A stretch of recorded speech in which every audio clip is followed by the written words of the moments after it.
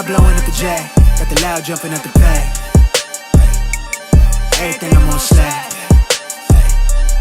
Everything I do is got the Benz jumping up the bay. Vibe blowing up my J, got the loud jumping up the bay. Everything I'm on slab. We've been with the Brazilians. This would be the first. They wild, I think. I'm innocent. Bro, you hear that guy?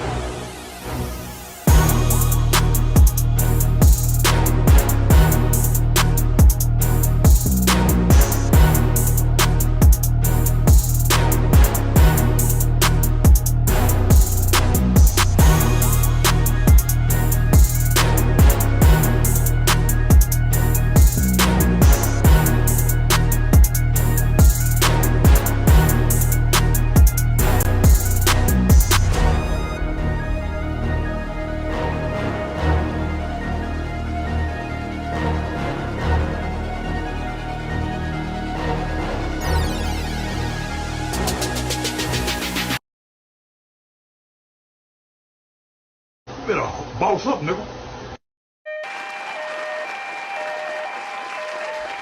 What's going on, everybody? This Coach Greg Adams back in here with another YouTube live stream. Shout out to the Coach Gang. And that's you. For being in here, being involved, and being active on this YouTube channel. And welcome back to the internationally known Wake Up Show. Part of the Free Agent Lifestyle podcast here on the Free Agent Lifestyle channel. You in here with the Bruce Wayne in this ish.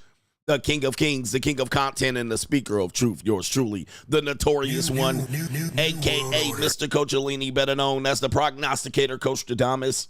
And you're in the Desert Storm bunker with indeed Mr. EWF. That is every woman's fantasy and the whole fucking show. I'm the CEO, Niggero, of Fixes Binds LLC, the unbinder, the undebatable, the undisputed best entertainment here on YouTube. You can call me Senor Gregorio Graybeard. The ladies love to call me Mr. Third Leg Greg. Was just phenomenal. Also, the man with one trabajo, that is the Mitch Slapper, the anointed one. Acknowledge me. The founding father of the After Pill, the junior college sociologist. Smells like Teen Spirit. The Morpheus of the Matey Matrix, the chocolate Confucius, the Black Moses, the Deliverer, also known as the man that walks in the spirit of Elijah. I'm the man with more nicknames than anyone in the game, but in case you forget those names, just call me the Benevolent Monarch, CGA, see God Allah, and I'll be the 14-time demonetized champion of YouTube. Where's the sound effect? There it is. The 14-time demonetized champion of YouTube. We got a great show for you today. Apparently, the mainstream, lamestream media, shout out to Jada Black, says that American women have given up on marriage. Yes, indeed. Oh, the humanity. Oh, the humanity and oh, the irony. All right. Oh, the irony. The Wall Street Journal. New world order. Less than a few weeks ago. And we covered this last week, but we're going to cover it in detail and give you a detailed breakdown of why this shit is funny. Why this is indeed another carrot and feather in our cap for what they call the red pill. American women are giving up on marriage. And that's you. Oh, okay. A major demographic shift has put men and women on divergent paths. Really? Is this recent? It says that's left more women resigned to be single. Resigned. Okay. Oh, really? Oh, really, nigga? All right. Is this what y'all going with? Wait a minute. Who are This what y'all you? going with? The numbers aren't netting out. All right. They have a really, really scathing article against men and you motherfucking unattractively, economically unattractive men. There's no men out here. There's not enough available men. All right, we're going to talk about why this is nothing but the New World Order propaganda, feeding into more of this propaganda that single women are happier, all right? This is more of this New World Order propaganda bullshit that they're trying to pass through, and I'm going to break it down like a fraction later on as to why this particular piece of garbage media should not be taken seriously, or if it is taken seriously, it is another dub for what they call the toxic manosphere. It's a dub for toxic masculinity. It is again par for the course. It is indeed why the red pill is so hated, why the men in the manosphere are so hated.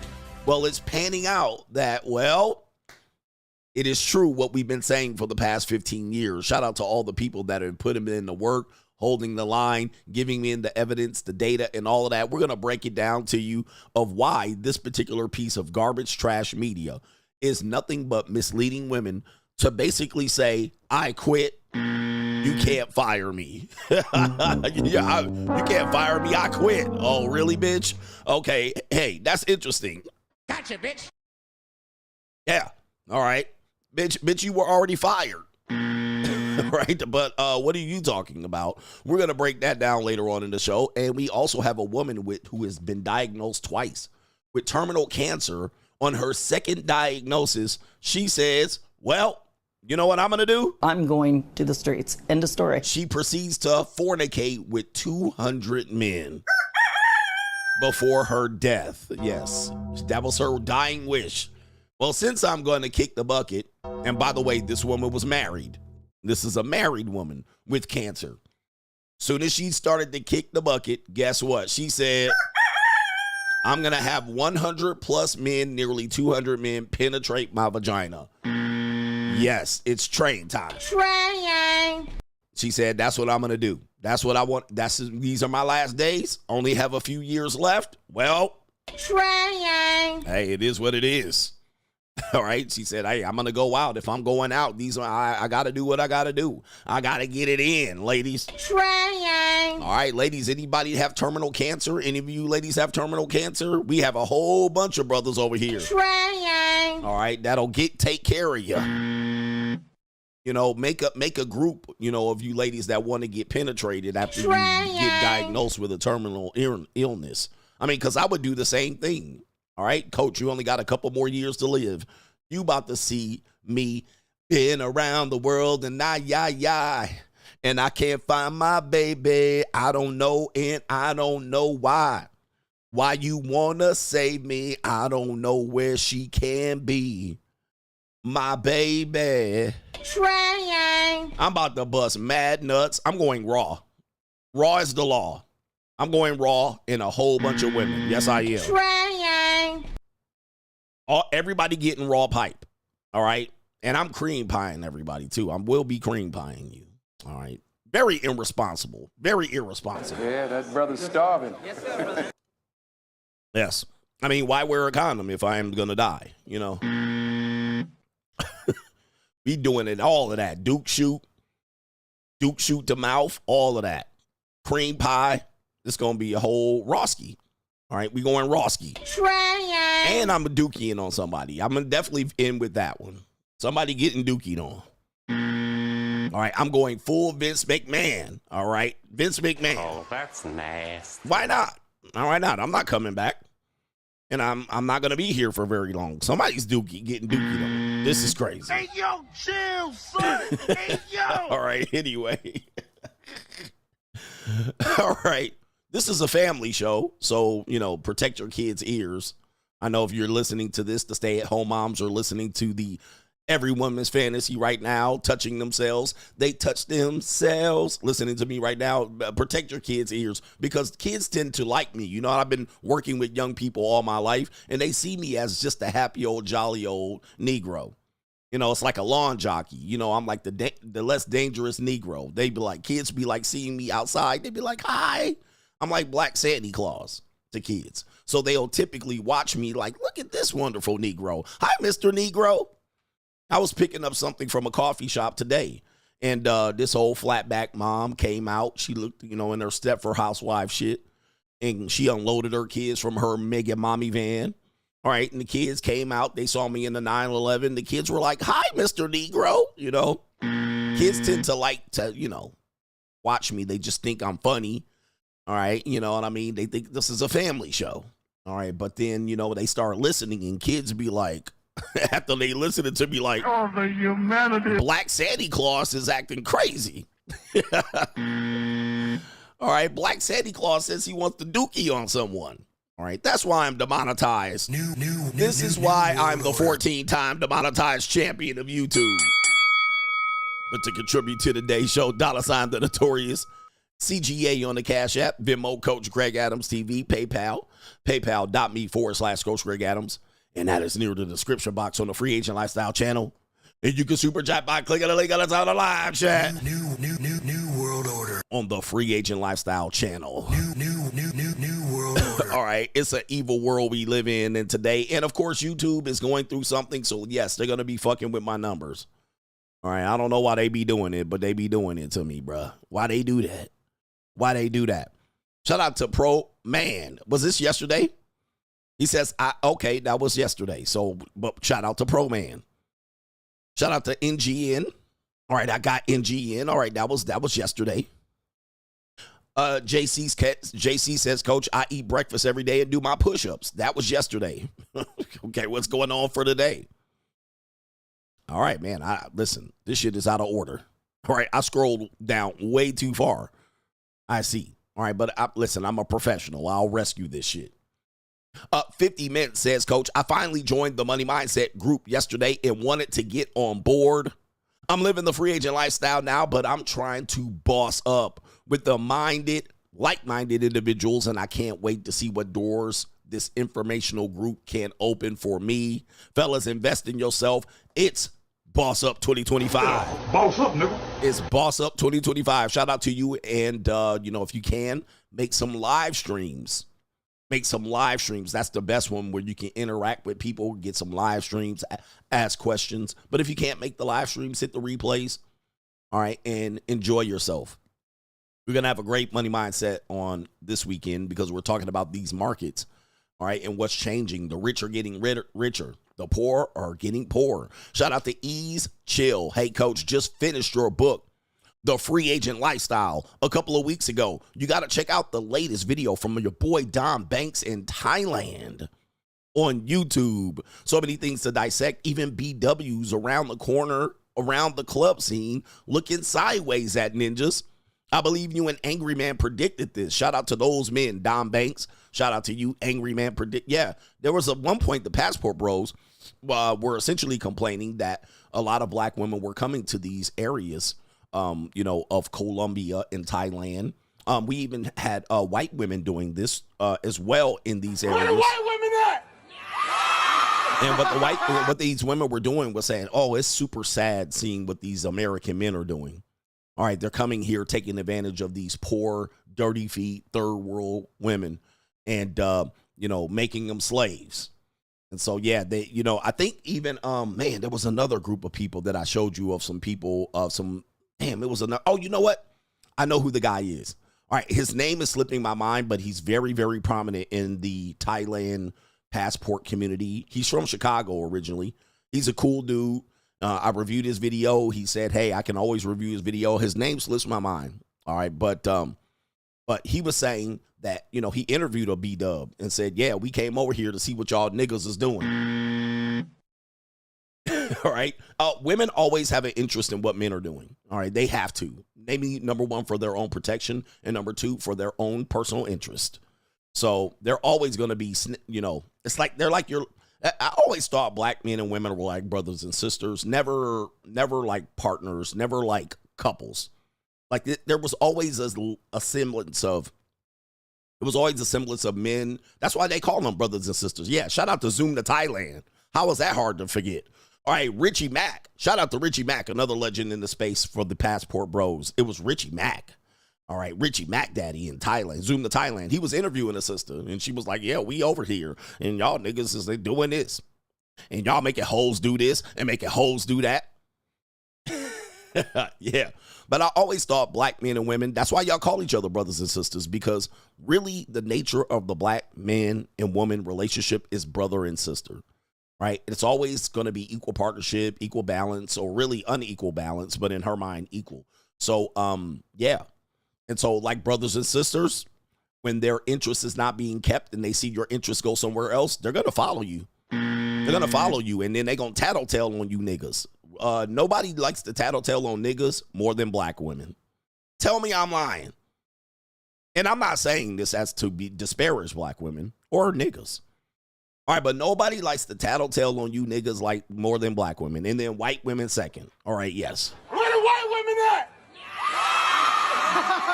Yes, indeed. Shout out to Suave Genius says, I've got $3.85 in my wallet because of major investments made for my future. He says, it started with investing in the money mindset classes. Boss up. 2025. Boss up, nigga. All right, boss up 2025, man. That market is turning around, man. Shout out to you for investing in your future. Okay. Shout out to our brother H every day says, yo, coach, check this out. I grew up with liquor stores in my neighborhood, and you are more likely to be on dialysis. Ninjas don't want knowledge. They want now and laters. I got to remember this. Ninjas don't want knowledge. They want now and laters. Or they call them annihilators back in the day. He says frequently using these products will cause bodily harm. Cigarettes, liquor, alcohol, breaded foods, fried foods, grease-laden foods, and these that's just the ingested foods, not along with the malt liquors and the drugs. I mean, literally, they be feeding y'all trash and the Takis. Some long-ass messages. I will say this. He's sponsoring at the end of the day. So let me just go ahead and acknowledge you, brothers. I'm rich, bitch. They already attacking the stream? Jeez. All right, jeez. Already the stream being attacked. New world order. Already the stream being attacked. Oh my goodness, what? This is crazy, man. Is anybody else having these issues with YouTube? What is going on, man? God dang. It's been all week with these people. All week. New world order. All right, man. They already bullshitting. All right, my goodness, man. All right, goodness. What am I saying now? I mean, listen, is anybody else having these issues? This is absolutely atrocious, man. YouTube, get it together, bruh. Get that shit together. I got great internet over here. A couple of other channels are having this issue. This is crazy, man. All right, man. Damn. Shout out to Beast Coast. The Beast Coast says the best part of your channel are the rants. He says, when you acting bitches, I'm not sure what that means. He says, I always watch though. He says, sometimes you say, it's like you're speaking to me. It motivates me to do better. Thanks to you, I started a lot of things I know I should be doing. Shout out to you. And he says, keep the rants coming. Mitches, stay complaining. Stay complaining, bro. I mean, I think the best part of my show are the rants. Right? But people be like, I don't like the part where you rant. I'm like, that's the best part of the show. I don't know if you guys know. Yeah. It's the best part of the show. All of this, the intro, and then the doom and gloom, and Straggle and Sniggle Theater, that's me warming up. Right? Like, most shows, most live streams don't have that warm up. You know what I mean? They just start in boring, and then a couple of rants boring.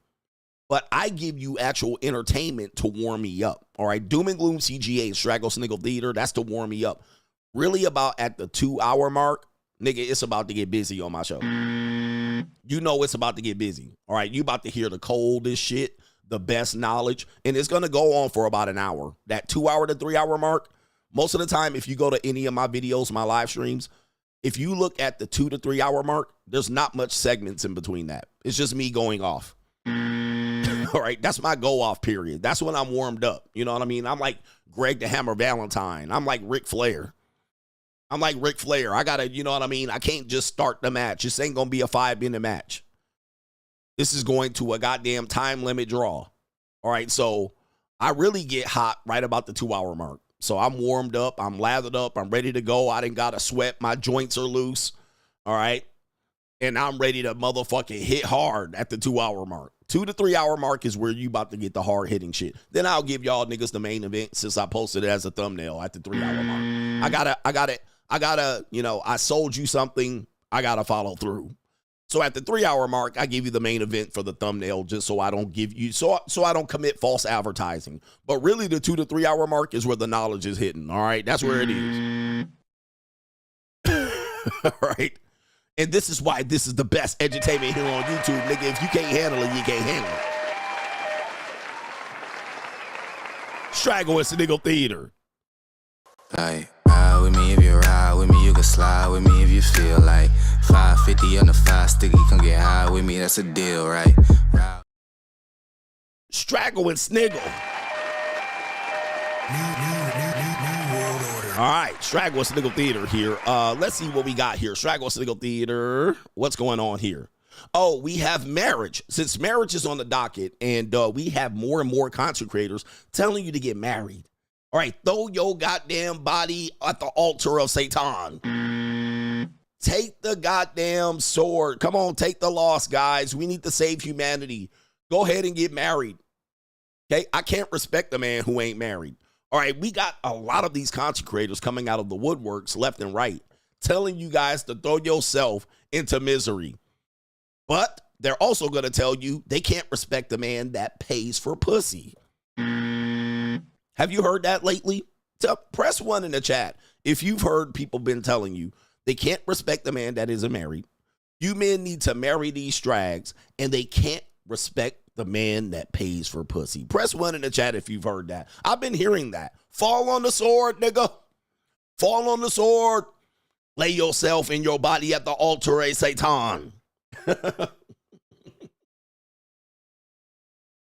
Yep, I've been hearing this, and I'm like, dude, y'all not even trying to help? Y'all giving up already? Y'all don't want to hold ye line? Y'all not holding ye line? Y'all wanted to just throw ourselves at the goddamn whims of the family court. He said, not in my circle. All right, but yeah, on the internets, they're doing this. There's men telling you to do this. And they said they don't respect the man that pays for box. And they'll say, I've never paid for box. Ho, ho, ho. As CGA says, all men pay. Don't fool yourself, ladies and gentlemen. All men pay. And we even have a marital skit here to kind of prove this real quick. We have a guy right here. This is a comedy. This is art imitating life. This is art imitating life. I can't play the music because it is, but I'll tell you what the music is. It is genuine in those jeans. And it goes something like this. Is there any more room for me in those jeans? All right, you guys know that from the late 1990s, 2000s. Shout out to everybody in Virginia. Timberland, Aaliyah. Was she from Virginia? All right. Anyway, Magoo, Timberland. So this is a married man or a man cohabitating with a woman that is going to pay his woman for box. All right, so the whole argument it is, I can't respect the man that pays for pussy. Or I've never paid for pussy. All right, here it is right here. Setting the trap. He's throwing dollars on the floor, and he's hiding behind a window or the door. There's his strag wife in her lazy wife attire. All right, lazy wife attire, her hair wrapped. She's going to pick the money up, and oh no. Oh, the humanity. There's the trap. Look at this. I never pay for box ass niggas. Oh, this is terrible, man. This might be a sexual assault. Oh, the humanity. Look at this. Look at this. I'll play it all the way through so you can see it. Setting the trap. All right. Hiding behind the door like a weasel. Money on the floor. Strag wife coming in with her lazy attire. As soon as she bends over, he puts it in the, yes, set the trap. There it is right there. All right. And as I say, all men pay. All men pay. Is this the only way you sad, sorry, sapsucker married individuals can get pussy? Is to pay your wife, take her on a trip, you know what I mean? Give her some barbecue. It's barbecue in there. Get her a bag, Birkin bag, give her a S550 Mercedes C-Class, whatever the fuck. Is this the only way? I thought y'all don't respect men that pay for box. I thought y'all don't. This has got to be a grape, by the way. This would be constituting a grape if they weren't married or cohabitating, but she seems to be in full agreement right there. And there you go, guys. I never pay for a box, ass niggas. And there she is. And look at this donkey in the face looking woman here, man. I don't know about y'all. Donkey in the face looking woman. And the comment section was giving here, all right? The comment section was giving here. Let me see here. This woman says, oh no, you got me again. All right. It happened again. That wascally wabbit. All right. That's the wrong sound effect. All right. But I never pay for pussy. There it is. Oh no, it happened again. Happened to be okay, man. Next time, less money, more money. I'm not sure what she means there. And another woman says, they so sneaky with it. They so sneaky with it. Oh, they always get us with that money trick. All right.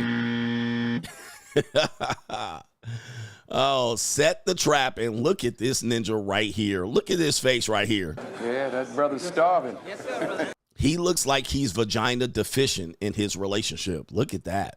Oh, no. And look at that face. Ugh. Hey, yo, chill, son. Hey, yo. All right, this is terrible, man. What a terrible, terrible precedent to set for these single men to realize how they're going to get punani out here. They got to pay for it. You're always going to pay for it.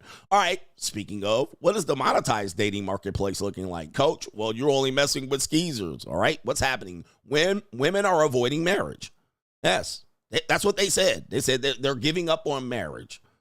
But what is this right here? The monetized dating marketplace is Liddy. She says, what it's like to be a single woman in her 30s who sells feet pictures. Here we go. A day in the life of a single mom selling feet pics online. Hey, mama. I wanted to share my personal journey. The hardest thing for me starting out,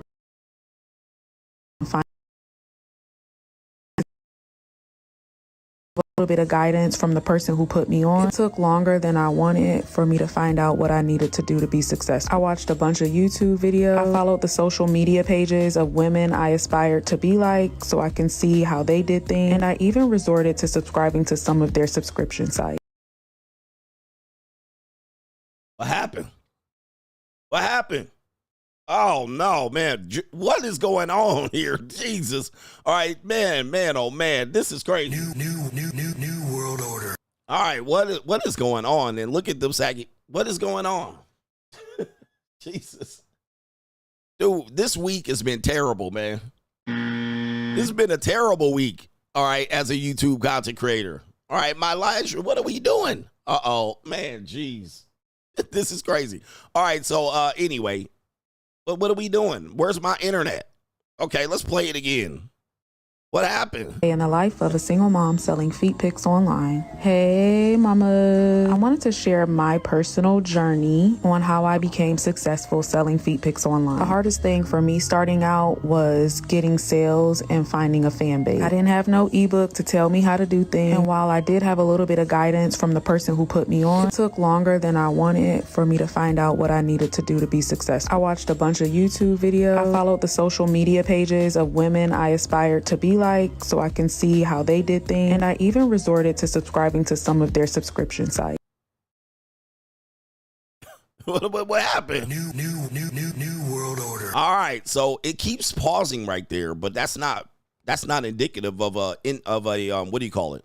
Of a Instagram video. So something must be wrong here. It's not playing all the way through. But yeah, YouTube has this new desync the audio and video. So I don't know what they're doing. They're trying to figure some shit out. But basically, she's basically saying, and this is, we just looking at the booty. We're looking at the breast. We're looking at her neck. We're looking at her feet. We're looking at her. No, I ain't looking at no feet. Man, ain't nobody looking at no feet. You don't looking at feet? I'm looking at feet. All right. What's happening is, this is what's happening. You have a lot of women that they keep saying all of these, like they'll say OnlyFans subscribers are going up. And I broke it down that a lot of OnlyFans subscribers are other women trying to do OnlyFans. All right. I broke this up. So it's a lot of married women. I'm sorry. It's a lot of married men, but it's also a lot of people who are also on the alternative lifestyle, Duke shooters, right? Duke shooters, because there's dudes over there. And then there's also female content creators, as she admitted, to watching their content as to mimic it and do something, right? You see what I mean? Like, you guys don't realize that a lot of the people that are driving the sales and subscriptions to these alternative sites are women looking to get into the business. How else would they know how to get into the business without following? That's just like you guys. Whatever you guys want to be interested in and you want to produce it, you're going to follow those accounts. And so if those accounts are behind paywall, these women want to discover how to do it themselves. So this is an example of a woman who is a single mom in her mid-30s, which you're barely going to find any women that have kids. All right, probably 25% of women have don't have kids after that age.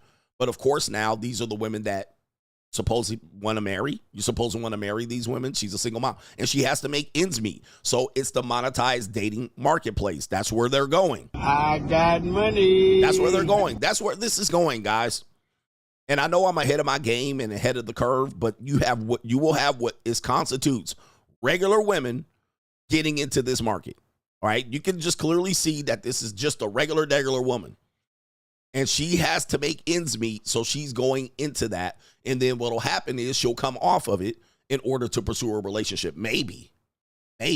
But this is our new world, so you better get ready for it, because it ain't going away and it is not minimizing. This is where we are. Speaking of single mothers, they call them MILFs sometime.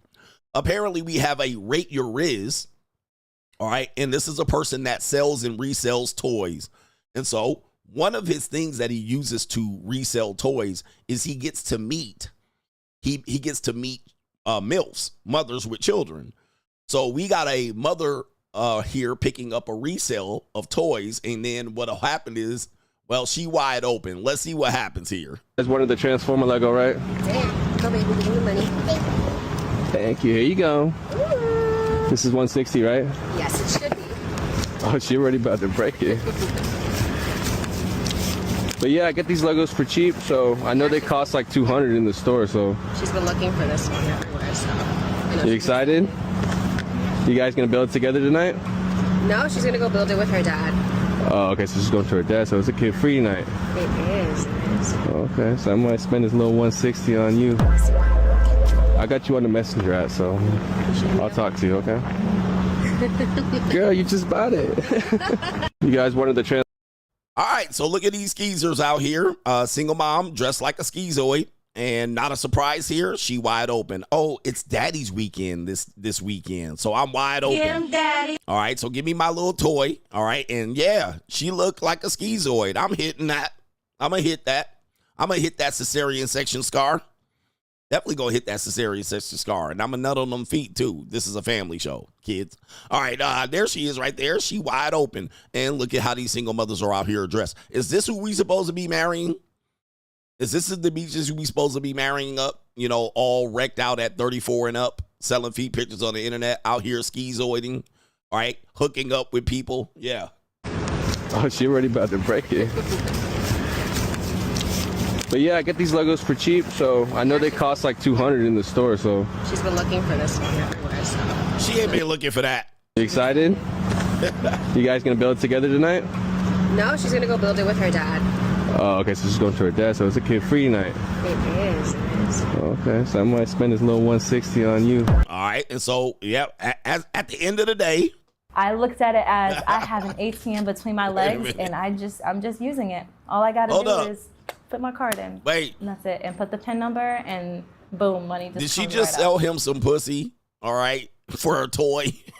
Look at this middleman transaction. She just sold him vagina, all right, for $160. He just went and tricked off his profit for that toy, all right, that he probably stole from a goddamn truck. He sounded like a guy that was stealing off a truck. All right. So for people that think he got it for free, he didn't. He's going to give her the $160 back in profit that he made.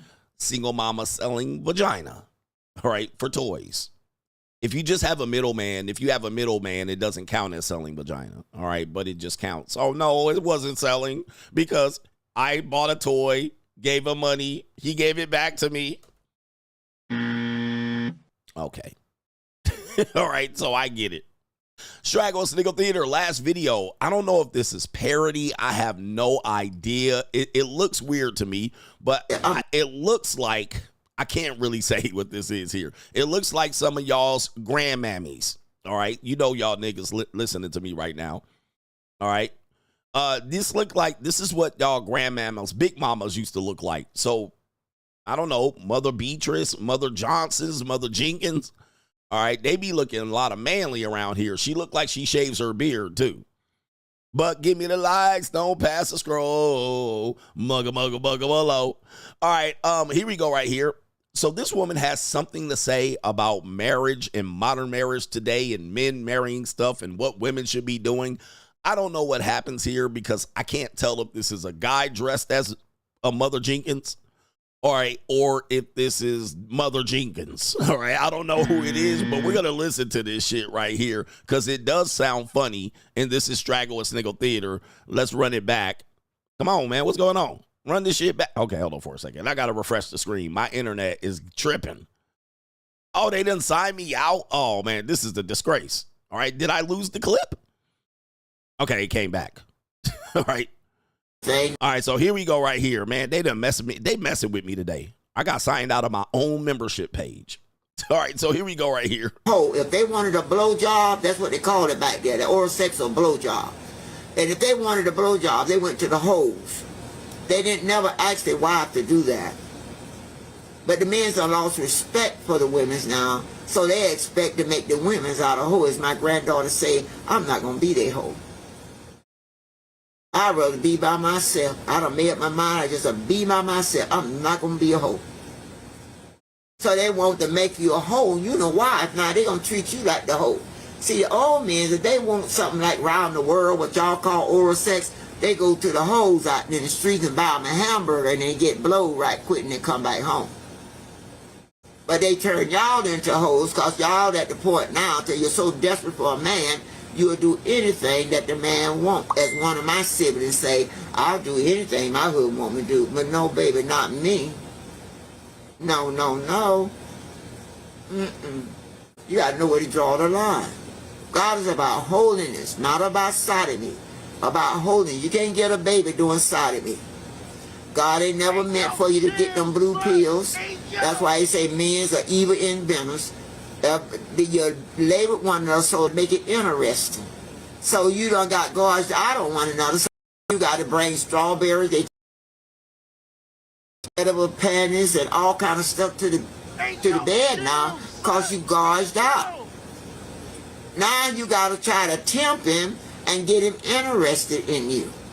But if you didn't lay with him too long, he would not get gorged out. In our days, we didn't have to build the men up. They was already ready when he came. It was already up, ready. Now y'all got to blow, and what else you do? Roll or lick? I don't know. Whatever you do, I see one girl doing something like, whatever. Oh, the humanity. Oh, no. All right. Oh, man. Sister Jenkins, you didn't used to get down, Mother Jenkins, like this? All right. Every 10 minutes, YouTube, I see. Every 10 minutes, you're going to fuck with my stream. All right. She acted like she never licked on nothing. All right. What is this, ma'am? What the hell? Oh, my God. No way. All right. Right there. To wrap you in my warm embrace, and I make it last forever, babe. I catch a glimpse of heaven when you let me wrap you in.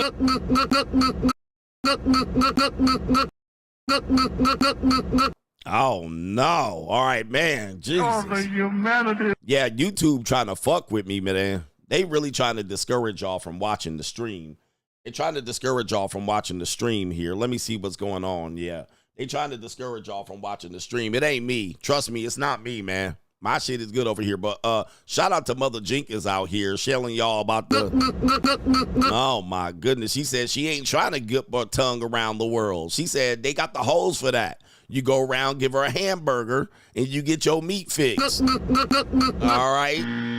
All right. Mother Jenkins out here trying to look at that right there. Could you imagine finishing on that? Some of y'all nasty ninjas will finish it. And did she say shove it up the Duke chute?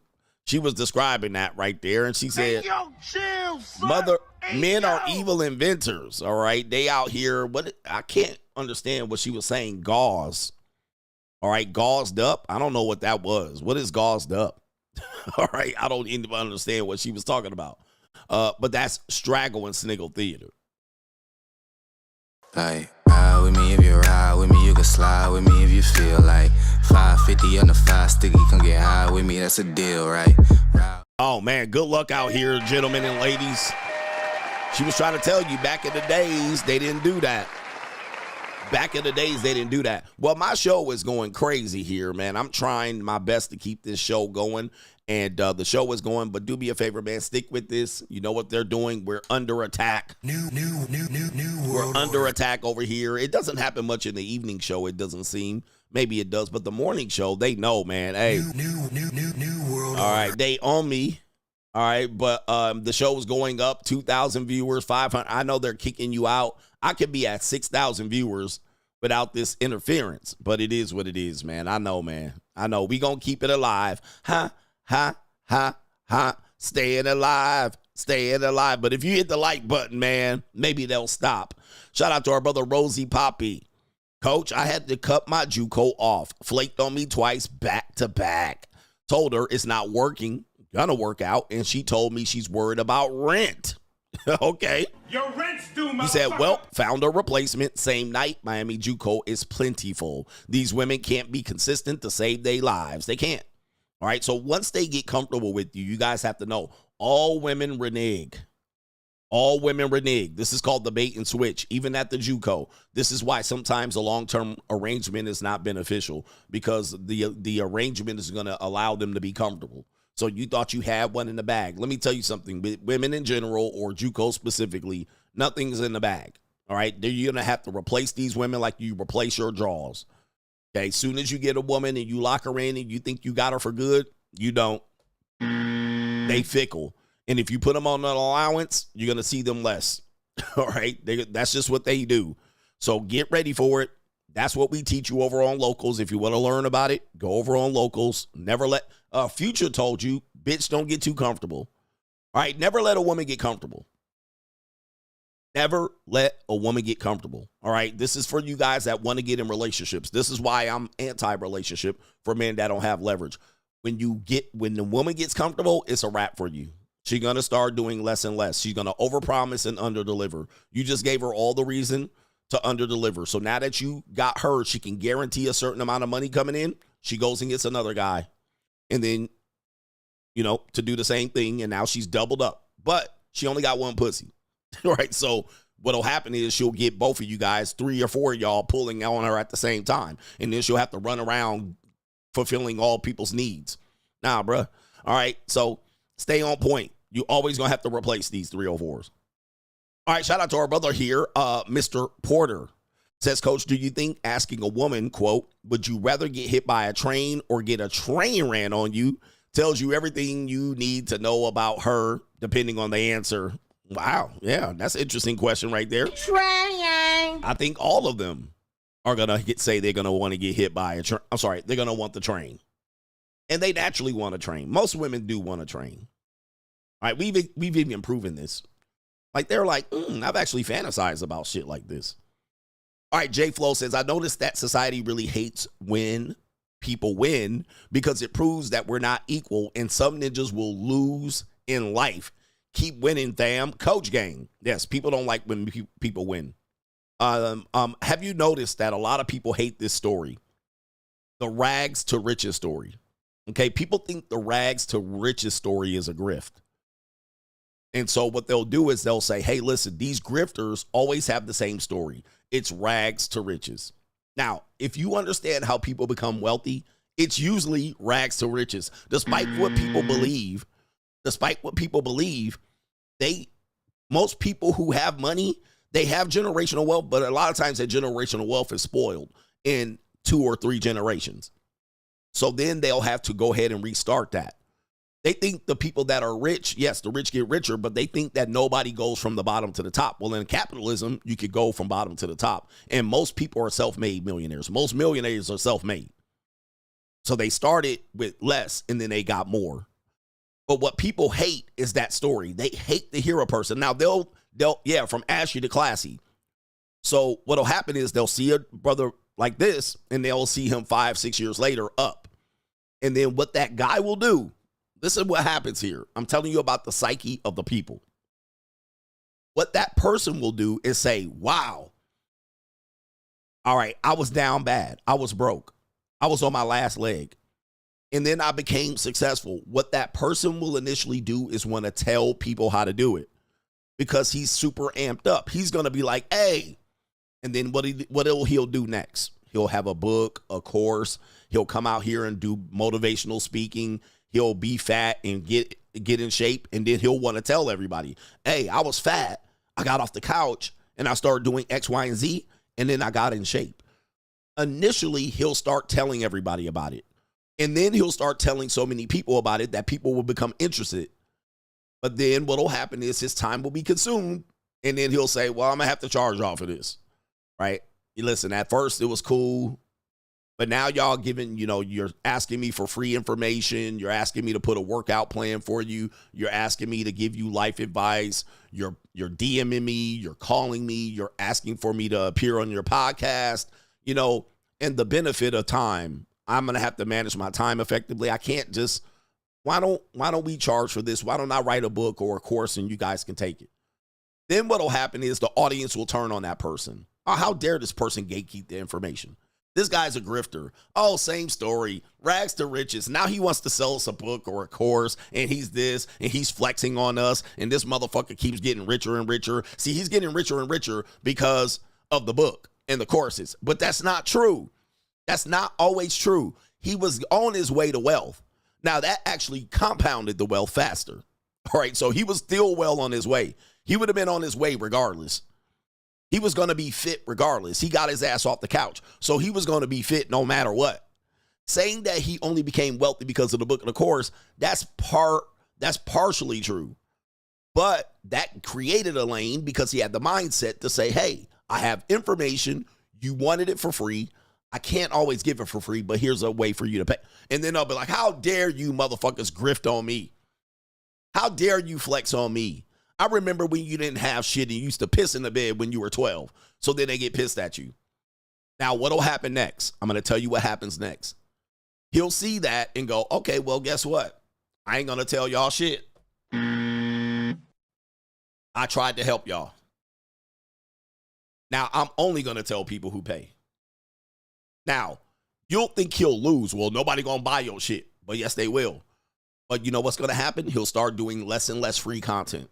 And he'll start gatekeeping. And then you think he's going to lose and he'll still get wealthier and wealthier. Why? Because people really, the broke niggas didn't want to invest no more. So then, he a grifter. He just tried to That is not true. They all got the same story. They came from rags to riches. But you know what happened was he did come from rags to riches, and he was trying to help y'all. And he was excited about it. And then he said, hey, if I can do it, for me, I'm just a regular person. And I was just down his back. If I can do it, you. So he'll become excited about it. It's kind of like when a person becomes a Christian. When a person becomes a Christian, right? So it's the same principle. Look at this right here. Damn, every 10 minutes. It's literally every 10 minutes. But I'll pause and wait till they get it back. When a person becomes a Christian, what'll happen is initially they'll be what? They'll tell you that you'll see them partying, smoking, okay? You'll see them drinking, fucking, fornicating. You'll see them doing everything. So the Christian is going to be bad. He's going to be down. He's going to be in the rags. But then the person will become a Christian. They'll become born again. When they become born again, what happens? They're extra excited. So as they feel salvation and the blood of the Lamb covering them, they go out and witness more. They're the ones who witness the most. People who are Christian and down by faith, they don't care. All right. They don't really care about witnessing. They basically let their life be a witness for how they're living their faith. All right. The way I live life is the way I live my faith. But when a person becomes delivered and they're going through a spiritual awakening, they tend to want to tell everybody. And then as a result, they're on fire for the Lord. They're on fire by the Lord. They don't repackage that punani. They don't have to fuck no more. That herpes, the other dudes don't care. They're going crazy. So they're witnessing to everybody how good the Lord has been to them. It's the same thing. The rags to riches. He gets a little bit of money. He starts showing everybody, you can do this too. The person that was fat to fit, you can do this too. And after a while, motherfuckers will tell him, stop telling me about the Lord. Fuck you. And then he'll just start going, you know what? Fuck it. I'll just live my life. Then they'll stop. And then they'll be like, hey, man, how come ain't nobody helping us and giving us answers? Y'all didn't want the answers. So you need a new person to keep coming up, and you're watching them grow, and the cycle repletes. And so then there's a new person that comes up and grifts, a new person that is faithful about the Lord, a new person that goes from fit to fat, fat to fit. And then he'll hit that peak. He'll start bragging, and then people will start calling him a grifter. All right. It's very, very predictable. Okay. Very, very predictable. So let me see here. Same shit, different day. All right. I'm dropping the phone. Now they just try to make money off of us. Well, reality is, well, it is what it is. Stay broke. All right, stay broke for all you care. But you can't just believe that a person is going to continue to provide free information, access to knowledge, when most of the time when he's providing this access to knowledge, when it's free, guess what? People ain't listening. They don't apply it. They don't even think you got money. There's people in here that don't even think I got any money. They're like, nigga, you making payments on Rolexes. I mean, people really don't. And then when they see you out here flexing, they can't put it together. They're like, I just can't understand how he's winning. He's demonetized. How does he even make money? Well, I'll tell you on the money mindset how I do it. I ain't paying you, nigga, you grifter. And you're like, holy shit. You're like, wow. You know what I mean? Like, wow. You want me to just... So it's an interesting story. I hear this a lot in today's world because there are a lot of people who sell courses. There are a lot of people who sell books. And there's also more millionaires. There's more people becoming millionaires through this medium of social media and exposure. More people want to become social media content creators. More people want to become social media content creators. But then when you tell them, hey, $2.99, $6.99, $8.99, $14.99, $50, niggas don't want to do it. I ain't paying. You can learn this shit on YouTube for free. Okay. Go ahead. Learn it for free. Guess what? 2 years later, you ain't recorded but 3 videos. Okay. It's a sad story. It's a really sad story. But again, this tells you why more and more people drown. More and more people can't get ahead. So they just hate. All right. Anyway, shout out to you, J Flow. They do hate seeing people win. Shout out to Abdul, says they're attacking the stream already. I think Lil Boosie has something to say. I mean, come on, man. Hey, bro, come on now, dog. Come on, man. All right, for sure. All right, for sure.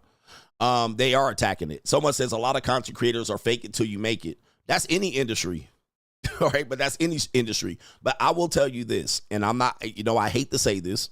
If you're not on the money mindset, I don't truly believe that people know how much money you can make on content creation.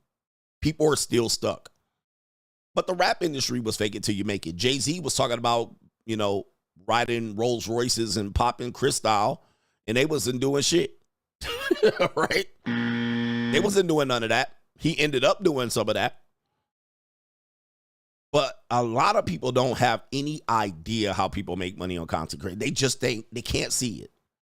They're like, how is this happening? In the interest of not giving out all of my motherfucking information, Ninja, it is one of those things that people do not see. Now, what they'll do is they'll see it and they'll try to put two and two together. Well, they faking. And I'm like, not really. They're not faking, bro. They making money. They making money. Some people ain't making no money because I can tell. By the way, I can tell who's making money on content creation and who ain't. And the numbers will not tell you. Don't go by subscribers. Subscribers are great, by the way. Subscribers are great, but they ain't the end all be all. I know people who have 50,000 subscribers that make way more money than people who have 1 million. But again, people can't see it and you can't make them see it. So they'll just come up with their own thing. They fake it until they make it. And I'm like, right? I'm like, bruh, y'all out here just absolutely losing it. But again, I'm not going to tell you, nigga. I'm not going to tell you to be comfortable with it, because even if I told you on the free channel, you wouldn't even believe it. But what I do on the money mindset is I show you. Press 1 in the chat. Press 1 in the chat if you saw the stream where I broke down how much money I made. Now, it wasn't in real time. I went back years as to not reveal too much information. Press 1 in the chat if you saw me on the money mindset. Go through the revenue streams on how much you can make, even demonetize and monetize, as a content creator. I literally broke it down like a fraction. He said women will buy clothes and return them for videos. Okay, guys, again, Nathaniel Morgan, I'm not going to even say anything, bro. Just go ahead and live your life. Live your life, bro. Hey, live your life. Keep thinking like that. Keep thinking like that. All right. And then you're going to watch this motherfucker walk right past you. And you know what's going to happen? Just like the movie industry, the music industry, the porn, just like all these industries that you motherfuckers missed the window. You missed the window. And then I should have got in when I did. You missed it. Then you're going to, guys, the window is closing on content creation. Some of you guys will get through. Most of y'all won't. But I literally rolled it out, and you can get this on the money mindset. So people don't realize it. They literally clueless. They don't understand, and they focus on the people faking it till they make it, and they're watching people make money hand over motherfucking fist.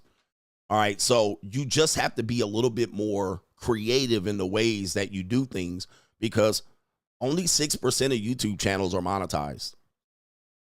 Okay. All right. Let me see here. Of YouTube channels in the partner program. In the partner program. Let's see here. It is calculated that they say it's difficult to pinpoint. But I've seen the numbers. It's less than 20%. 25% roughly. This one says 8%. But most channels aren't monetized. And even the channels that are monetized, most of the people making the most money, they're not making it directly from the AdSense. So you guys got to get with it. Money mindset will tell you, all right, monetization is cool, but if you don't have it, doesn't mean you're out of the game. if you have this defeatist mentality of they are doing this and they're lying to you, they're misleading you, they're living a life that they can't afford, many times that could be true, but many times you're going to find out, whoops. All right. And you're going to miss the window. You're going to miss the window. But again, you know, this is why poor people stay poor. This is why this is why we have people that have, they have a block in front of them and it's themselves. All right. You can't get out of, but point, like I said, people will be excited about their growth and want to share it. Then people will take them for granted and then want the information for free. Then he'll charge. Then he'll say he's a grifter. You'll leave it alone. Or at some particular point, he says, I won't tell anybody anything for less than $5,000. And then he'll have 10 people that are about what he's saying. And the rest of his audience will go the other way. And he'll make way more money off those 10 people. And those 10 people will use what he's saying to get well. And I know this, by the way. Look at this, man. Every 10 minutes. Every 10 minutes. All right. Every 10 minutes. So, yeah, man. It's one of those things. But look, I learned this in the fitness industry. Well, in fact, in the fitness industry, which I was a trainer for 10 years in the strength and conditioning, is that in the fitness industry, what people would do, this is what people would do. This is what people would do. They say, oh, you're a trainer. Yep. And if you look good as a trainer, you're like, you know, people, you have a certain body type that people like, or you're muscular or you're skinny or whatever it is. What do? They will say, can you tell me what to do? All right, tell me what to do. I want to lose weight here. I want to get rid of my tummy. I want a bigger ass if it's a woman. I want to spot reduce. I want a bigger chest. I want bigger muscles.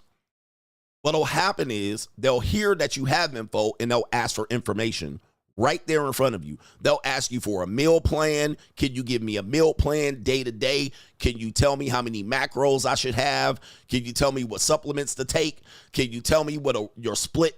Can you write a split workout routine for me? People will do this to you. And because they don't respect you and they think that you're fired up about fitness, they think, oh, yeah. All right, let me write down a split routine for you. Let me write down a macro list for you. Let me write down a grocery and shopping list for you. Let me write down a workout program for you. They think you're fired up about it, and they don't respect you as they respect your opinion, but they don't respect you enough to pay for it. Let me write down a nutrition plan. Let me write down a supplement list. They think you're just going to do this. Oh, I'm excited about it. I'm going to give it to you. They'll take that information willingly. I'll take it. But when you say $50, $75, $250, then they mad at you. They mad. Oh, shit, I can get this information anywhere. Bitch, you asked me. You're watching me. You clicked on my face. I'm giving you the info. I'm here giving info. You're fine with it until I charge you for it. So now when I say, well, listen, that's going to take up a little bit of my time. I have an expertise. I have knowledge. You're interested in it. How about $50? Nah, fuck that. And guess what? If you gave it to them for free, they ain't going to use it. But if I charge you $500, they're going to use it. I'll give it to them for free. I'll spend all night working out a list. All right, let me do this for him. Let me do this. Okay, he said he had this. He said his back hurt, so I'm going to alter the exercises. I'll do that. Give him the goddamn workout program. I'll check 3 weeks later. Did you start that workout program? Nope. No, they didn't. They didn't start the workout program. Why? Because you gave it to them for free. While they could say, I could get it on YouTube University, they didn't. They didn't. But yeah, I wasted my time and expertise just giving him that shit. Fuck that. I heard a doctor once said on a TV show, a doctor, I think it was one of these plastic surgeon doctors. It might have been, I can't remember. The doctor came in. They asked the doctor, hey, doctor, you know, I feel like I'm getting a goiter.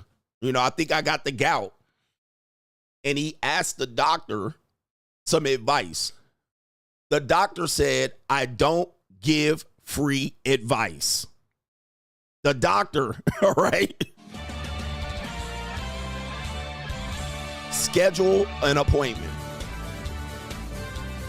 Have your copay and insurance ready. Here's my office. Schedule an appointment. Now, this is where people get mad. Well, doctor, I thought you took the Hippocratic Oath. I thought you were about saving people. I thought you were about giving. Why are you going to charge me? Why do I need to schedule an appointment? And yes, bitch, I'm backed up 2 weeks because that's how good I am. And they mad that the doctor won't spend 5 minutes talking to their ass for free after this nigga spent $350,000 in medical school and a whole bunch of practice and experience, sacrificing risks in his life, eating top ramens for fucking 6 years. He's supposed to just give you the information for free? Bruh, no. Absolutely not. He already did the work. Why is he going to start here in the grocery store and give you free information? Bitch, book an appointment. And that goes for men.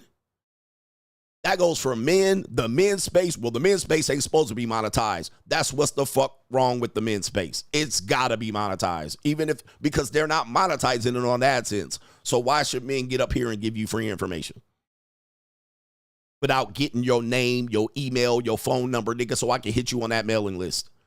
Well, Red Pill wasn't designed to be monetized, and that's why the Red Pill ain't shit.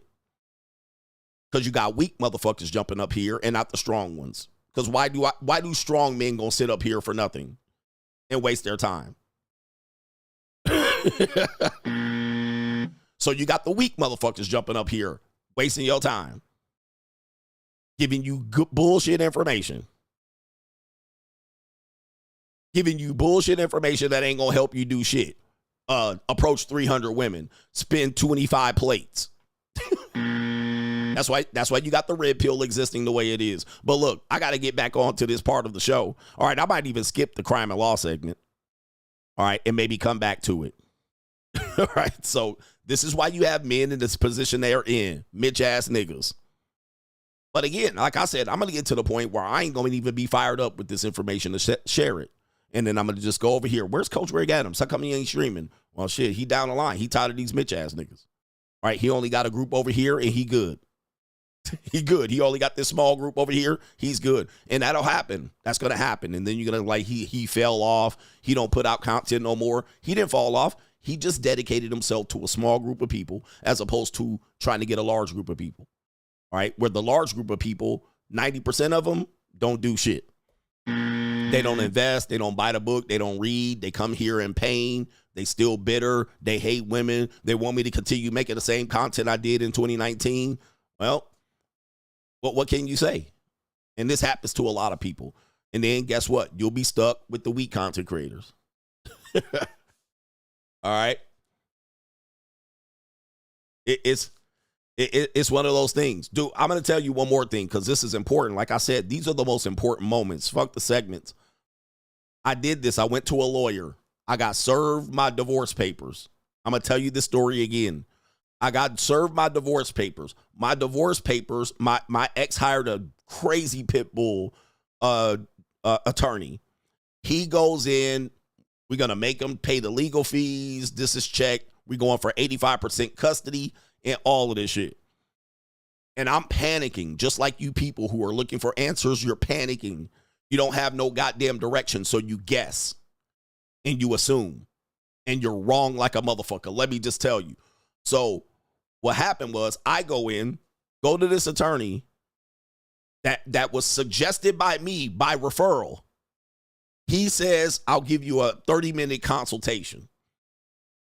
Nigga, this consultation was like 5 minutes, right? 5 fucking minutes. I went in there panicking. He was a high-powered attorney, big office, all of that shit. He had a nice legal secretary and shit and some paralegals with their titties out. Okay, I come in there with my paper on his 30-minute free consultation. I sit down. He looks at the paper. He was like, yep, that's just standard. He didn't panic. He's like, this is standard. He looked at it. He was like, who's the attorney on this one? I know him. So I said, what do we do? What the fuck do we do? Like, this is crazy. They're about to steal my kids. He sat back like this. Remember, I'm like, the sky is falling in my life. I'm guessing. I don't know what to do. I don't have any counsel. I don't have any direction. He sat back. He said, my retainer is $5,000.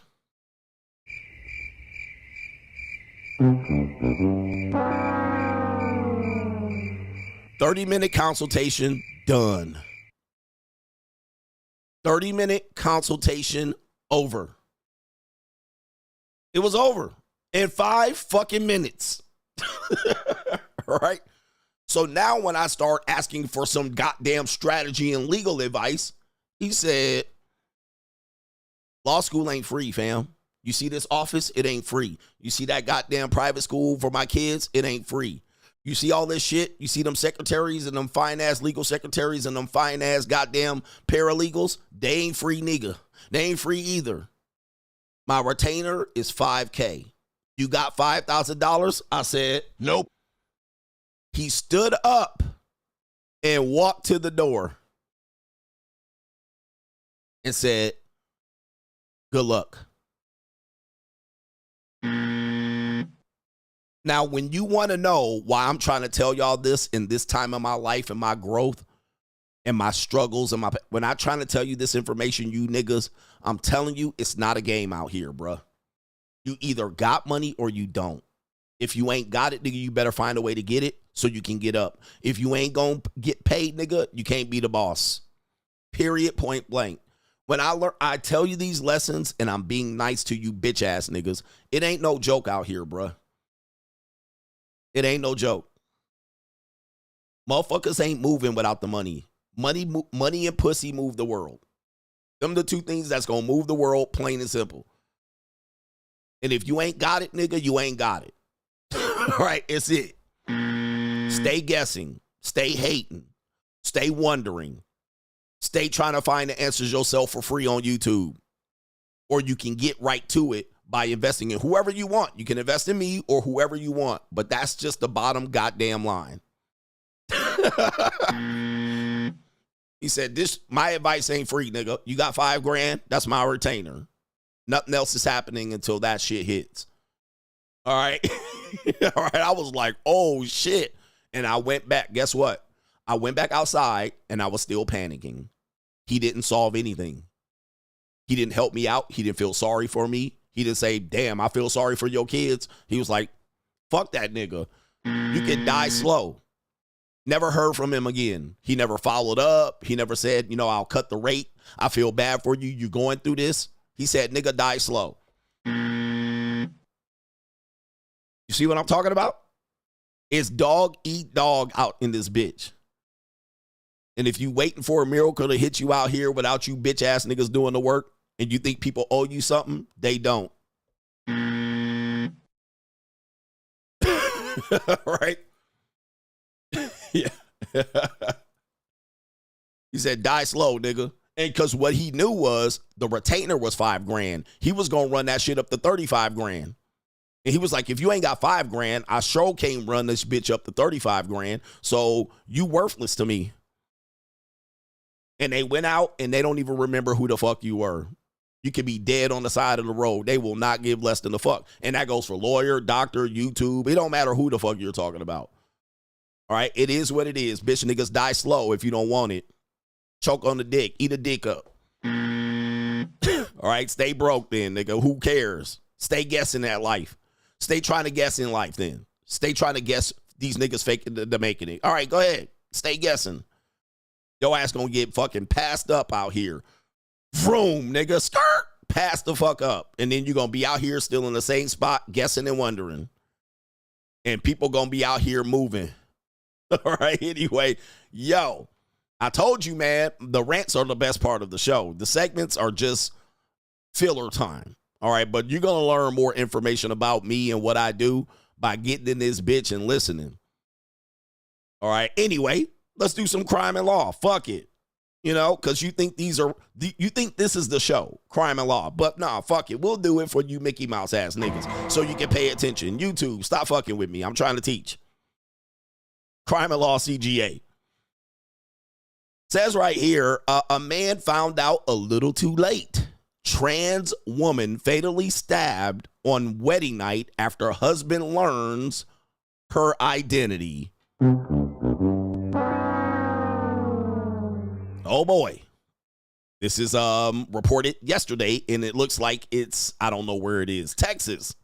A tragic and deeply disturbing incident has left the Ghanaian American community in mourning after Sandra, a alleged transgender woman and a newlywed, was brutally stabbed to death on her wedding night. Police say she was allegedly deleted by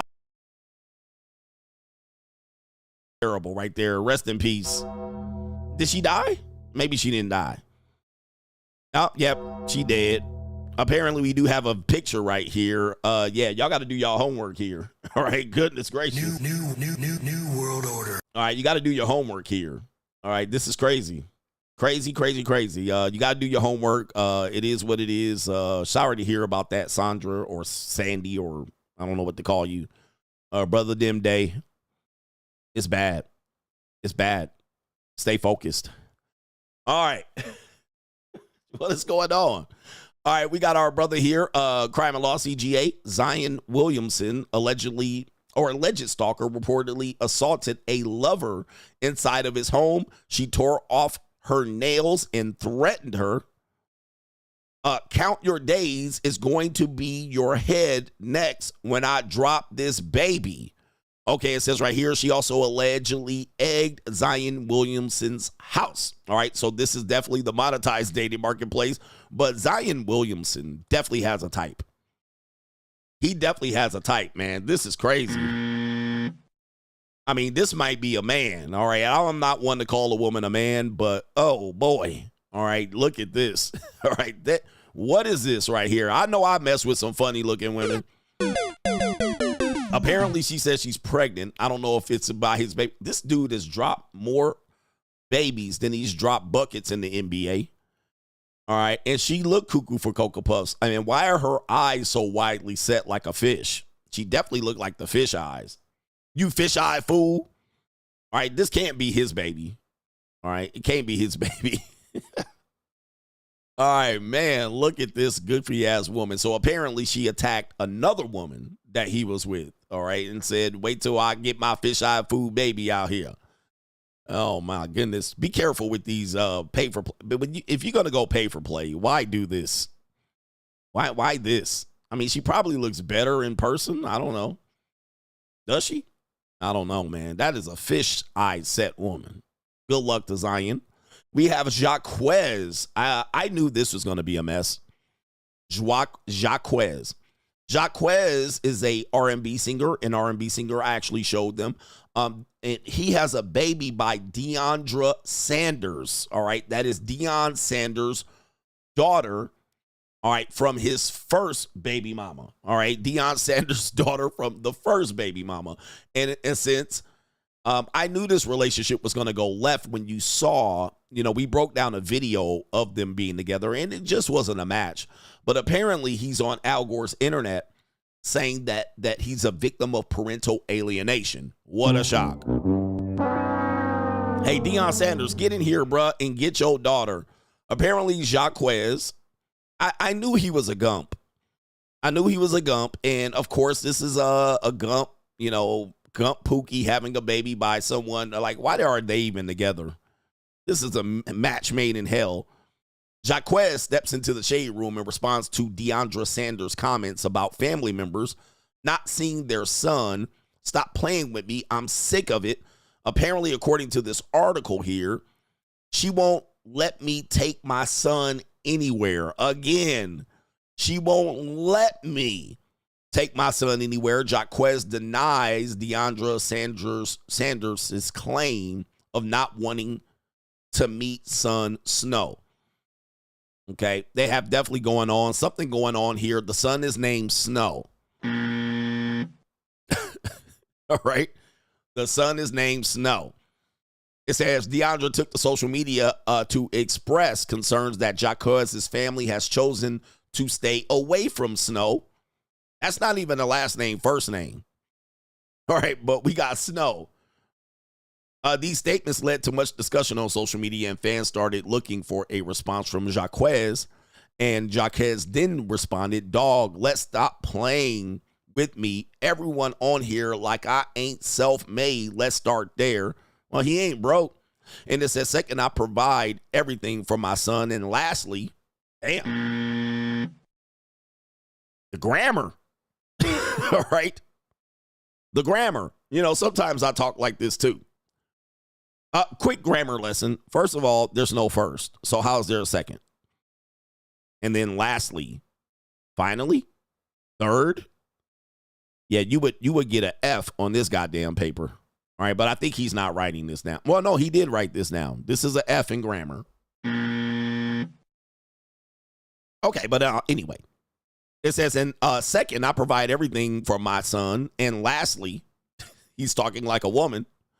It says right here, she won't let me take my son anywhere without her. Stop playing with me. I'm sick of it. So let's just go back for you guys right here. Gentlemen, this is where y'all losing right here. All right, this is where you're losing. I don't know if you can see this highlighted. Okay. Gentlemen, please stop believing that these women have to let you do anything. Okay, when it comes to children. And this is a lesson for you, and I teach this lesson quite a bit, and some of y'all ain't learned, and as you can see, some of these niggers still living on the plantation. And there it is right there, so he did type that out. Okay, but you guys have to stop believing that she has the authority to let you do anything with your child. She can't, she does not. Now, unless you are proactive, Dr. Umar, she won't let me see my daughter. Bruh, take that ass to court and put that shit on ice. That's number one, firstly. Secondly, you never give her a chance to deny you the ability to do something, which means in effect, you don't ask her. You don't have to ask her shit. That is your child. Soon as she takes a stance to possess the child and say, well, no, you can't do this, you can do that, the next goddamn thing you do is you march your ass to court and put an end to that shit. Doesn't mean she's going to end it, but you make sure she knows good and damn well that I don't have to ask you a goddamn thing. And I will say this again. One of the reasons why me and my ex fought a lot is because I never gave her that authority. I never did. And she kept trying to fight for it and fight for it and fight for it. I'm going to fight for it. You're going to have to go through me. And then she wouldn't even go up there. She would go to everybody that were here. He doesn't ask me for nothing. Bitch, I don't have to ask you about anything for my kids. So you're going to be fighting me until you figure this out. Now, the fact that she can't do anything anymore legally, she never talks to me again because she can't do anything legally. I don't have to ask you to do anything. I don't have to ask you to see my kids. I don't have to ask you to take my kids to the park. Even if it's your custodial day and I see my kids in public, bitch, I don't have to ask you if I can talk to them. I don't have to ask you if I can walk them to the store. These my motherfucking kids. So soon as they try to pull that rank, bitch, show me where I have to ask you where I can do with my kids. My ex tried to do that shit all the time. Well, it's my custodial time. He can't take the kid and walk to the store. Yes, the fuck I can. I'm a parent. I'm not some goddamn robot where you get to control me and tell me where I can and can't take my kids. These are my kids. Yes, it's your custodial time, but we're in public. We can walk to the goddamn corner store. Bitch, I don't have to ask you for shit. I don't have to ask you to do shit with my kid. Now, let me tell you something. If we were married, would I have to ask you? No, you stupid bitch. Hey, can I take the kid to the store, you stupid fucking bitch? I don't have to ask you shit. These are my kids. Now, let me just tell you. Let me just tell you. When you get into the program and mindset that you have to you're already losing as a man. Let me. You already lost.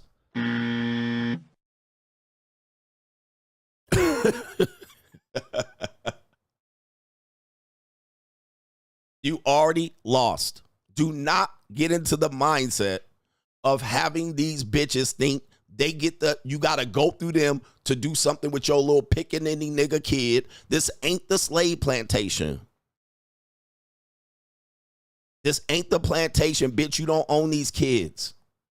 I do what the fuck I want, bitch. If you don't like it, call the police. And what's going to happen is the police ain't going to do nothing. The police won't do anything. The police can't do anything. Neither can the principal at the school, the daycare teacher. None of these motherfuckers can do anything, and you guys get scared. All right, I did it to the daycare. The daycare said, you can't take the kids. Bitch, I'm the parent. Show me where I can't. There's no parenting agreement say I can't take these kids from daycare. Is she here? No, she ain't here. Took the kids. We're going to call the police. Call them. Did they call the police? Yep. Did they show up? No, they didn't. Nope. Guess what? Baby mama was in court. He took the kids from daycare. The judge was like, the judge was like, I don't know what you want him to do. Were you there, bitch? No. He signed them out. He was on the parent list. He signed them out. And they kind of were like, well, next time, you know, would you communicate better? I'll communicate better when this bitch don't believe she owns the kids. When she figures that out, then we can start acting civil. But until then, I'm going to show this bitch that I mean business. Okay? I mean business with my kids. Don't fuck with me. But y'all, yeah. And then it's Amber Alert time. And guess what's going to happen? Nothing. As a matter of fact, I got an Amber Alert last week, and it was a custodial situation. Guess what happened? Nothing. Nothing's going to happen, guys. You ain't going to go to jail. All right, so the first thing on this crime and law segment right here, the crime and law segment is to make sure you establish facts. You don't own the kids. I don't have to go through you to do things. Now, as long as they're safe and she believes they're safe with you. And by the way, one thing that the judge will use against her is that, okay, when the kids are with the dad custodially, do you fear for their life? Are the kids in danger when you agree to have the parent have a parenting time?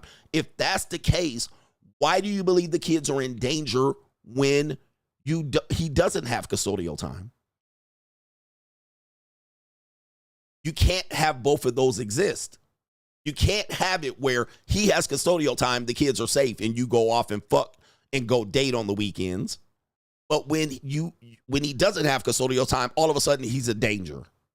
He's a danger. He's a threat. So then the judge will actually probably say something like that. It don't make sense. If they're not in danger when he has them, why are they in danger when he doesn't have them on custodial time? And she'll say yes, and guys, she'll look like an idiot. She's going to bury herself because the judge knows if she answers yes, she's going to have to provide proof as to why that man is dangerous. And she'll come up with all of this shit, guys. She's going to bury herself. Let them bury themselves. This is how you establish the power dynamic in these custody cases. Because the judge will say, okay, prove why there's a danger. And they're going to come up. He has a YouTube channel. He has guns. He fucks girls. The judge is going to be like, man, would you get out of here, you bitch? Would you get out of here and stop wasting our time? So you want her to bury herself. And then when the next important case comes up, the judge is going to remember.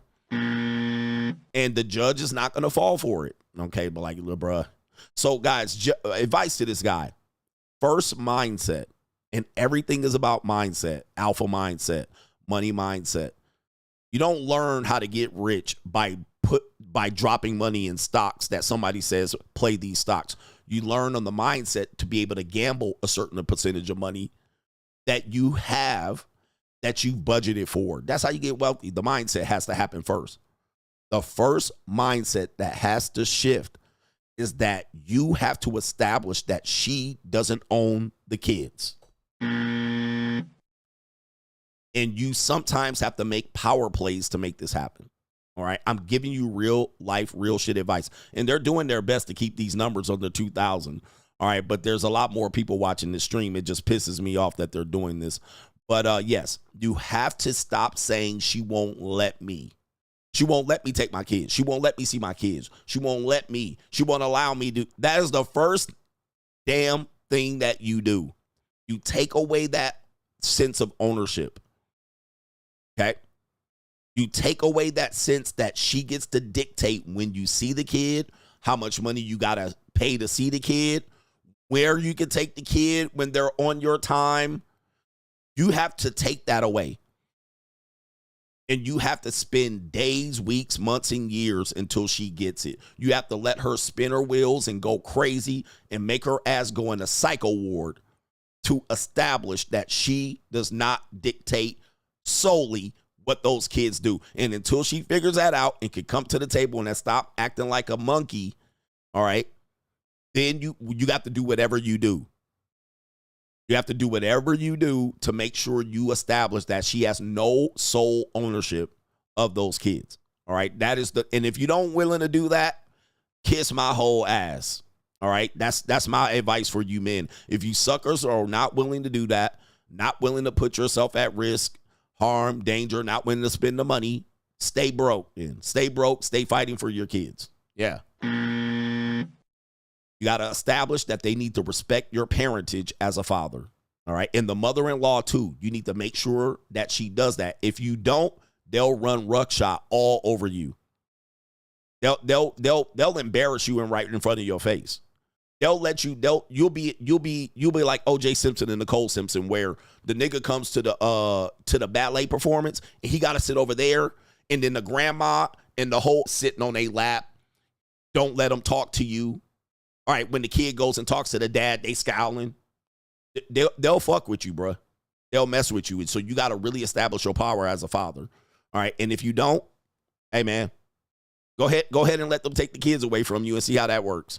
Because what'll happen is people will say, wash your hands. Okay, wash your hands and see what happens when that kid turns 18. Watch what happens when your kid turns 18. You know what's about to happen? Your kid gonna fall mysteriously right in your motherfucking lap. All of a sudden, they're gonna be like, go ask your dad. Go to your dad. Go live with your dad. Wait till they about to turn 18. They'll be like, go on over there. And guess what? Your kid gonna live with you until they fucking 30. And you're gonna have to try to smooth over all the goddamn mistakes that happen in between when you wash that hand. Okay. All right. Yeah, look at the stream again, messing up. 2,300 people, they say, is in here right now. New world order. All of a sudden, when they kid got to go to college, ask your daddy. Now all of a sudden, you got the power. Right? Now all of a sudden, they want to see what you going to do. Soon as they can't claim the kid on taxes, go ask your daddy. All right. Sorry about the stream, man. I'm going to try to fix this later on at the end of the show. Maybe if I get through this show. Soon them child support checks stop.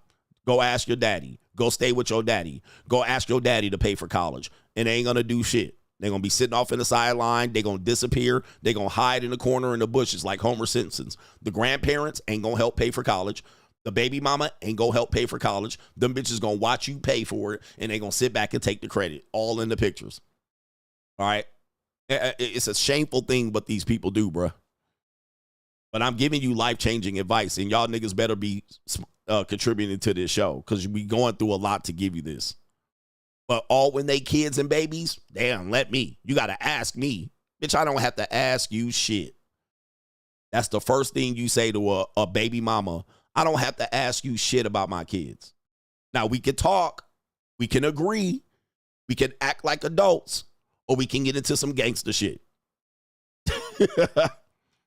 We can get into some gangster shit because I'll bang on these kids. I'll bang on your ass for these kids because I got time.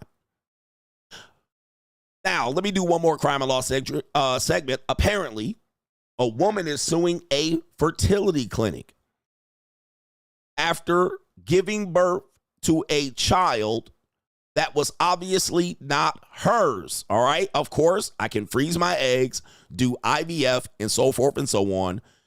And there's a lily white woman, all right? But what happened? She had a black baby. Oh, no. Okay, so what happens to these egg freezers right here? Let's take a look, refresh the screen, and see what happened to these egg freezers right here. I can have a baby in my 40s. Tina is a Caucasian woman who chose a sperm donor with a similar appearance.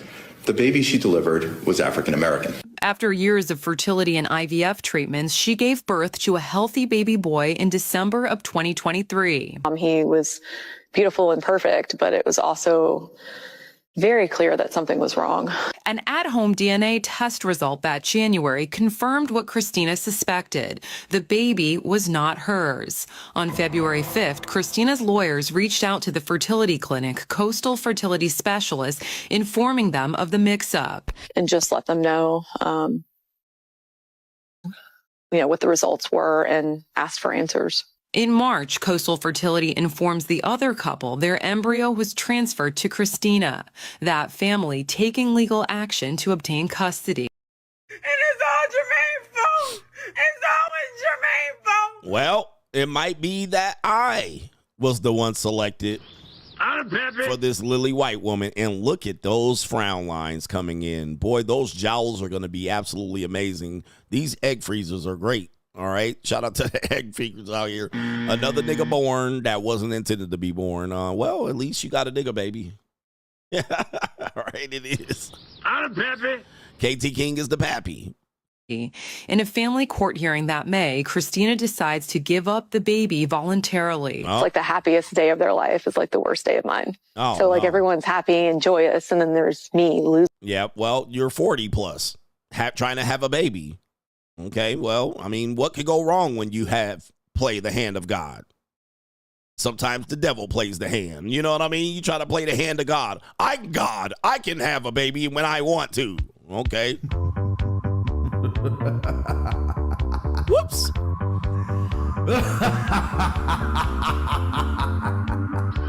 I'm Peppy. Oh, no. Losing my entire life all at once. Christina is a Caucasian woman who... Yes, she is. Where the white women at here? Where the white women at? Ma'am, that ain't your baby. That ain't your baby. Get that baby up. Give up that chocolated baby. All right, that's Crime and Law CGA for the day right quick. All right, did I give y'all knowledge? Did I give y'all information? Oh, I surely did. So do me a favor. Give me the likes. Don't pass the scroll. I'm trying to do well here with this stream, but I'm going to have to refresh my, definitely refresh my, what you call it? You know what I'm talking about. Shout out to G says, Coach, I'm falling for my JUCO. Been 20 plus years in the dark side game. She's been on the team for a decade. We were out drinking and Roski happened. She's fixed. We shared STD tests. You're both clean. Help me, Ninja. I'm hooked. Send it. All right, so this is the first time you went Roski, mister. All right, Mr. G. Cruz. You went Roski on your JUCO. You've been together for 10 years, and you're hooked. All right, first time you got that sweet, sweet nectar. All right, you done felt them sweet, sweet sauces right there. Guys, if you keep a woman at the JUCO, people do keep people around for a long time. Once you keep a woman around or a man around, ladies, your emotions are going to happen. Once you have emotions happen, I don't care if it's JUCO. I don't care if this is a mail order bride, an arranged marriage, a loving, emotional relationship. Feelings are going to happen. All right, so you do have to protect yourself, and you're going to get got out here real quick. Gotcha, bitch. You keep going raw on a woman, all right? You know what we tell you guys? This is great information. 6 weeks. 6 weeks.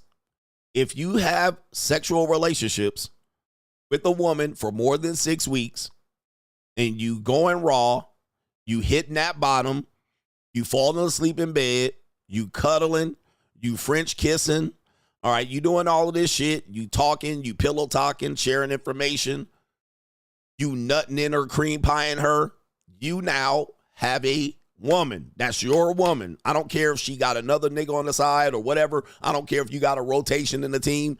This is now your woman. She starts swallowing your suck seed.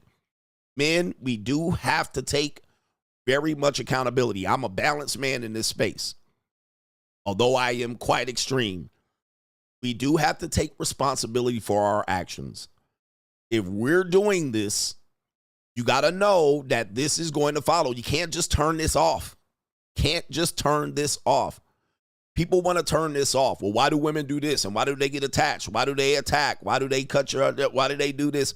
Guys, it's simple. Yes, this is your girl. This is your personal girlfriend. She belongs to you. You are now accountable for her. We've been doing this for 80,000 years. Any man that have done this with a woman had to take responsibility for that woman. So take responsibility here. We can't just come out here in this man's space and say these bitches need to get it together. I knew. I told her. She should have known. No. I don't care, man. Women are like children. You have to program these bitches. You got to know they're like children. They change their mind. They get what they want, change their mind. So if you're doing this long term, you have a JUCO, sugar babies. Dude, once it goes past 6 weeks and you've been hitting that bottom for 6 weeks straight, that's your girl, okay? It's your girl. Take responsibility or cut her ass. Now, once you cut her, this is what we also tell you. If you cut her before 6 weeks, there's less likely she's attached to you.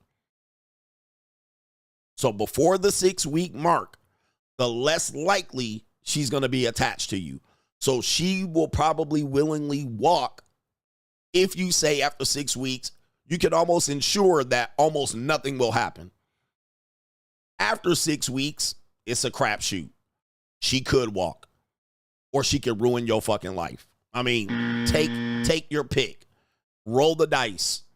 So be careful with these things. And dude, when people say, coach, you break your own 6 week rule.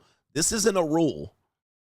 It's a guideline, which means in effect, we tell you once you do it, be aware that what I'm telling you is true.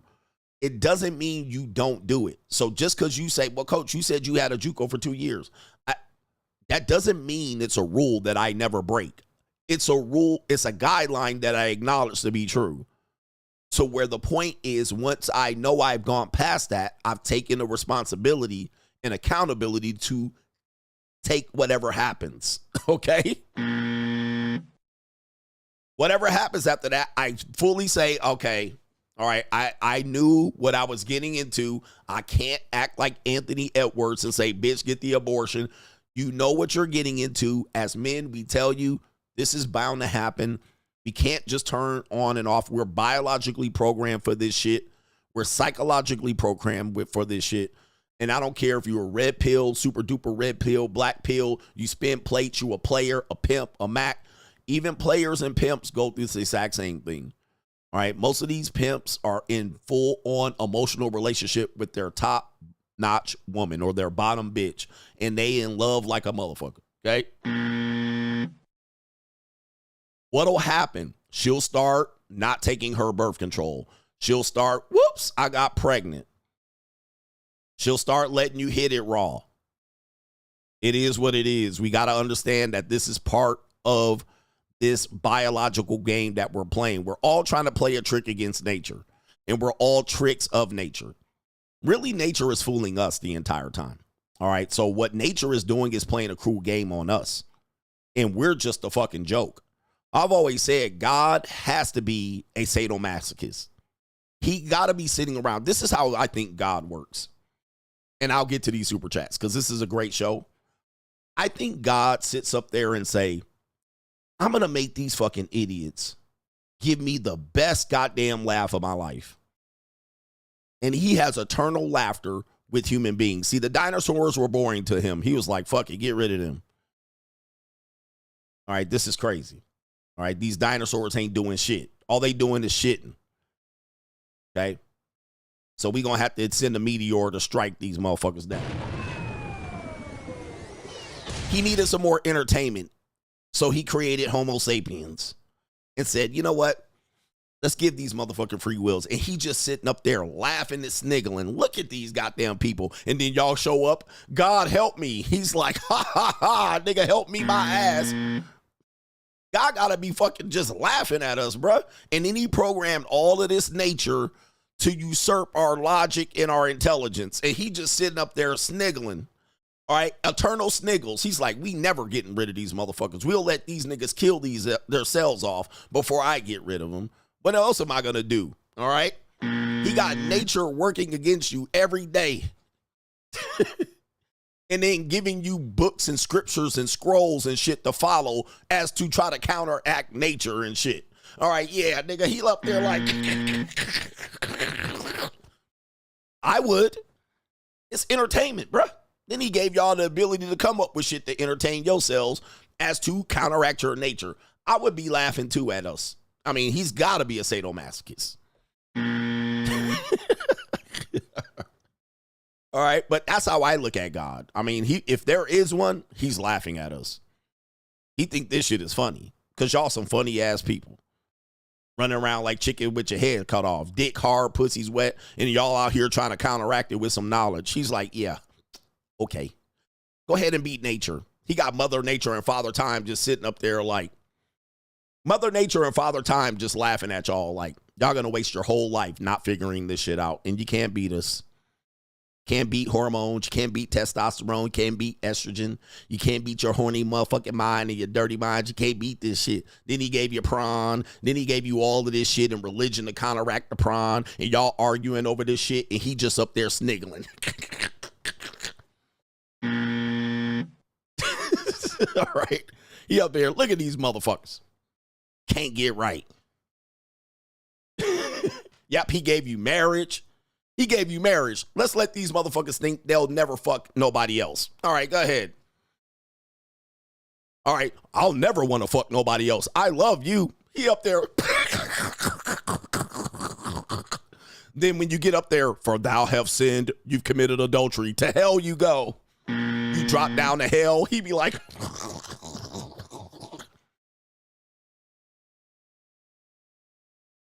All right, let me do these super chats, man, because this is a great fucking show. Hit the like button, man. Look. He knew you was going to hell to begin with. He knew you was going to hell. He set your ass up to go to hell. He wanted to send you to hell. He literally worked against you to put your ass in hell. Let these niggas live 80 years and never want to fuck somebody else. All right, I'm going to give them a scripture. You'll go to hell if you fornicate before marriage and cheat on your wife. None of these niggas go follow this.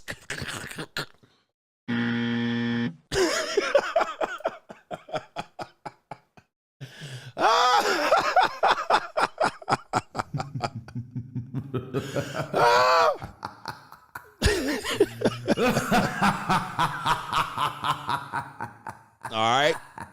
Got y'all in church for thou have sinned and fallen short of the glory of God. He was like, you niggas never had a chance anyway. All right. For who have not sinned, cast the first stone. He's like, these niggas can't do it. All right, anyway. Shout out to H Everyday says, should it be better? I don't know. I don't know. I can't even tell if you watch it on another platform. All right, anyway, all the religious people are disgraced right now. Watch these sip-ass niggas marry these repackaged vaginas, thinking they're getting a God-fearing woman and he's getting a skeezer.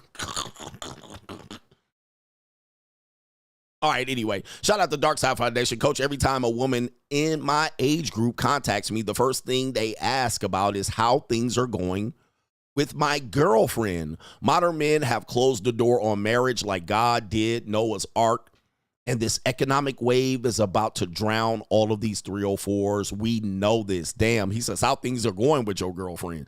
Wow. They like, hey, checking in on you. See if we can get a relationship. YZL says, Coach, I joined the Money Mindset. I wanted to join locals to access the JUCO info, but I need to get my priorities straight. He says, once I'm up, I'm about to fix hella binds out here. I'm in a bind, Nate. All right, shout out to you, man. Hey, we got it, brothers. Get your priorities straight. Jones G, you do a masterful job of separating the hunters from the prey. The hunters will always win, and the preys will remain Mitches. He says, love you, brother. Respect. We had to let this happen, man. We had to let dudes know Ninja just drown at this point. All right, we're not going to keep it up. This space has got to evolve. Space has got to evolve because I seen this space kind of going wacky, trying to get men to a certain level, and they ain't getting there. So we gotta separate the hunters from the prey. We do. We got let's see here. And Ninjas is waiting for traditional marriage to come back. That's a joke. Shout out to our brother. It is Kalen says Zion Williamson, Anthony Edwards, and Tariq Hill. He says, when will these athletes learn? when they could have taken the Derek Jeter approach when it comes to dealing with women and having kids, unless these women are Savannah James or even Vanessa Bryant. These females aren't worth these guys ruin their careers for and their pockets. And don't let them other women fool you. Savannah, I ain't going to say nothing about, never mind. Savannah James and Vanessa Bryant. All right, they're kind of like immortalized and they're made to be saints. But yeah. Shout out to H every day. I did Uber this morning and I sat outside of Walmart. All black women walking to the building could barely walk. They were so big. Okay. Everyone looked like they had a thyroid disease, and you can see the stages of each woman by ages. He says they all have cankles. I believe you are being poisoned by your lifestyle and habits. Someone is getting rich off of this. I saw 3 or 4 white people. They shop at Sam's or Costco. They got to be the Walking Dead if they poisoned too. Well, Walmart is not the best place to look for fit people. All right. So if you're looking for fit people, Walmart ain't it. All right. There's most people in Walmart. This is definitely a place that you would go to say, where do I find the least healthiest people? Where do I find the brokest, least healthiest people? It's going to be Walmart. That got to be the best place to find it. All right. These people are already in bad shape if they at Walmart. Yep. Zombies, cranks, chronics, tranks, skeezers, baby mamas, wicks, wick EBT queens. You're not going to, yeah, that's not a good place to go find healthy people. Walmart. As the Mexicans say, Walmart. All right, anyway. Yeah, McDonald's would be next. You know, Popeye's chicken. Anybody you see eating at these places or going to these places are going to be the least healthiest people in the drugs, the bottom of society. The bottom of the society. This is the bottom of the barrel. And niggas isn't here mad at me right now. But I'm telling you, if you at Walmart, you are nowhere near even the middle of the class. You're at the lower middle to the bottom of society if you're at Walmart. I don't give a fuck if Walmart is the only thing happening in your town. The fact that Walmart is the biggest store in your town gives you the indication that you're nowhere near the middle of the class of society. You're at the bottom. Well, I live in a small town. Walmart is like the mall. This should tell you where you at. I'm just giving you, just look in the mirror. I'm not dissing you. I'm just describing you. Just look in the mirror. Now, not saying that you can't go to Walmart. I'm just telling you, once you walk in there, know where you're at. You're at the bottom of the barrel you're at closer to the bottom of the barrel of society. Don't expect anything to be functioning well mentally, spiritually, financially, emotionally. Shit about to pop off when you go up in that motherfucker. All right. Walmart is the bottom of the barrel. The next below that is the dollar store and all of that shit. The Dollar General. This is going to be the bottom of the society. All right. Anyway. All right. It's going to be it's a mess. And Walmart right now is irate. All right. And they have enough to put me in the bottom of the goddamn river. So I don't mean no harm, but shout out to H every day. I understand, but I don't get it. How are American women getting postpartum depression, but third world or fourth world women drop babies like it ain't nothing and have babies from 13 to 60? But in first world nations, these women struggle to have one kid and have enough time to raise them. But a woman in a tin hut with no government support, surrounded by cartel, can cook every day a full course meal. Well, you do have a point there. You have a great point as to, you're saying, I think it's the pressure of society that allows women. You're right. You're saying the women over there, or they don't have postpartum depression, or they don't have an understanding that they have anything, so they just deal with their reality. Well, here in America, we have a princess mentality, so these women think it was supposed to be a fairy tale. Whereas in a third world country, it's never supposed to have been a fairy tale. So I think that's where it lies. So then they come over here. American women think it's supposed to be a fairy tale. So then when the reality hits, they're a little messed up. Third world women know, well, we in this tin hut and we never getting out. We're in the favelas forever. We're never going to get to the top of the coast. We're in the favelas. So they make do. All right? Haitian women make do. It's always going to be barbecue around here, you know? It's barbecue in there. So I think that's what separates it. So you're on to something. Callie West says single mothers are going to church and praying to make us stepdaddies. You evil beaches. He says indeed. Shout out to the Coach gang. They're going to church to pray for you to be a stepdad. This is God's humor. Shout out to our brother NG, and thanks for CGA's locals and money mindset. As a Gen Z, I'm going on my first business class flight today as a reward for getting 7+ certifications since 2025 started. Shout out to you, man. Go get it. You can talk about me all the fuck you want. I don't give a fuck. I got mine, goddammit. You better hustle and get yours. Shout out to the legendary ABL. He says a lot of people have never faced adversity in their lives and they fall apart when they do. This is the truth. I'm telling you, I was just describing that when I say people call people grifters. But I said, in the order of how you see people share information, it is normally when they're on the rise, they're trying to awaken their people, right? Because as they're rising up, they're leaving the ashes. They're leaving the losers. So they're trying to wake the losers up. But then they'll just sound like a grifter. Well, nigga, not everybody can be rich. And so what'll happen is people believe, unfortunately, whether it's true or not, they believe that they're entitled to success or entitled to certain things. A lot of people think they're entitled to housing or houses, not housing. And so since people think they're entitled to a house, the fact that you don't have a house, you believe you're a loser. What's wrong with this? They should make it so everybody in America can afford a house. False. That's not true. That's false. I don't believe that. Because some of y'all belong in goddamn Nino Brown's The Carter with your titties out packaging up crack. That's where the fuck you belong, nigga. You don't belong, you know. It's not a right. That's where you gonna be, in the Carter, in the projects. That's where the fuck you gonna be at. So don't tell me no, not all America, because the last time we did this, where we made housing affordable for Americans, guess what? Guess what happened? Y'all ninjas bought way too much house, and we had a housing market crash. Thank you, Bill Clinton.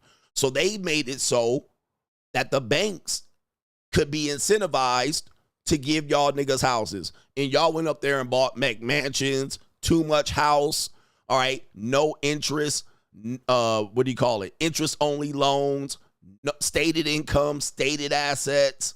Y'all niggas bought too much house and foreclosed the goddamn market. Y'all destroyed the market along with the bankers. They didn't get hurt because the banks were too big to fail. Also, y'all bitch ass niggas to go up there and get your white picket fence. And y'all went in there with some fucking complete ignorance because your mindset is not right. You can't fix it by giving people the information for free. If we tell people, if we just give them the access to get wealthy, they'll get wealthy. False. You got to fix the mindset first, then see if they can achieve wealth. That's why I call it the money mindset. Not telling you secrets on how to move money around to get wealthy. That's two different things because y'all niggas gonna blow it. Adjustable rate mortgages, 5-1 arms, 7-1 arms, balloon payments. So giving people access to stuff doesn't mean they're gonna get wealthy. It just means they're gonna make a stupid damn decision, even with high income things. All right. So y'all got affordable housing and fucked it up. Nope. No money down, interest only, 7-1 arm, adjustable rate mortgage, balloon payment after 7 years, and y'all foreclosed like shit. And then blame the bankers, the you know who is bankers.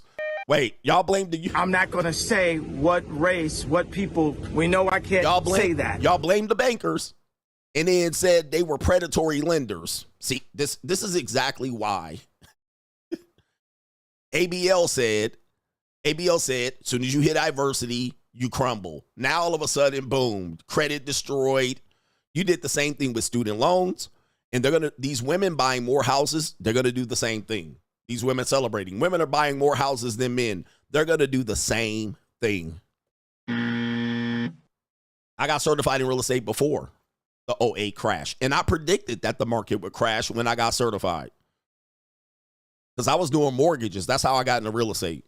I left college basketball for a period of time. I got into fitness training and basketball training. Then one of my basketball training clients, which was a high school girl, she was a sophomore, that I started a club team around. Her dad was killing it in mortgage. He was like, dude, he's like, I'm going to hire you for my firm. He's going to pay me like $4,000 a month to be his apprentice because the mortgages was flying like crazy in 2005. 2005 is when that happened. 2004, 2005. He was making money hand over fist. And he was like, I'm gonna hire you. And he wanted me to go get subprime loans because he said the minorities are the ones getting the subprime loans. So I get in there. I'm learning the mortgage business. I said, this shit is not gonna last. And I was married at the time. And I told my wife at the time, I was like, man, this shit ain't gonna last. I was like, these people are crazy. I was like, what they're doing is crazy. And at the time, the housing market just going up and up. Townhouses in Southern California, 700 grand. Then the next week, 900 grand in one fucking week. I was like, this ain't gonna last. This ain't gonna last. I was like, these people are jackass stupid. All right, people getting loans, stated income, stated asset. I was like, where you literally did not have to prove what you made. No paychecks, no 2 years of income statements, no tax returns, no bank accounts. You just come in there. I make $500,000 a year. And then boom, I was like, this shit about to blow up. I wish I had money to do The Big Short because I would have, but I didn't even think about it. All right. But I was like, this shit is going to blow up. All right. And it did. It only took 3 years after that. Well, it really was 2.5 years. Right. I was like, this shit is going to blow up. There's no way. There were people getting $1 million homes and they had no proof of their income. I was like, shit, we done. We cooked. That's why they call me Costradamus. I've been Costradamus for a long time. All right. I was like, we cooked. And I said that in 2005. I was like, there ain't no way we coming out of this alive. And we still feeling the effects of it today. Today, we still feeling the effects. So when you see me say people do stupid shit, I've seen people do stupid shit. Like, damn. And guess what? These people got stuck in those houses because what they'll end up having to do is once that balloon payment hit, they was paying $5,000 a month for a townhouse that was worth $900,000. And then now it's worth $250,000 after the hard housing market blew up. And guess what? They still had to make them payments to keep that shit alive. I knew people that still lived in those houses for 12 years. Well, at the time, they were going from house to house to house to house to house, just leveling up. Now they got stuck in these houses and stuck with them big ass payments and trying to rent them out. Man, I've seen some stupid people do stupid shit, bro. This is what I'm going to tell you, man. Not everybody meant to be rich. Just because you stupid don't mean you won't get rich either. But most people will do dumb shit. Yep, the whole refi. Well, guess what happened at the time? Rates were going up and you didn't have the money. And when it was time to refi, they started looking at income statements. They started looking at tax returns. They started looking at history of payments. So refi became harder after 2008. So you couldn't just refi out of it. And how are you going to refi when you have negative equity? Well, part of refining is you have equity in the house. But the housing market's crashing. You have a house that's worth $700,000. Now it's worth $500,000. You have negative equity.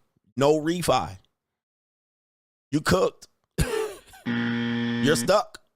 So this is where we're at. People don't know what they're doing. They just think they're entitled to something without having the mindset and the knowledge to be able to do it effectively. So then guess what? They go out there and people say, do this, do that. You listen to a loan shark, a mortgage officer, you listen to these people and they just sell you a dream. Cooked. All right. I've seen people do it, man. And then they come in here arguing with me. I'm like, bro, don't come in here arguing with me, man. Please. I got too much motherfucking time in this bitch. All right. I've seen people lose their goddamn families in life over this shit, that they had this sense of entitlement. This is how I feel when niggas be arguing with me in here. All right, about the shit that I'm telling you. Okay, this is how I feel. sorry, you know, I'm not going to argue with people that are broker than me about money. Understood. Yeah, we thank you. I'm sorry, you know, I'm not going to argue with people that are broker than me about money. Understood.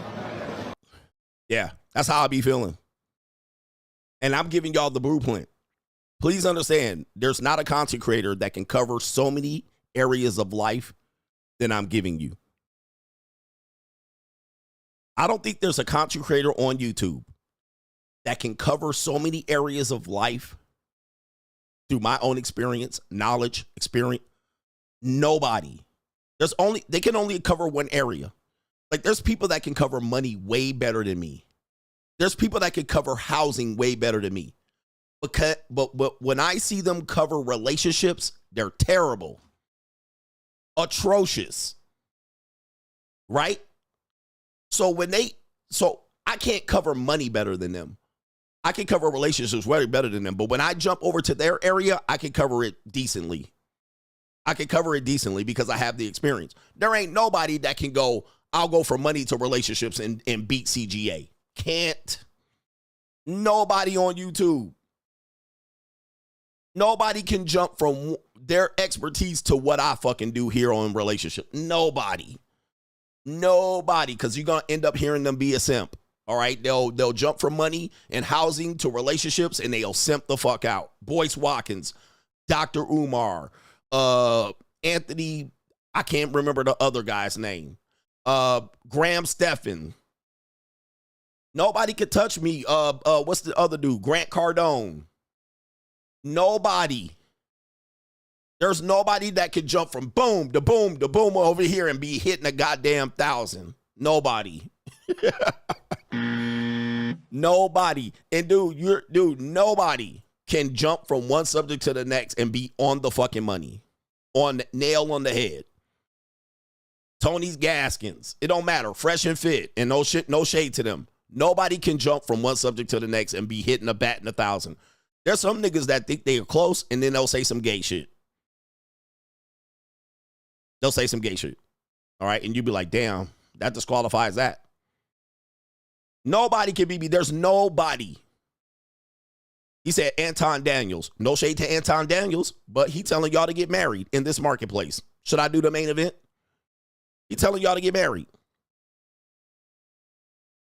He telling you to get married. Is that 1,000? That's not batting 1,000. He's good. But that ain't batting 1,000. That's an L. That's an L take. All right. So, right here. So he's good. But he literally about to send y'all back to the plantation. So he beat me. That's an L take. He's good up until that point. And now he took that L. Shout out to our brother. But he's somehow lost in the sauce of his own personal experience.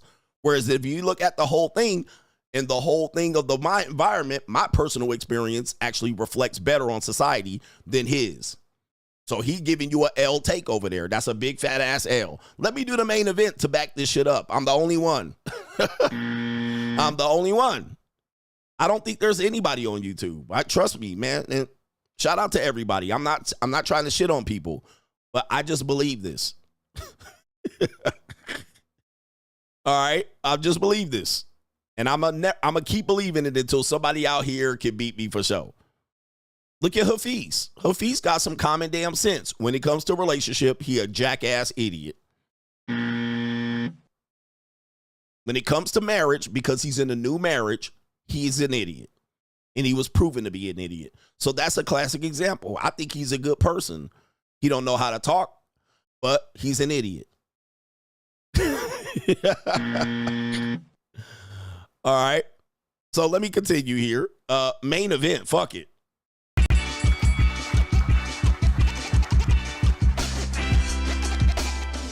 Same thing as Dave Ramsey, John Deloney, Scott Galloway, Jordan Peterson. Them niggas got blind spots. And everybody got a blind spot, but my blind spots literally be motherfucking on point. All right, my blind spots accurately portrays what happens in the world. All right, I do have blind spots. Dr. Umar, Boyce Watkins, they all have major blind spots. All right, and it is really fucking up their whole program. And their audience will even tell them. Man, you missed the boat on that one. How many times do I miss the fucking boat on my show? Matt Walsh, they all missed the boat. John, they will all, their audience will follow them. They'll switch the subject and they will miss the fucking boat. Their whole audience will tell them. Even these guys in the manosphere, the white manosphere guys, they have pegged me all wrong, pause. Every time they audience is on there, and then when they talk about me, their audience will turn against them because they got it wrong. I'm the only one that can get it right, go on this side. I'm the only one, which means it's main event time, and it's right on time. Women are giving up on marriage. Could it be true? Let's take you to an NWO propaganda article put out by the Wall Street Journal. New world order. All right, it says right here, American women are giving up on marriage. A major demographic shift has put men and women on divergent paths. That's left more women resigned to be single. It says right here, the numbers aren't netting out. Now, what are the numbers? Let's just go through it. We have 80% of women filing for divorce. We have 60% of men saying they're not pursuing relationships. We also have 30% of women that say they're compared to 30%. We also have more women experiencing sex before their 30s than men. We also have more women buying more homes, more women being career oriented, more women than history being single at this point of America. We also have more women that are going to be between 18 and 40 that are going to be single in the next 5 years. I mean, it's too many numbers. And the number is actually 50%, but we're going to show you that. The numbers aren't adding up. We have less men going to college. We have more women going to college, but some of these degrees are being useless, but the women are still saying they're educated and comparing them to the education of men. Thus, the women are not finding viable men to marry. Thus, they're saying there's no good men out here. We have more women making more money than ever. Men are making less money, but that's because women are making more money. All right, they're making more money in the marketplace. Even when they think they're making less money, they'll go to look at the numbers, and the women are actually making more money than the men. Ask Google. Google got caught in that.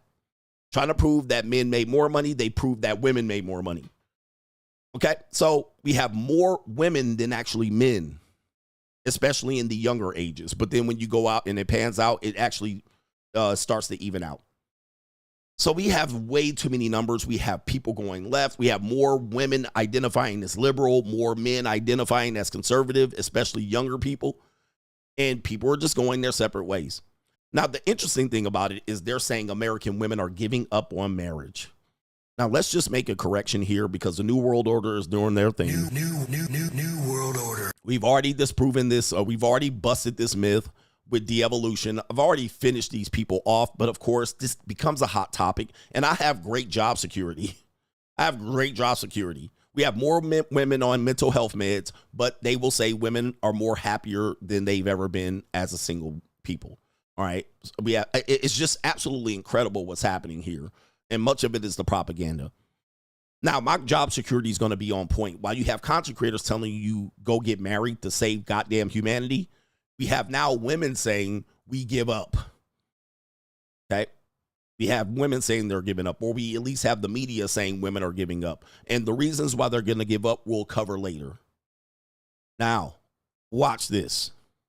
This is oddly insane. And people have said this in the comment section. I've even seen people write this. This piece of information where they're saying today's women are giving up on marriage and why it's propaganda is because this is similar to a person saying, you can't fire me, I quit. You can't fire me, I quit. Why are we saying this is the same as saying, you can't fire me, I quit? Typically, if a job wants to fire you and you know they're going to fire you, you'll quit beforehand, which you shouldn't always do because that will affect your unemployment. But you don't want to take the pride, or you don't want to lose the pride of them firing you, so you'll just quit the job. The reality is American women have been fired. Okay? How do we know this? They got fired. They didn't quit. The men walked away a long time ago. So now they're saving face and said, I quit. Bitch, you got fired. How do we know this? Let's start with this. As evidence, remember, okay? As evidence. Let's start right here. The legendary Paul Elam and the men's rights activists. This is why this is a win for the red pill. There have been men over the last 20 years that have voiced their complaints about marriage, the marriage industrial complex, the family court, the lawyers, the unfairness in custody battles, and so forth and so on. This has been going on for the better part of all of the early 2000s into 2025. Now, when this was going on, these people were being added to the government hit list, shadow banned, deplatformed, demonetized, labeled as hate groups, misogynists, and so forth and so on. Paul Elam represents the men's rights activists who were boomers, mostly, and silent generation of people and some Gen Xers that said, this is unfair. We need to voice our opinion about it. He came up with the program called A Voice for Men, where men have been vocalizing this, and it's been a growing group of people since the 2000s that has been so detrimental to the relationship marketplace as they labeled these people a hate group. This is a hate group. Let me show and prove it. They have this group right here called the Southern Poverty Law Center. Well, I can't say. I'm not going to say what race, what people. We know I can't say that. Paul Elam was labeled a male supremacist. Why? And labeled a male supremacist. I keep saying that. AKA a misogynist. And they put this picture of Paul Elam up there looking creepy. Paul Elam and the MRAs, and shout out to all the MRAs, Diana Davidson, Karen Strawn, the legendary people from our past. I wish I could name everybody from the early 2000s. They named these people hate groups and supremacists and because they were informing men of what was happening in marriage. And they were forcing men to make a decision. Oh, shit, I don't want that to happen to me. Fuck it, I ain't going to get married. I ain't even getting married. We walking away. That went on all the way up into from about the 2000s all the way up into 2014. Now, in the midst of all this, you have to pick up artists and all of that in between. You have to pick up artists telling y'all need to stay on the plantation, chase these hoes, spin these plates, run this game. But then what happened was there was another group that came out that literally became the next hate group. That literally told society we're firing the women. What was the name of this group?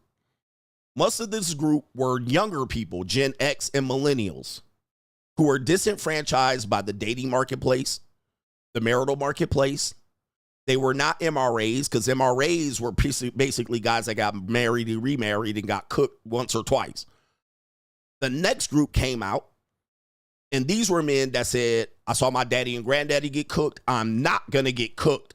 I went out and ran game. It didn't work. It was the MGTOWs. Right around 2012, 2013, 2014, this group started off and they kicked it off. And this was the redheaded stepchild. The name of the group, Men Going Their Own Way, was labeled Toxic Male Separatist Movement. This group became really the people that they wanted to censor because they started coming back with the data from the MRAs and they had experience with dating in the pickup industry. And they said, fuck this shit. We ain't doing this shit, bruh. And they came out hardcore. The rise. As you can see, I'm giving you the historical facts.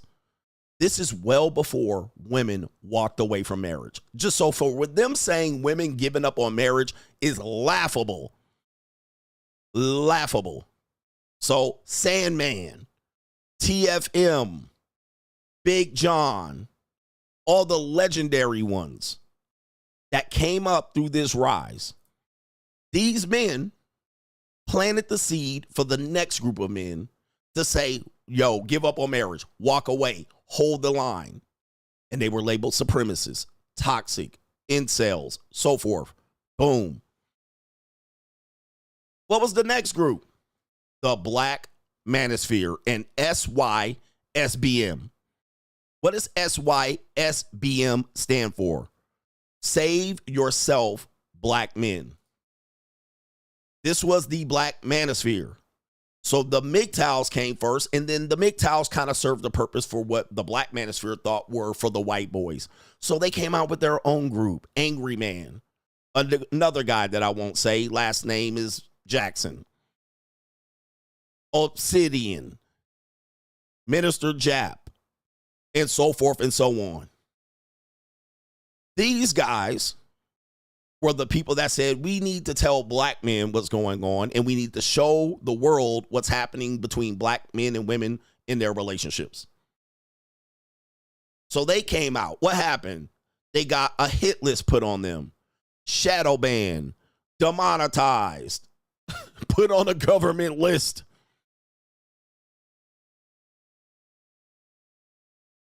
Because of what they were saying. We need to abstain from being stepdads. Don't become stepdaddies. This is the child support system. Shout out to Christopher Smith. I'm missing a lot of names, but this is what happened. This has been going on and they got labeled a hate group. The Black Manosphere, SYSBM. What happened after that? The Passport Bros. And in between that, you got the free agent lifestyle, so I'll take some credit. Tommy Sotomayor was a part of that. He wasn't Black Manosphere, but he was a part of that intermediary group in between all of these groups. He started it off for the black men and putting their voices out. Tommy Sotomayor, he can't even keep himself on YouTube. So no matter where he goes, he getting shut out. So then you have these people. Then you have people kind of switching lanes. MGTOWs becoming free agents. You have people that are going MGTOW to dating coaches, Red Pill. Then you have the Red Pill stuff. Anthony Johnson, the 21 convention. Then you had the Passport Bros. The Passport Bros were literally the next shot at men saying, no, thank you. Men say, so we got 25 years of men saying no thank you. No American women, Passport said, go somewhere else to get married. Go trick over there. Go have sex with over there. Go find a traditional wife over there. We got 25. Yeah, Tom Likas started it well before this. So did other people. Started well before this. Well before all of those other groups. We got 25 years of evidence and proof of men giving up on marriage. So much so that now men are telling y'all niggas to get married to fix this shit. How in the world can we sit here with a straight face and say that women are giving up on marriage? How? You didn't quit. You got fired. They got fired. All right. Uh-oh. New world order. Oh, I forgot, dude. I shouldn't forget Kevin Samuels. I mean, gosh. Okay, before Passport Bros, I should have put Kevin Samuels in there. All right. Kevin Samuels by himself shook up the world. All right. So Kevin Samuels is moving by himself. All right. So before we got even to Passport Bros and the popularity, although they existed, you guys got to remember these groups exist before we hear about them. So Passport Bros existed before 2022, but we didn't hear about it until 2022. But Kevin Samuels by himself was a movement. The rise of Kevin Samuels let people know and put the world, especially the black community, on notice that black men wasn't taking this shit. They not taking this shit. They're taking a stand. We have a voice and blah, blah, blah. So Kevin Samuels by himself was a movement. And he took what these men, the MRAs, the Red Pillars, the MGTOWs, he culminated it all together. Tommy Sotomayor, Tom Likas, Kevin Samuels put it all together like this and gave it to the world. Then he put the world on notice what men were saying, to the point they were like, well, it's only him saying this. And they realized it was a bigger group of men that had been behind.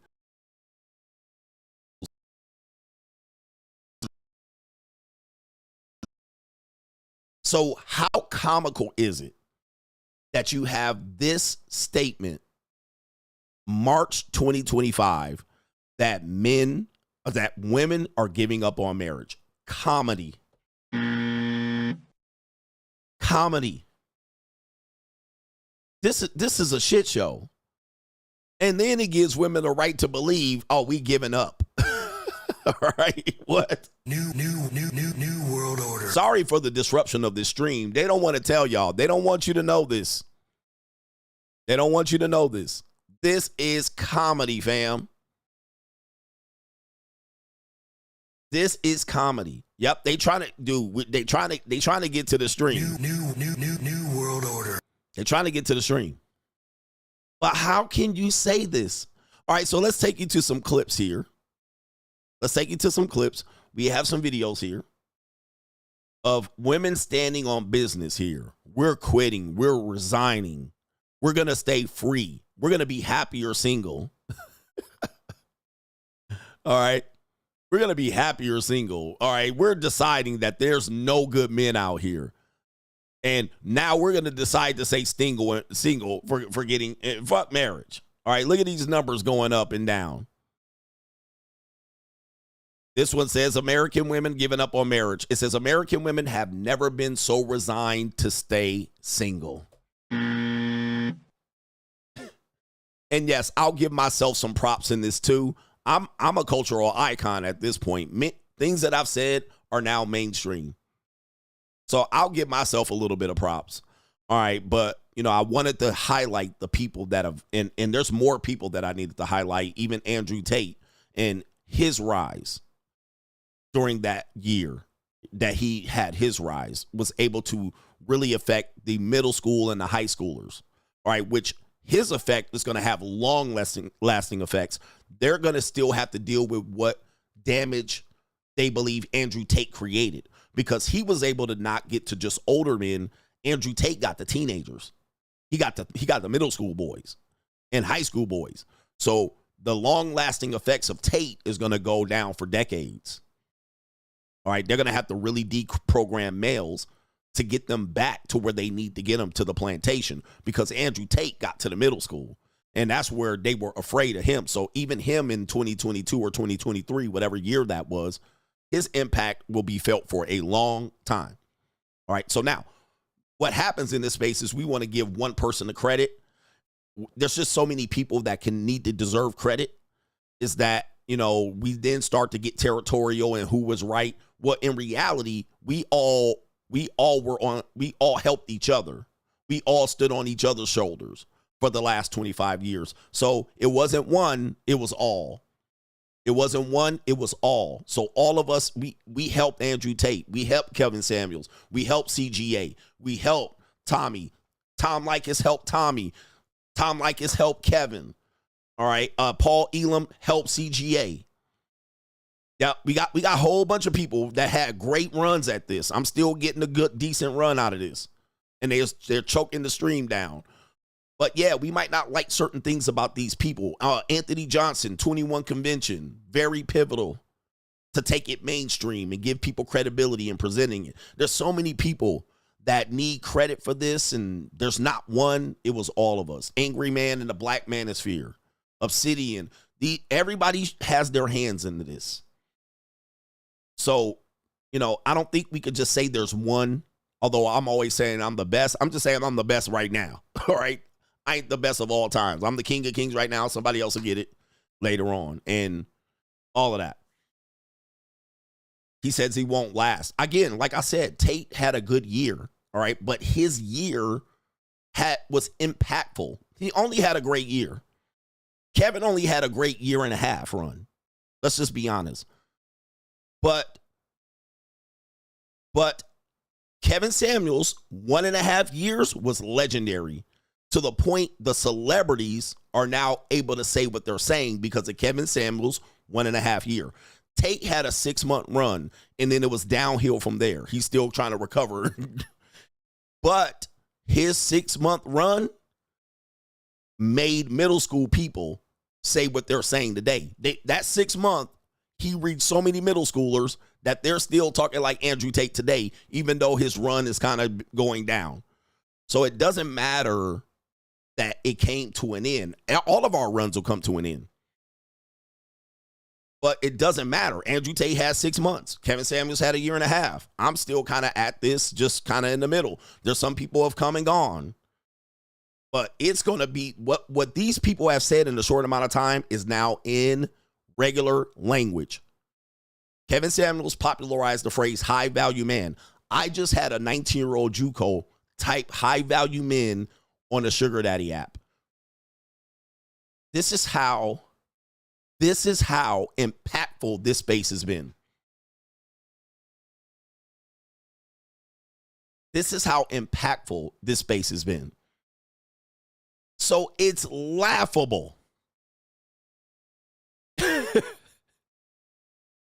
Absolute, and fresh and fit for the hate that people get. Fresh and fit.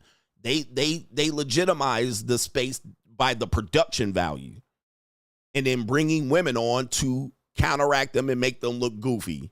Although these weren't regular women, but yes, everybody has their time.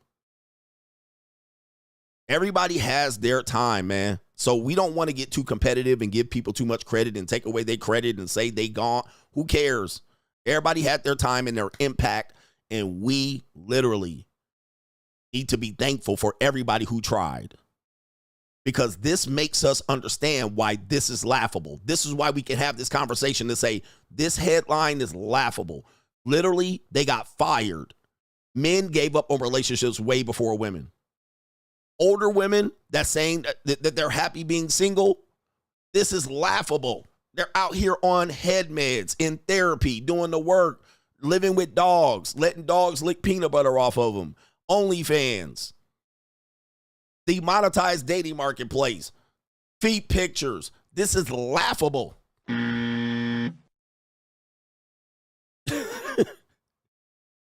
Laughable, fam. Let's take you through some videos of people trying to pick this apart right quick. We got a PBD podcast with, this is our you-know-who-ish brother. Why is his name slipping my mind? Right?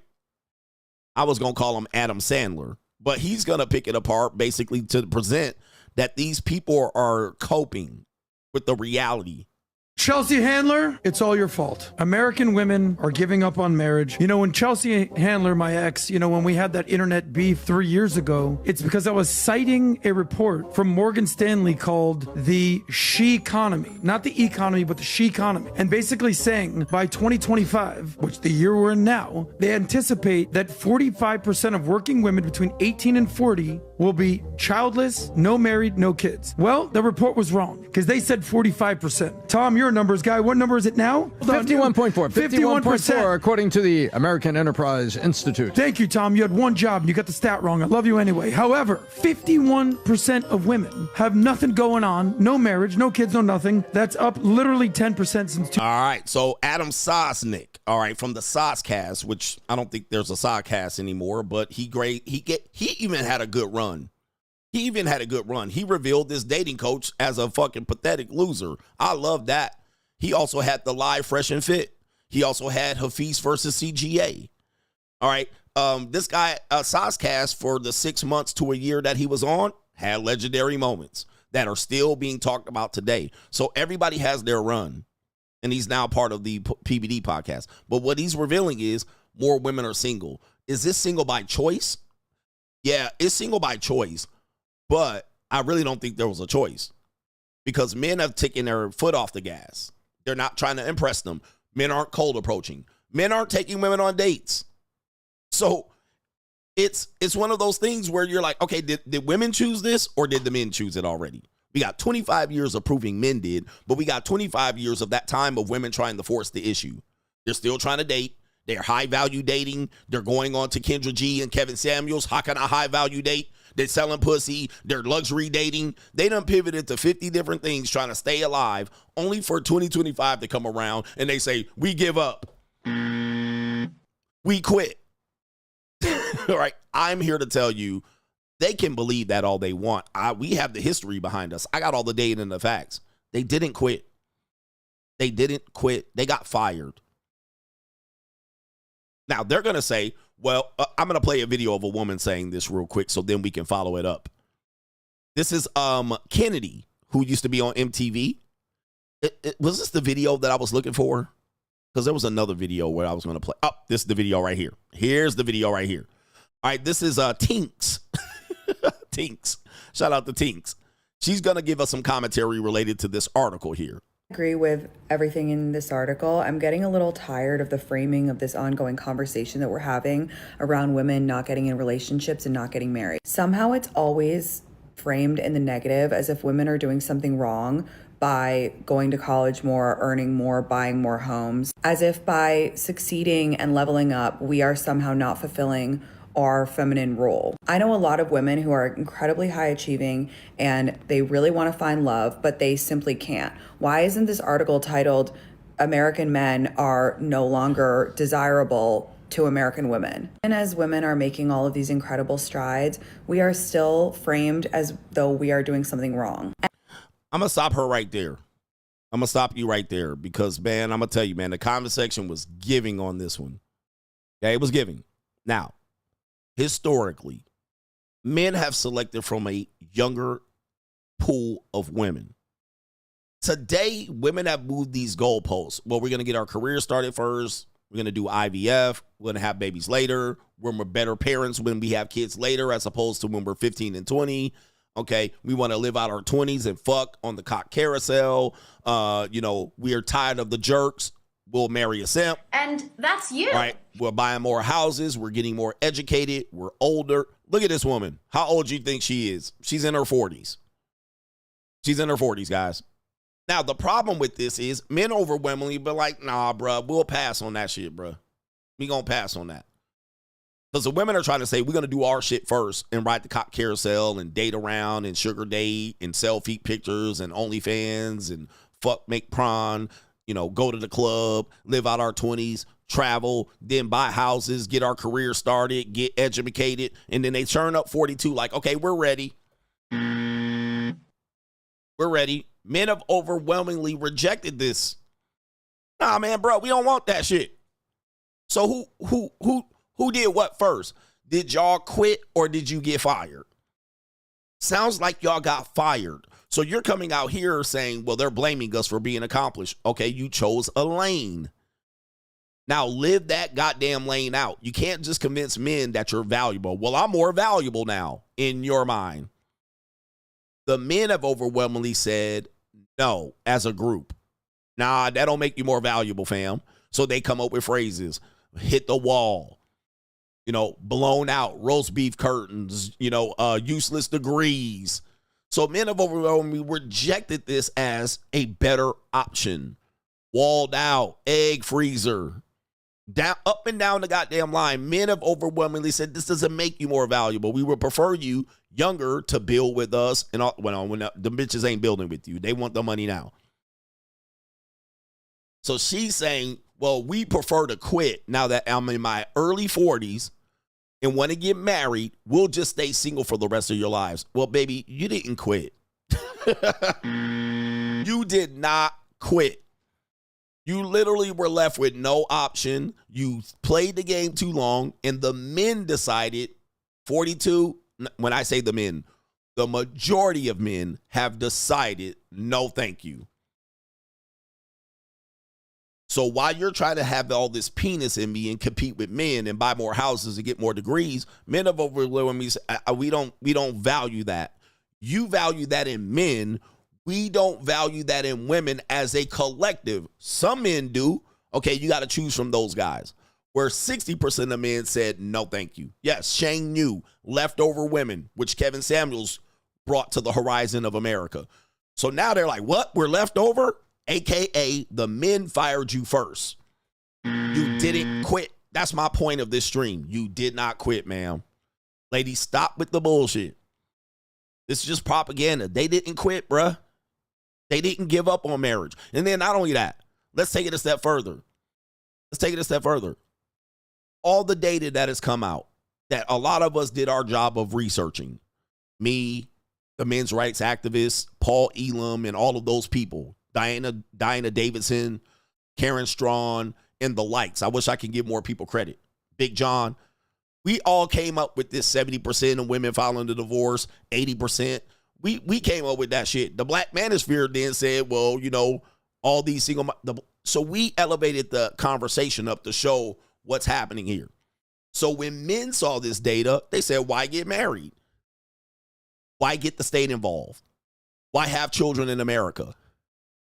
So men literally fired them. They called us hate groups and separatists and they put a list out of these niggas and said they're on the Homeland Security. The Department of Homeland Security put a hit list out on these niggas and put names, the top 10, top 15, and 20. But the women decided to get laughable. Laughable. So when men said, we'll just buy the pussy up front from 19 to 26, it was the women that put the pussy on the marketplace. We're liberated. We can do this. And then when the men said, okay, it's just going to be cheaper to buy, now we're the bad guys. Now these women that sold pussy through college, now out here trying to sell marriage at 42. And then when they can't find it, well, these men ain't economically attractive. They're losers. They play video games. They're incels. They balding. They fat. And oh, who do you think is out here left? Who do you think is out here? They got fired. But now they want to reframe the argument to say they quit. This is the goofy shit we're talking about. And I think the fallacy is that we don't want to be in love, that we don't want to find people. That's not true. There's just no one to fucking date. There's no one to date. I'm going to ask you, ma'am. See, bro, there's no one to date. Again, channeling my Kevin Samuels. Age, name, age, and dress size. Name, age, and dress size. That's the number one. Number two, the simp marketplace is cooked. Men are learning real fast that simping ain't easy. Number three, tell me how many niggas you've been with from 15 to 42. You have 30 years of, there's nobody left. 30 years. And you're still left with nobody. Okay, there's some people out here, but you done put your value way up here. Now there's an 80-20 rule. Nobody left. So y'all shared all these guys, and you're going to continue to share guys. 60% of men walked. Top 20% of men are hitting home runs. Y'all fucked everyone in between all of that. There's nobody left. How do you date for 30 years straight and still come up empty? And yes, how many kids? How many abortions? How many kids? How many abortions? This is the questions they don't want. This is the questions that put you on the FBI hit list. This is what gets your stream choked out. This is what puts you on the goddamn Southern Poverty Leadership Conference's hate group list when I start asking these questions because, oh, these questions ain't fair. Why does it matter? Body count don't matter. What is it? Body positivity. They start moving the goalposts left and goddamn right and then come up, well, nobody's left. Yeah, how many herpes you got? How many gonorrheas and clap did you catch? Because we know that's happening. How many niggas you fucked? How many niggas high value ninjas you fucked and got dumped on? Like, come on, bruh. So when men ask these questions, we're the bad guy all of a sudden. And she's sitting up there saying there's nobody left. There's nobody left to use. There's nobody left that's dumb enough to take a deal with you. Nobody, bruh.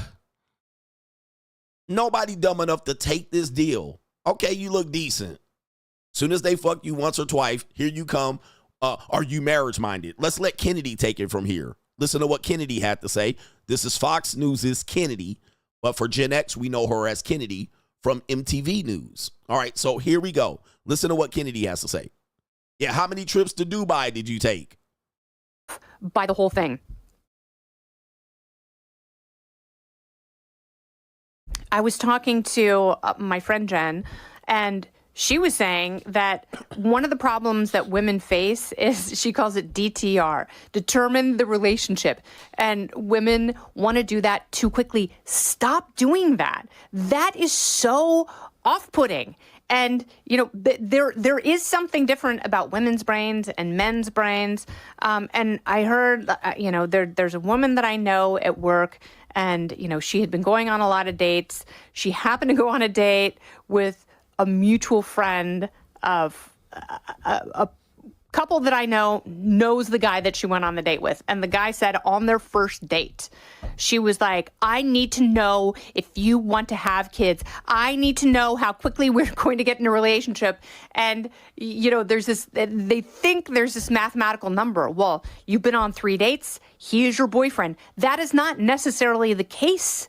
There is something, and I came upon this principle the first time I did yoga, and that I was really bad at yoga. I still am. I'm an inflexible person, and I will have to work it at my... Kennedy, you going off the deep end here. Hey, listen, but that's the point I wanted to make. What happens is, because these women think they can dictate when they get into the relationship, oh, I'll do all my shit that I want to do first. Okay, go ahead. I ain't going to stop you. But then when they want to get serious, then they want you to be serious. Okay, thanks for waiting around for me. I got all the fuck out. I got dookied on. I filed several false allegations of rape. I got sexually harassed at work. I'm now down at the bottom of the barrel. I hit the glass ceiling in the corporate America. I'm tired of hustling and working. Okay, I'm ready to buckle down and get serious. So they go out on 1, 2, and 3 dates. These men aren't marriage-minded. These men ain't serious. They just want to fuck. Well, ma'am, I'm 35 now. All right? I'm not impressed by your sales pitch anymore. She's saying they want to determine the relationship. They think they get to determine who's what.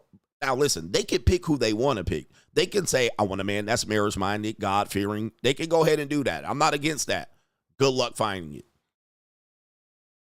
In this marketplace, good luck finding that shit. You're going to have to wait and wait and wait and wait and wait. Now, if this woman's 19, 20, 24, 25 saying that shit, she going to get married up real quick at the drop of a fucking hat. Somebody going to marry her because it's going to be a guy her age, and he going to want to touch that vagina, and he'll do anything. What you say? Get married? Okay, I'll do it. And he won't have nothing to leverage and nothing, what he don't know what he about to lose in divorce in 5 or 10 years. He'll jump right at it. But she's like, I don't want to do that at 19 or 24. I want to live my best life.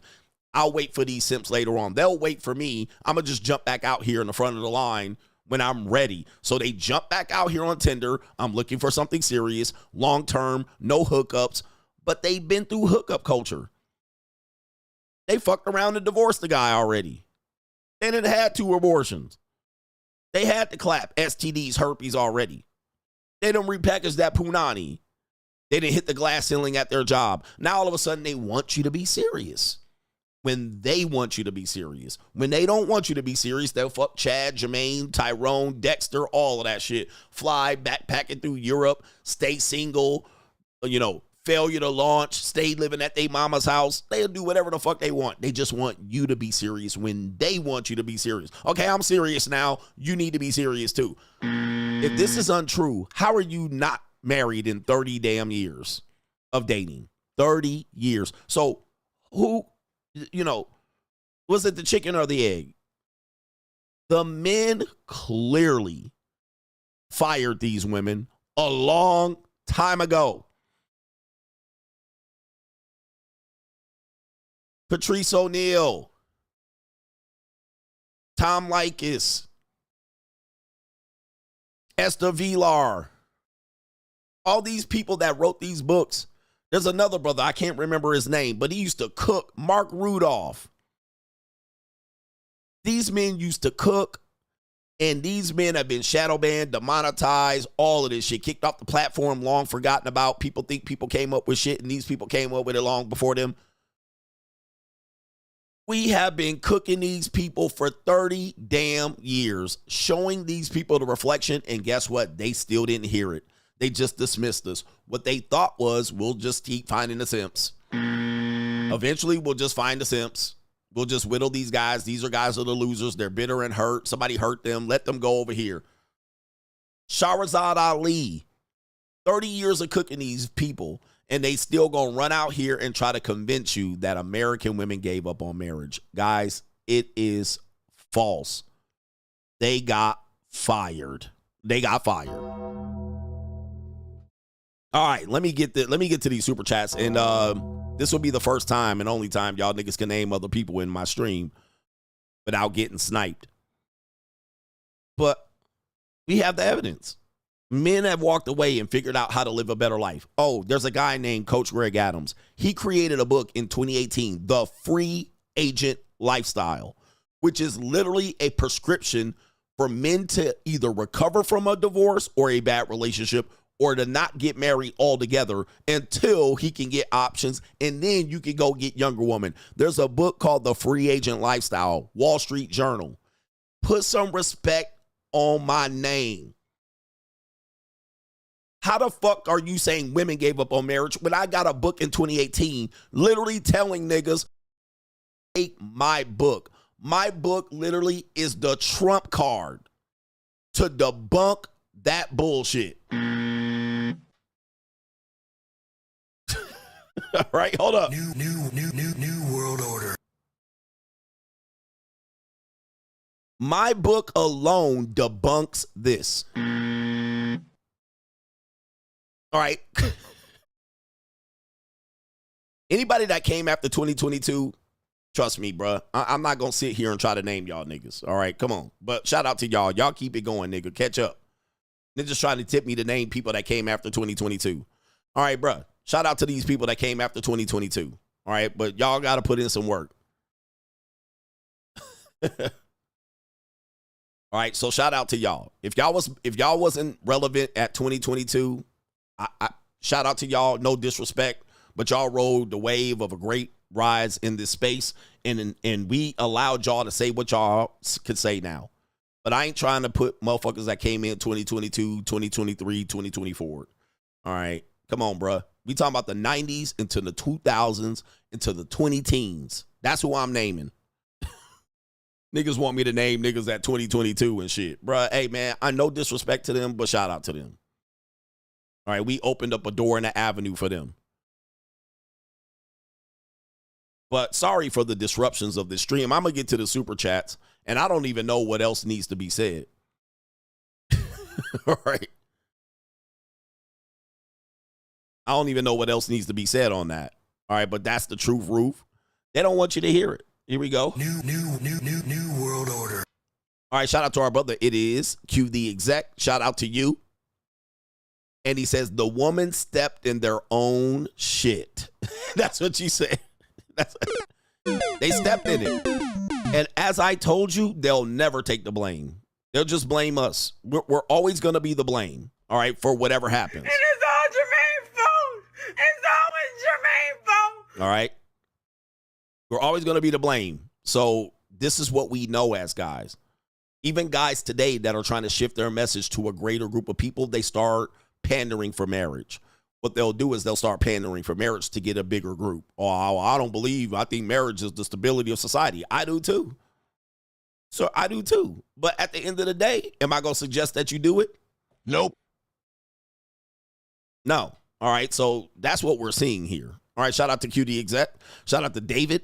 Torrance says pay for play is a good life, coach. Shout out to y'all. And don't blame me for this. What did I say yesterday? We didn't start the fire. Okay, so a lot of people are blaming me and blaming a certain mindset of these men. Blame the passport bros, blame the tricks. They just going over there tricking. We need to stop the tricks. You ain't going to stop it, bro. It's over. It's over. Don't blame us for choosing a lane. Okay, and none of y'all niggas can stop nobody from doing nothing at this point. You can't stop passport bros from going to Thailand. You can't, or Brazil. You can't stop tricks. You can't stop the monetized dating marketplace. You can't stop 34-year-old single mothers from selling feed pictures to make extra money. You can't stop this economy. You can't stop shit at this point. That's my point.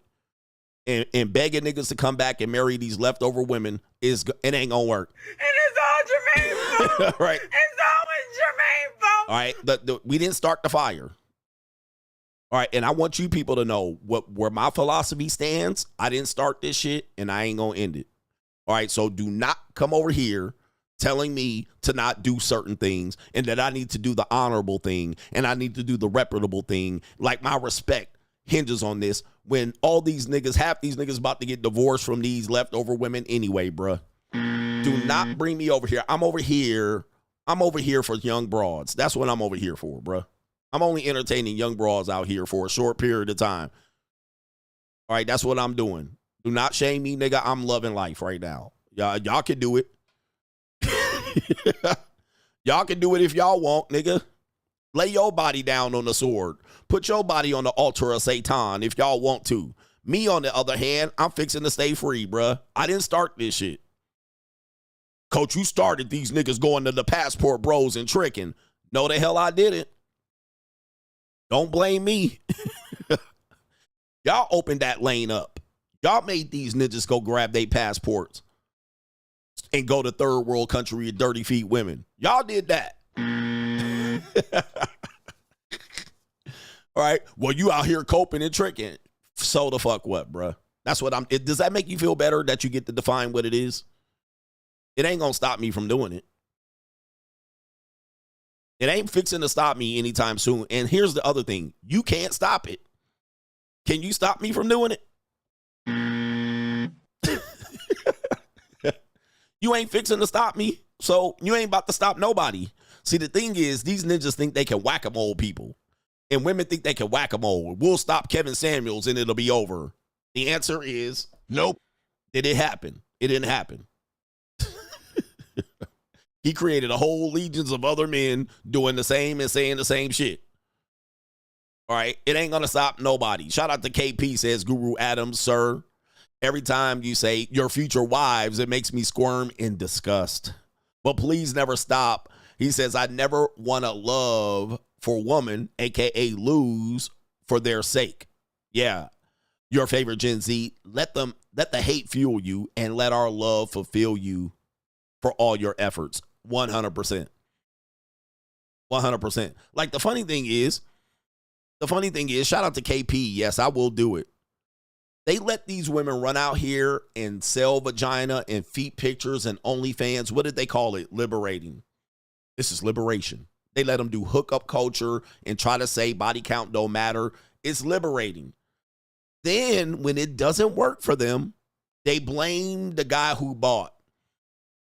They blame the hookup. They blame the Chad. They blame the Tyrone for not dating seriously. It was an empowerment movement. When J-Lo, and I call it in real time, when I discovered what empowerment meant, it was the power for themselves to sell themselves as renegades, to take the power away from men like Hugh Hefner, so they could go do exactly what they was doing when Hugh Hefner told they ass to take them clothes off and take a picture of them titties. So now J-Lo at age 50 and Shakira damn near age 50 shook they ass at the Super Bowl. They called it empowerment. And then I said, oh, I realize what empowerment is. It doesn't mean that they want to be seen as legitimate career women and better. They want to shake their ass and make and take the money home themselves. They don't want men to tell them to shake their ass and strip. So we figured that out. So guess what happened? Who followed that? Megan Thee Stallion, Cardi B, and we just sat back and said, okay, is this what y'all choosing to do? Okay, y'all choosing to sell your own pussies. Okay, so guess what? I'm going to go ahead and buy some. Now I'm the bad guy. How am I the bad guy? Y'all put that shit out there, bruh. Why you looking at it? When a girl turns 18 and jumps on OnlyFans and makes $50 million, guess who's the bad guy? The men. How you mad at me when I bought the girls OnlyFans? Yep, Kim Kardashian. And guess what? All along, men tried to stop it.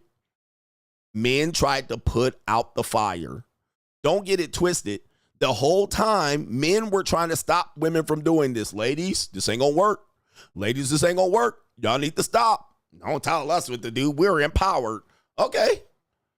Well, might as well buy some if they put it out here. What's wrong with you perverts, you metaphiles? Wait a minute. Now we can't speak up, so we can't tell y'all shit. Now when y'all running out here at 42, want to get married up, now it's our fault still. Which one is it, ma'am? Now this, you know this woman without this hair and makeup, she looked like Master Splinter. Yep, got they mamas out here. They got their mamas out here putting the pussy out on the internet. Look. And by the way, it's the oldest profession. It is what it is. All right. Where's that woman that says she's 34? After about a year of this woman right here, 34-year-old single mom selling feet pictures, bruh. Come on, bruh. You blaming me? Don't blame me, bruh. Yep, and I wrote about this in De-Evolution. Do not blame me, man. All right, if I want to go look at her black ass feet, I'm about to do it with them saggy ass waggies. Come on, bruh. Put them areolas out. You making it easy for me. When it doesn't work out, they seem to just go ahead and figure out how to make the men the fault. Nah, bro. We ain't going for it. I'm not teaching that shit. Y'all do what y'all want to do, ladies. Shout out to Ko-Fi supporter says the father is the keeper of the children, according to the Bible. But we don't even live that. We don't even live that out. Shout out to MC Hamster Coach. The manosphere should be free. He says I shouldn't have to cancel OnlyFans subscriptions and pay for red pill content. Honestly, I forgive the Mitches. He says they're too dumb to know that they're hypocrites. Yeah, the Mitches are for sure. Wise T. Allah, Coach, I joined Money Mindset and only been watching the replays, finish them, and want to watch new episodes that you can't. Yes, you can. You just aren't looking at it in the right place. And for some reason, this tends to happen a lot. Some people join the Money Mindset and they go on the Patreon, but there's an instruction right at the top. But you guys go all the way down to the bottom of the Patreon and you'll start with those videos. But you don't realize that at some point of the mindset, which is pinned to the top of the instructions, we switch how we show the episodes. So they're not on that anymore. But I put it clearly at the top. You have to click a different link to get to it. Some men keep running up to this problem. I don't know why people do this. Is they join something and they scroll down back to 2021. I'm like, dude, right at the top. Start at the top. Right? This shit happens all the time. Money Mindset people. He said they scrolling too fast. Bruh, start at the top. When you join the Money Mindset, start at the top. Do not scroll down to 2022, nigga. You're going to be fucked up. Because then the streams are going to disappear.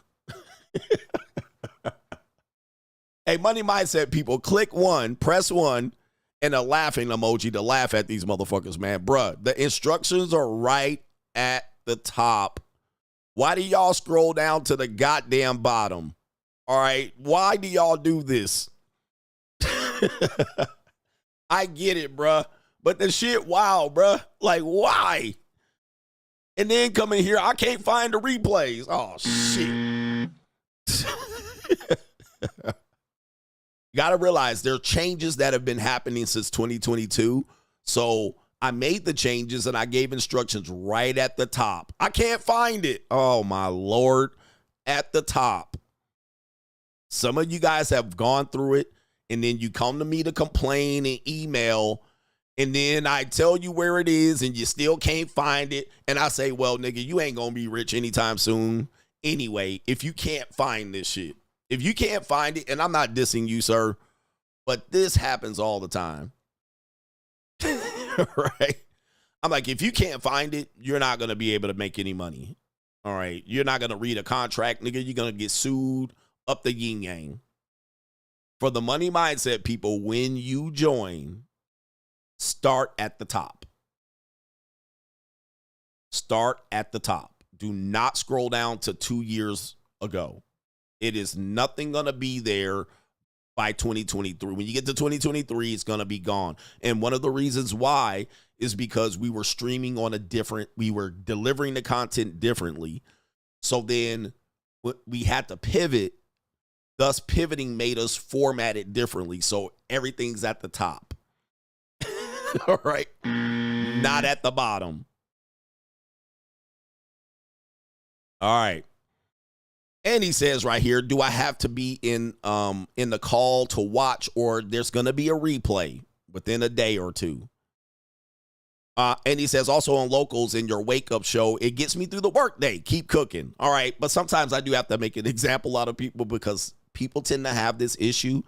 And, you know, for me, and I actually did this live. We actually showed that it's relatively easy to find. All right. But people do not find it. And it is mind boggling because I see it.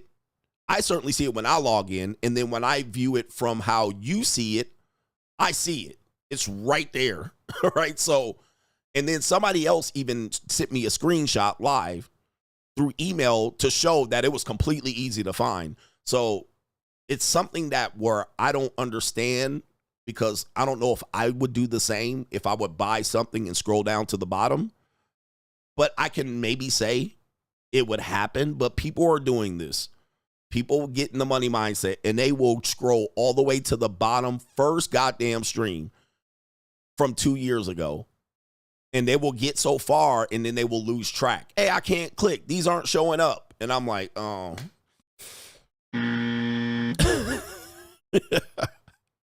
I'm like, ooh. It's hard to lead men. It's hard to lead people. So then I have to say, start at the top. If you start at the top, it's going to be like a gold mine. It's going to feel like you discover gold. All right. It's going to fit. Yeah. All right. Anyway, shout out to Mr. Inquisitive. Coach, remember the line you said, I can help you, but I can't rescue you. Yeah, Mr. Inquisitive, met up with him for cigars and a little drinks. I can help you, but I can't rescue you. You know, this is real. And this goes even for women. For women in this situation, a lot of them want to be rescued. And for the ladies, dude, what you guys are sending to men is you're trying to get men to rescue you. You're giving them a reclamation project. Ladies, but I know you think because you got a degree and you bought a house and all of this. Ladies, these 1-bedroom, 3-bathroom townhouses you're buying, I'm not impressed. This shit is not impressing me.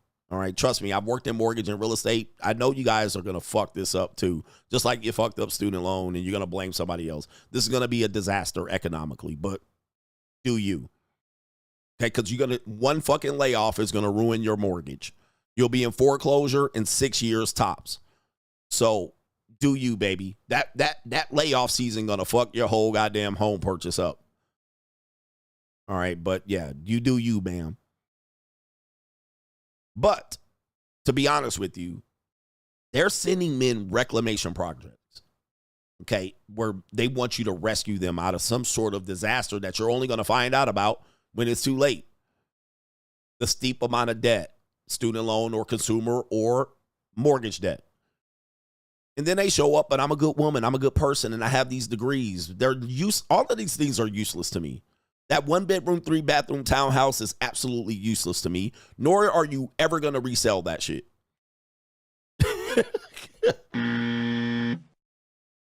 And this goes for men and women. I can help you, boo. I can help you, baby, but I can't rescue you. Not only to mention, you got 2 dogs and 3 cats, a turtle, a snapping dragon, a bearded dragon, a gecko, a snake, tattoos all over your body, and you like, here I am, partied out, worn out, walled out, and I'm supposed to fix this shit.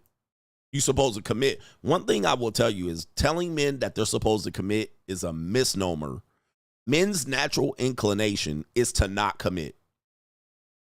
So assuming a man is ready to commit to a woman gotta be the dumbest dating approach by women by far. We are naturally built to not commit at all. So you're running out here thinking that men are looking just to commit, and they had no option when they started dating you. Man, can I go off for a second? We do have some time, a little bit. Can I go off? I know I got super chats. Yeah, I got time, cuz. And this is an indication of how women's female dating strategy is that they see the top tier guys clearly. These women have seen these guys for many, many years, all right? And they get exposure to these guys through various ways. Dating, monetized dating, right? Or monetized work, waitressing, girls working at cigar bars, lounges, and shit like this as drinkers and servers and bottle services. So they see the top tier guys clearly. What'll happen is, and I've experienced this, as is they start looking for men to settle down from, they will start with those guys, and it'll be almost difficult for to get them to settle down. So what do? Okay, I'll go for a guy that's a little bit shorter, a little bit this, black women are 40, and then I'll go get me a white man. They'll start reaching for people who they think will simp quicker. So this is what Kennedy said. They'll go through date number 1, 2, and 3, and they want you to be marriage-minded and simp for them right away. So they go to a simp marketplace, which has been declining over the last 10 years because of shaming of simps. When they do this and get with you, what they're assuming is that you don't have any options or many. The reason why they're assuming this is because they felt that they lowered their standard just slightly enough to get you. So they'll go, all right, he a little bit short. He's older. He probably ain't got no bitches. So that I'm going to show up and she thinks she's the queen. She thinks she's like God's gift to you. So she shows up, put 1, 2 pieces of pussy on you, and then wants you to commit.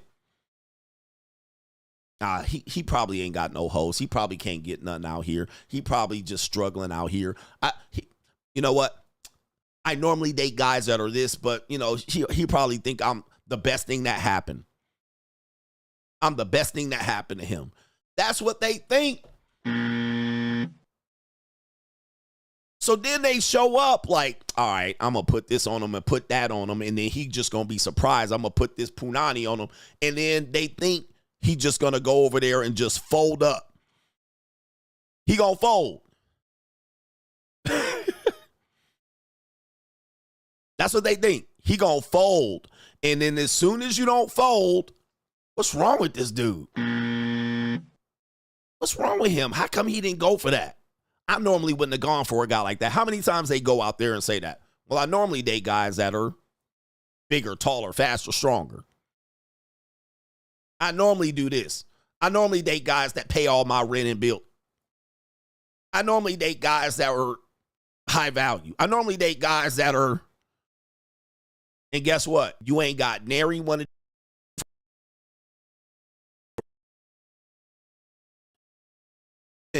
and praying that you ain't got no other hoes. But what'll find out is that you got other hoes. You had options. You have more options than they anticipated. Not only that, when you're 35 and older, you got way more options because you got like 50 of these bitches all in your Facebook DMs. You got 50 of these bitches on Tinder and Bumble. 50.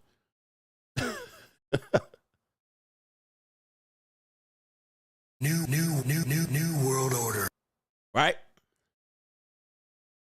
So then they surprised that you got 50 double chin older women that work 60 hours a week in human resources. All right, that you got to wait for them to come over to deliver pussy when they want to deliver it. They shocked as hell. What? You got rotation? And then they're super duper mad. Okay. Now they're really mad. They're mad as hell. You know why they're mad? Because they think you're subpar. They thought you were subpar from the beginning. Now they realize that even they got to qualify for you, and then they don't want to fight. They say, I'm too old for these games. I don't have time for this mess. Well, you're right. You are too old for these games. Let me just chop off the end. You're too old. You don't have time. Not for these games. You don't have time. Let's just get down to brass tacks. You're too old and you don't have time. So what the hell am I sit around for you to bring me 2 hours of pussy that I got to jump through hoops and hurdles for when I can keep 5 of y'all on rotation, you soggy booty, soggy titty ass, you soggy pancake booty ass women. I can keep y'all on rotation. I got y'all. And not only that, I got the leverage now. Since you trying to crawl up my... like, stop. They just think you just out here, okay, I usually do this, and I'm going to just go ahead. Let me grab at him. Let me go reach at him. And then they get surprised. Oh, damn. He cheat. And then they go, what? All men are cheaters. Because, yes, even the guys you think are less than cheat on your ass, too. They got options and rotations, too. But they just don't assume that you do. And, therefore, then they come out here really pissy. Ain't nobody left. All right, yo, ladies, I'm reading y'all the riot act, but this shouldn't be something new. You already done heard this shit. All right, we got a whole bunch of people over here that are on the Ko-Fi, so I need to acknowledge them. Yeah, he looks financially stable. He looks like he got his shit right. He'll accept a single mother, and then it doesn't happen. Then when you go out with her on date number 1 and 2, and you want to claim them cheeks, what does she do? She pull the plug. She pulls the plug. Because she knows panties about to drop on date number 3. But she knows once panties drop, she cooked. And if them panties drop, that's where you're going to be at. So she knows. She go on date number 1. All right, I'll play that game. Date number 2. And they think your goof ass is going to do that shit for 90 days. Then she schedules another date. Oh, I think I can pencil you in. I got a meeting. I got to travel. I got to do this. I got to pick up my son. I got my daughter. Let me squeeze you in. I can come over real quick from 7 to 8, and then I got to leave. Nah, bitch. Nah. Nah, we ain't going on the drinks no more. Drinks are over. All right, I done paid in. Time to toss it up. All right, so what you're going to do is you're going to have 2 hours for us to make some salmon and quinoa. We're going to drink 2 glasses of wine, and that ass going to be tooted up. I thought you were one of the nice guys. It's date number 3. Toot that ass up or keep it moving.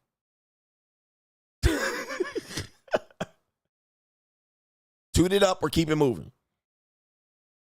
The fuck you talking about? I'm a dude out here. I'm a red-blooded flesh male. All right? We all on the same shit. All right, she want to go on dates and drinks. Date 3, date 4, date 5. When you start calling for them panties, they skedaddle. Well, bitch, you wasn't skedaddle in the first 15 years of your romantic life. Now you all right. Now you want to go out and just extend the dates out long enough so I can keep simping and waiting and waiting and waiting. Nah, get that peace leave out here. Hey, I know you get. Look, close the door, bro.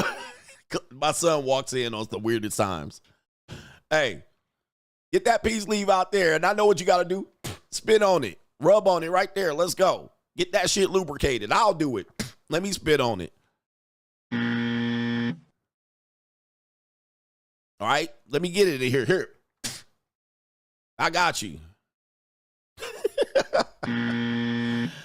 Oh, my goodness.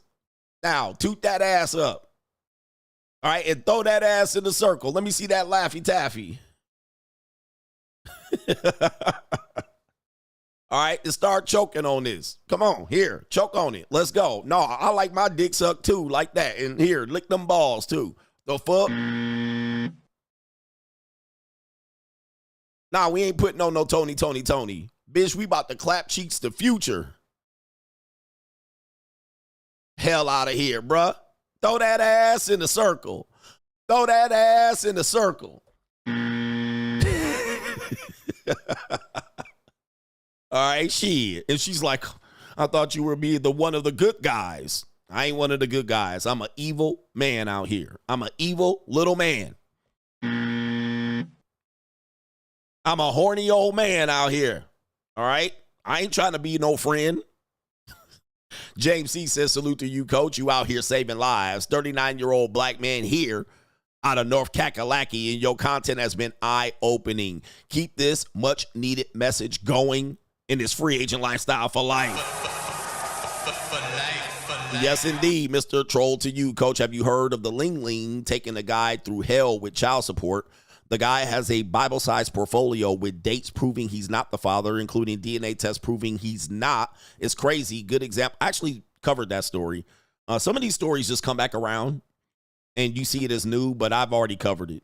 All right, so the problem is, where did I cover it? I have no fucking idea, bruh. All right, YouTube be deleting streams, and I have to pull shit off YouTube. That story came back around. All right. Yeah, remember, I've been here 8 years. Some of these stories are just old stories rehashed.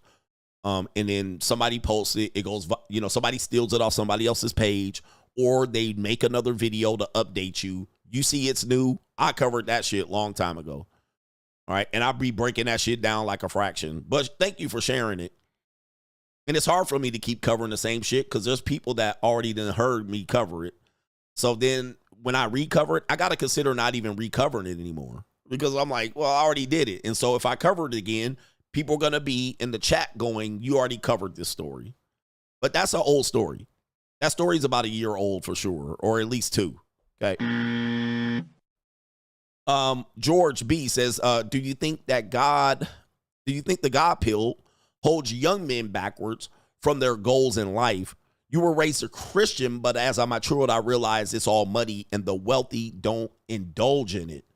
Indeed. Yes. I think, listen, I don't want to get too religious, but I think what happens is we're handed religion so early that we get stuck in it, right? We get boxed in it, and then we don't typically explore further.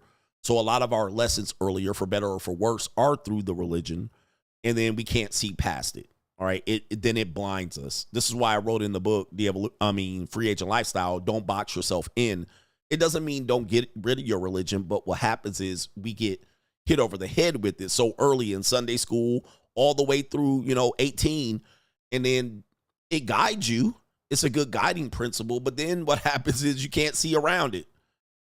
Can't see around it. So then you start saying things like, well, money is the root to all evil, because that's part of your religion, which is not true. It says the love of money is the root to all evil. So then,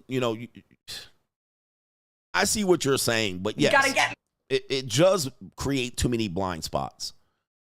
And you've been given this, you inherited it. Most people don't choose their religion, you inherit it. You inherit it typically through family. So then they take it, but it's for better or for worse. There's always good and bad. All right, but I think then you can't see around it. So then when you want to see reality, you can't see it. So you gotta kind of just give yourself a chance. Give yourself a chance to see a different view than what your parents saw for you. But if you don't give yourself a chance, you'll always have a blind spot. And then you won't see the world for what it is. In fact, if you were born in another country, and if we're fists, we'd all be drunk. But if you were born in another location in the world, you wouldn't even have your own goddamn view of the world religious-wise. You wouldn't even have that view. So that's how critical it is to understand you inherited these ideas based on your family and your birth location. You had a different family and different birth location, you would have a goddamn different outlook. All right, just those 2 things alone. So don't let that completely blind you to reality, because religion is not reality. It's your reality, it's your faith, but it's not reality. So be careful. Be careful with it and give yourself a chance. That's all I ask. All right.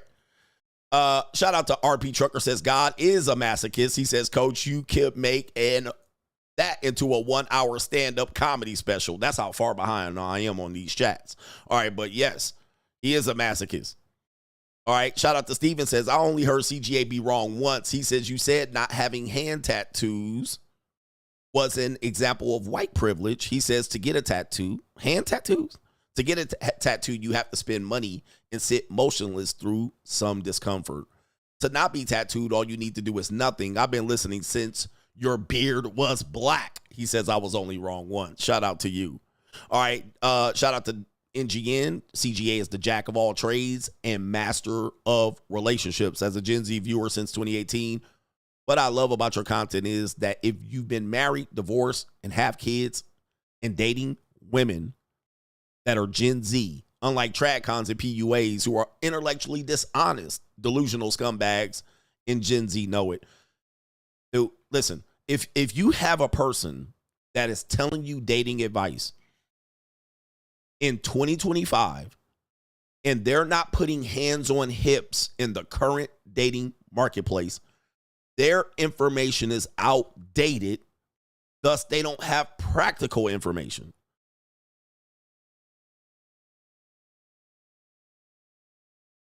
Now, that doesn't mean don't knock it till you try it.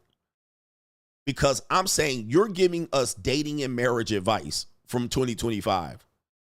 But you haven't dated in the last 5, 10, 15 years. And you ain't put hands on no Gen Z hips. You need to be gripping Gen Z hips and booty cheeks right now, for female ones, if you're a male coach giving dating advice today. That is the bottom line. If you ain't gripping Gen Z booty cheeks, there ain't shit you can say about no dating advice. Right? There ain't shit you can say, bro. I ain't listening. Because you got to be talking to that person. You got to understand how they think. Gen Z women are an anomaly. They're the ones that are going to shift the entire dating and marriage marketplace. You think these 40-year-old women are going to shift it? Wait till Gen Z comes out here and they mature and they get 30 and 40. It's going to be a shit show. Trust me, I'll be all with Gen Z women. This shit about to be crazy. And this is why I know that there's almost no chance going forward. Okay? It's slim to none and Slim just died. And not only that, I'm not only dating Gen Z women, I talk to them all the time. All right, I be hanging out with them, having a party. It's cooked going forward. The shit is haywire. And people don't even see it coming. Why? Because they ain't not talking to them. They're not getting information. They're not communicating with them. They're not communicating them with dating apps. You're not text messaging them. You guys realize Gen Z women really do not even know who you are, and these bitches will jump on an airplane to come see you. They ain't did nothing but text message you and Snapchatted you. They are doing some of the wildest shit. Not only that, they're bed rotting. They don't do very much out here. They're doing bare minimum work, and they think they did something all day. With the mental health, a lot of them, I mean, all of the Gen Z women that I've been around just dating, and all, they all on mental health meds. They believe their brainstem ain't developed. They think their frontal lobe gonna magically develop. And I said, dudes, whoever fed them that shit, they riding with it. So they think that whatever they do before 25, it don't even count. 25. I've had Gen Z women jump on a goddamn plane. No FaceTime, no nothing. Just text messages. And email the ticket. Jumped on a goddamn plane. Like, we are not one, but multiple. So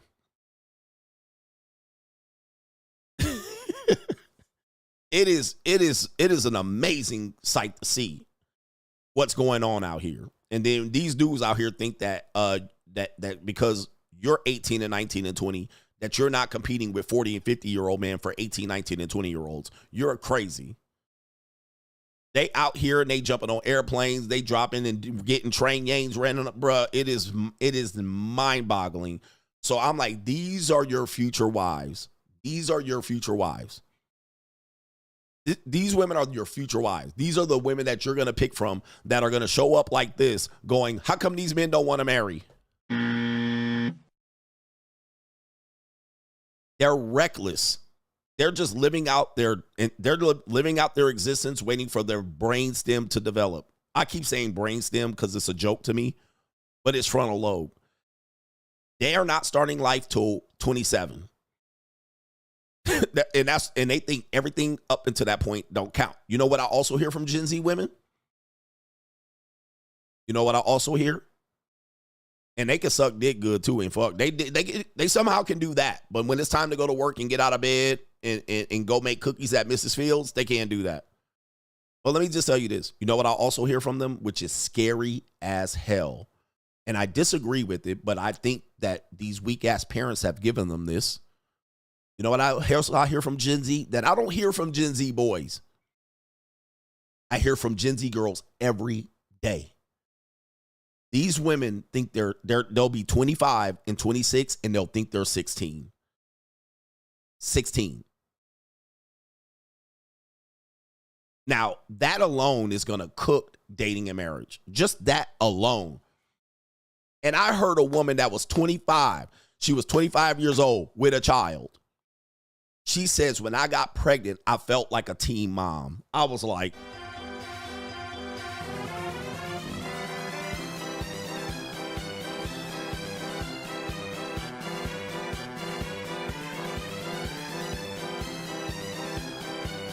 I said, cooked. I said, wait, 25, mother, you felt like a teen mom? Where's the bell? That's how stunted, that's how we've infantilized grown ass women. So Gen Z women, they all, ask a Gen Z woman right now how old she feels. She'll say 12, 13. I still feel like a teenager. Feel like I got so much life ahead of me. They 25, 26, 27. My brainstem didn't develop. I still waiting for it to develop. You know it don't develop till you 25. But when it's time to fuck, they don't feel like a teenager. They feel like a grown-ass woman. They start fucking like a grown-ass woman. So this shit is, dude, it's the wildest shit that you got going ahead of you, man. So I'm saying, what my point is, they are all programmed. They're programmed, and you ain't gonna be ready for it. They're programmed to achieve less. Quiet quitting. They're not programmed to build and conquer things and do better. They're programmed to be a victim. They're programmed to be, that is their exact programming. All right. And you will find very few Gen Z women that are not that. That's what you get. You getting just that. So how do you go ahead? How do you go ahead and improve relationships and marriages when they're 25 and feel like they're 16? I don't even feel like an adult. I still feel like I'm a child. And people will say it. 21, she's a child. Dude, I told you this was going to be the one thing. These things are going to be the things that cook marriage and relationship. It ain't going to be this thing about men need to get their shit together and any of this. It ain't none of that, dude. And women need to stop. It ain't none of that. It's that people do not operate in the mature fashion. Then sooner or later, the switch will click. And then she'll think men need to start having their shit together and be serious. Anyway. Man. All right. I'm fatigued, but I'm going to get to these super chats because you guys are dropping knowledge in here. Jay says, my own grandfather, who was married for over 50 years, would tell me since I was a youngster, don't get married. And when I got older, I saw why. All right, so there we go right there. So a man of 50 years said, don't get married. NGN, the NWO CGA's blind spot is flatback Supremes and Linglings with pretty feet. He says CGA is so popular, he normalized guys coming out about feet. That's true. As a black Gen Z, the best content creators, the black ones is Tommy Sotomayor and ABL. The rest are too classless and hood or Bama mindset it. Oh, man, he just says, seeing how guys like you and Tommy got canceled and screwed over for speaking the truth and improving people's lives. I've learned to never help people for free and always gatekeep information and important information, especially from ninjas who don't want to pay for anything. Yes, indeed. Gatekeep them. Charge ninjas top dollar for information. Charge black men top dollar. Black men, you need to stop being so damn cheap. All right, but I get it. G Money says, overdue tithes, checking in from Cancun, engaged, but you're here alone. She wanted to go on a bachelorette trip and thought I would watch from home. Someone should have told her about the JUCO. He says, after getting taste of the free agent lifestyle, I may never go back. Thanks for dropping so many gems. Shout out to you. She just released you. By the way, women cheat at bachelorette parties. So there's that. All right. Different area codes. Rob, CGA is 100% correct. The dating marketplace used to be a blast for women when they could use men for free dinners, but men have opted out. The dating marketplace has become trash. As soon as men started removing the attention, the entire movement will crumble. Hold the line, fellas. Free agent lifestyle for life. Rob the villain. Thank you, sir. And I'm like an hour behind on those chats. But there was a great post by Rusted Junk, Noel, of women wanting men to approach. And he posted it. He said, women don't miss men approaching. They miss being able to reject men. So you hear this. Why don't men approach? Why don't men approach? We know this is not true. They want a certain man to approach, but women don't miss men approaching them. They miss being able to reject men. Free validation, free attention. Men have overwhelmingly stopped that. While there are some men that do it, and even older women that say, I have young niggas approaching me all the time. Okay, go ahead. Have them. All right, these YNs ain't scared. Have a blast. All right. If you want to date these YNs and build a life with them, go ahead. All right. They're just taking more trash off the marketplace for as far as I'm concerned. Go date them then. Marry them. You ain't going to do it. All right. So go fornicate with them if that's what you want to do. I ain't mad at it. These YNs, they ain't scared. They ain't scared like these Gen X and these millennials. Go have them then. All right. And you're going to be broke as a joke. All right. Let you get it through your thick skull that I'm broke. Go stay broke then. Shout out to Tariq over on the Cash app. We going to get everybody, y'all. We going to get everybody. All right. Because while you out here dating these YNs, I'm going to be out here folding up nice junior college women. Young ones. As young as I can possibly get. And I have no shame in my game. All right. They all going to be legal. Shout out to our brother here. Steven says, I think you missed the key detail about the chocolated frozen egg baby. The article says the black parents are suing for custody of the embryo. If it's a black couple, that suggests the father's sperm wasn't used. So he's basically a stepfather now. Woo. Goodness. So that's true. That's true because it was a sperm donor. Jesus. All right. Goodness. All right. Oh, my goodness. Caitlin says, I find it laughable that these liberal publications like the Wall Street Journal will say women are giving up on marriage when men are the ones who propose. For real. Like, think about that. Sure, a woman can reject the proposal in which she would be doing the man a favor, but when have those feminists gotten down on one knee to ask a man's hand in marriage? They never have. So how are you giving up on marriage when you never asked to propose for marriage? No, you just haven't had enough people that you think are marriage material. It's not like they're fighting off marriage proposals. No, thank you. No, thank you. You're right, Kaylin. They're not fighting off marriage proposals. They're just not finding men to use for marriage. Nikolai Volkov. He says, Coach, thank you for your work, sir. Much appreciated. Here's my favorite quote from the great Mr. James Sexton. He says, there's absolutely not a single problem in this world in which marriage is a solution for. Enough said, Coach. Free agent lifestyle. That's a sponsorship. There is not a single problem in the world in which marriage is a solution for. All right. Marriage, literally, guys, as a man that has been formally married, marriage is they do not tell you what you're getting into. There's so much fine print in marriage that, trust me, gentlemen, I think marriage on principle is great. Okay, I'm not anti-marriage. I think raising children in a 2-parent household that is healthy is the best. And the data backs this up. So if you just pull me to the side, you think marriage is good? Mm-hmm. You think raising kids in a 2-parent household is better than a single parent? Yes, I do. Would you suggest it? No. All right. Not in America. I would not suggest that a man do it. No. That shit is a dumbass idea, bro, because you literally are just blindsided to the reality of what you about to walk into. And I think many women are too.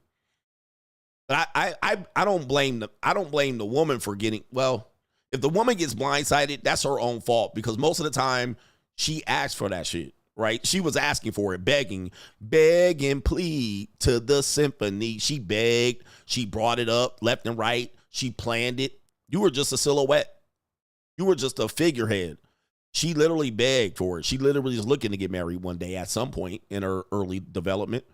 Okay. She planted the idea. She wanted the engagement ring. She wanted the wedding ring. She wanted the suffering. She wanted the gifts, the attention, the kids, the attention the kids brought. She wanted that shit.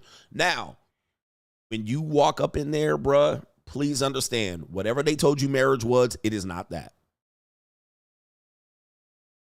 It is not that. And it is not because women are evil. What it is you ain't built for the psychological torture that you're about to experience, okay? Because here's the thing. You're going to be on your own. You are now locked into the bullshit. You're locked into the shit testing, the bait and switch. You're locked in. Whatever she does, they're going to tell your ass, get your ass back in that cage, nigga. You work it out. Nobody going to help you. No pastor, the people that suggested that you make her an honorable woman. Ninja, when that door closes in your house and that garage closes, you on your own, nigga. It's scrappy doo time. You on your own. Ain't nobody saving you. Divorce attorneys, you on your own, ninja. It's 8 against 1. It's 8 against 1. Ain't nobody helping you. Your mother-in-law ain't gonna help you. Your mama ain't gonna help you. Can I tell you? Your mama can't help you. Your daddy can't help you. You're gonna have to duke this shit out. And how long? Forever. Or until she feels like pulling the plug, which 80% of the time the women does. You're on your own. Can't do shit. All right, nobody fixing to help your ass, and nobody fixing to see it from your side. So good luck, man. I hope you are prepared for this shit. That's the saddest part of it. Nobody's gonna sympathize for you or anything. You in the steel motherfucking cage, the old school steel cage. You in the blue steel cage. Let me see here. Right here. I can't play a clip. But you're going to be like this when you get up in marriage right here. You in the blue steel cage right here. This is you, nigga. And that's you. And you got to duke that shit out. And the best thing you can do is you better be full Tony Gaskin. You better go full Boyce Watkins. You better just tuck your dick in your pants and tuck your tail and simp. That's the only way out. New world order. Just tuck your tail and figure out how to simp your way out of it, because all your pimping and your ism is not fixing to work, bro. That shit ain't fixing to work. That shit going bye-bye. All of that, I'm going to put her in check. Mm-hmm. New world order. Yep. Just suck it up, buttercup. Happy wife, happy life. That's the only way you fixing to survive. Yes, dear. Honey-do list every weekend. Honey, do this. Honey, do that. That's the only way you about to survive this shit. You about to just castrate yourself. Right. All right. Because that's the only way you fixing to survive this, bro. And do not let the mother-in-law move in. She's going to ruin your family. This is advice I'm giving you. KP says, Coach, I think you already talked about this man. It's Earl Silverman. He tried to create a shelter for men forced to commit self-deletion. He says, made my heart swell with tears. Damn. Any man that literally comes out to try to help men, they will take that ninja down. They will take him down. No, you helping men? What about us? Eagle Eye says, CGA, a white woman tried to hook me up with her friend. He says, when I met the friend, she was a pog. He says, I skedaddled. I got options and standards. You must be a black guy. That happened to me once in Huntington Beach. This flatback white girl came up to me in Walgreens. She was like, excuse me, Mr. Negro. I was like, what? She was like, oh, are you single? I was like, indeed I am. She's like, oh, wow. She's like, I'm so glad. I have a friend. I have a friend that I know you guys will be perfect. I know you guys will be perfect. And I'm in Orange County, right? You know what I mean? I was like, interesting. Pancakes, you say.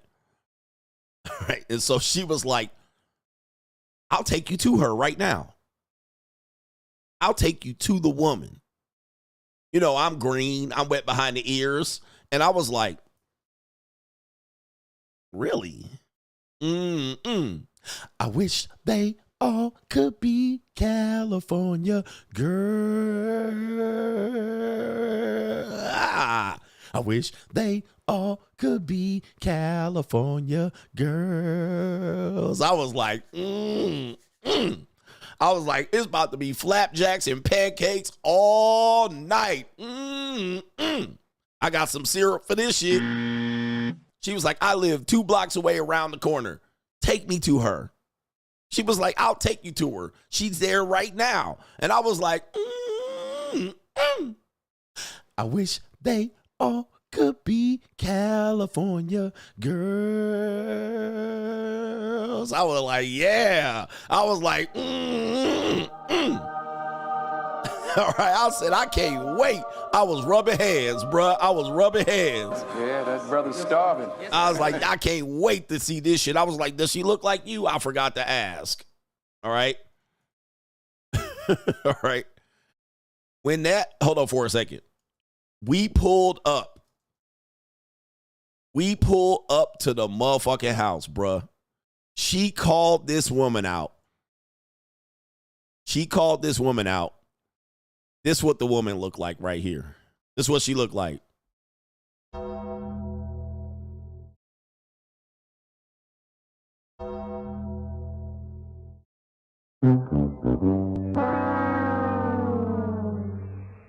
She came out like they pulled her right off the African slave ship.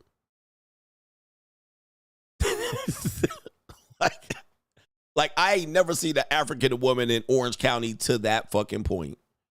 She looked like they kept her as a slave captive in that house, bruh.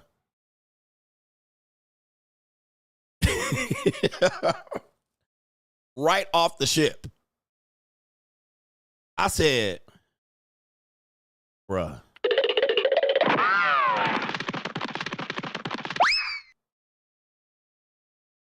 I'm like, man, okay, listen. Did I look? What the hell? Oh my God, no way. I said, did I look desperate? Is that wait? Is that how desperate I looked it in the Walgreens? I think it was Walgreens. I said, I must have looked down fucking bad, bro. I must have looked like shit that day. I must I mean, hair was all matted and nappy, you know what I mean? She had the, kinky. I was like, man. And she was like, not even built. She was skinny. She was like thin and awkward. You know, her knees was knocking. You know, when people super skinny and broke and poor, they knees be extra, knobby. She had the knobby black ass knees. Looked like she been kicking flour all day in sand. I was like, that's all right. I'm out of here. Skirt.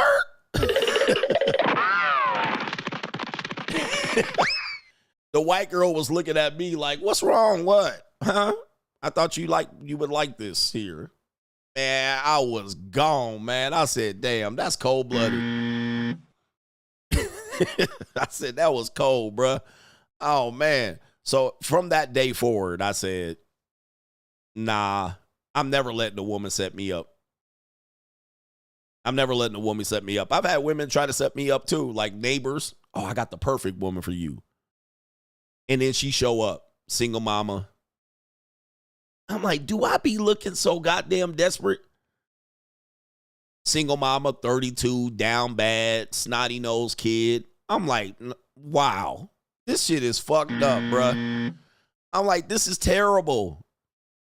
Like, I'm actually somebody. And you like, oh, you look like your life is together. I got a great woman for her. Oh, let me see her. Came out, fupa. She wasn't fat. Fupa. You could tell they down bad as a single parent, right? Single parent, 1 or 2 snotty nosed kids. You could tell they broke or near broke. And they try to throw this bitch on you like a damn dump, like a reclamation project. They just dump her on you. Like, here, dump her. She's fantastic. Take her. Take her now. All right, like what? Like what? Did I look desperate? I didn't really think, what? All right, anyway, it's bad news. We do have some other people that we need to acknowledge. I thank you for your patience, man. Thank you for your patience. But yeah, they just think we just don't have options out here. They think we're desperate. Now, I don't know what they be watching. Marriage is for society, not men. We need marriage to sustain society, not for men. He says men are supposed to sacrifice themselves for nagging wives, sometimes ungrateful children. Socrates was sentenced to death for corruption of the youth in our time. These are similar. He says, in its civilization has collapsed family structure and masculinity. So what they want you to do is say, well, society's better. They will say that. Marriage is better for society. Okay, I do agree with that. Marriage is better for community. The communities that are the most stable and have the less crime, they have high marriage rates. That I can agree to. Now, most of the time, what they're saying is men fall on the sword. Matt Walsh. That's a Matt Walsh. So your life might get fucked up, but everybody else benefits. Okay, man, we need to change the narrative because they're just basically saying it's gonna suck, and you'll be partially happy, but your communities will be safer, and your kids won't give a fuck about you. Your wife won't give you any pussy, but you know society is better. Most men aren't doing that. They're not taking that deal right here. You got to sell us on something else, man. Give us a better deal than that. I agree. Communities that have high marriage rates, there's no niggas there, and it's safer. It's safer. All right. I took my son to Salt Lake City, and we went to downtown Salt Lake. My son was flabbergasted. He was like, wow. It's clean. Ain't no trash everywhere. Where's all the homeless people? It's quiet. And this was prime time downtown Salt Lake, rush hour. You could get through. It wasn't hella traffic. He was like, this is fantastic. And I said, you know why? Number one, there's a lot of marriage here. Number two, there's a lot of religion here that forces these people to marry young. Number three, since there's a lot of family and marriages, there's a lot of families. And number four, there's not many niggas here. So this is why you see, this is the result of a culmination of great efforts of people to put family first. It still got a high divorce rate, higher than you would think, and a lot of prawn addiction. However, anyway, this is the result of a society that is built predicated on family first. This is what you see. These are the results. All right. When you put family last, you have a breakdown of society. So I agree that yes, marriage does help family. Marriage does benefit community, but it makes the men suffer though. The men suffer as a result. Did I get DGC more, coach? He says, We pay for college, rent, food, shelter, vacations, utilities, etc. Men just need to stop complaining. There is nothing free. If I get a wife, she will want me to sell the Audi R8 and the Q8. He says, can't go to Big Sur or Pelican Hill when I want. I can't go for that. That's men not wanting to sacrifice anymore. He's like, forget it, bruh. I'm going to tell you. I'm going to tell you, man. Men have now figured out that they can get the things that they want without, outside of marriage. Especially then women are offering a life outside of marriage. Hook up, luxury dating, sugar dating. Women have a marketplace that you don't have to get married anymore. Strip clubs, porn. Like, women have created that marketplace. So now marriage is not the only option, where before it was the only option. The women are out here longer, dating and riding a cock carousel until their 20s and 30s and 40s. So why rush it? Why rush it? But let me tell you, as a man, you will have to sell your good shit. When you're building a family, one thing they're going to tell you is, and this is true, men typically live longer when they're married. That's because you're doing less dangerous things. But just because you live longer doesn't mean you had a better life. Okay, Tupac had a great life. He's lived 50 of y'all motherfucking lives in 25 years. All right, and he's still making money, and y'all niggas can't make money if you took tomorrow off at work. So just because you lived a shorter life doesn't mean it was a better life. Michael Jackson lived 8,000 of y'all people's lives in 50 years. All right, y'all niggas are 50 right now and ain't even lived your life yet. So think about that. But the other thing is, married men do live a longer life. Number one, they start doing less safe things. They don't ride motorcycles. They don't get to own boats. Right? They don't do shit like this. They don't drive fast cars. They just be driving minivans and shit. They get rid of their big ass truck. So then they become someone that has to live longer. Why? Because you have the onus to live. They keep your motherfucking ass alive to support them. So there's an onus for them to keep your ass alive. All right? Don't let this nigga die. He got to work 10 more years at the plant. Okay? Don't let him ride a motorcycle. He got to support us and the whole goddamn family for the next 25 years. Don't let his ass die. Okay, so they keep your ass alive. They send your ass to the doctor. They get your motherfucking prostate checked. They don't let you do dangerous shit. Nah, nigga, you ain't going out staying at like all night with no young broads. Stay at home and be castrated. Nah, don't go play no goddamn basketball and go bungee jumping. Don't take your ass down there to Costa Rica. They gonna kill you. Don't go to Brazil. They gonna steal your phone and stab you. Nah, don't drive 150 miles down an hour in a Porsche, miles an hour in a Porsche. You don't need no Porsche. You don't need no boat. You don't need no truck. You don't need no motorcycle. Stay your ass at home and work at the plant. You don't need to go take your ass to bed and get your ass up at 5 in the morning. Take your monkey ass to work. So they keep your ass alive. So you can keep paying that goddamn rent. Shout out to DG Seymour with the sponsorship. I'm rich, bitch. You don't need no mountain bike. You don't need no road bike. The truck gonna hit your ass. Anything fun, they talk your ass out of doing. Nah, what? Mountain biking? No, thank you. Nah, you don't get a mountain bike. Right? They take all your fun away. You're married now. All right? You don't motorcycle? Hell no. Young bitch is gonna want you. Get rid of that fucking Camaro. You don't need a fucking Camaro. All right? You look, a man, what do they tell you when you're a man in your 50s and you buy a Camaro? What do they call that? What do they call that? They call it a midlife crisis.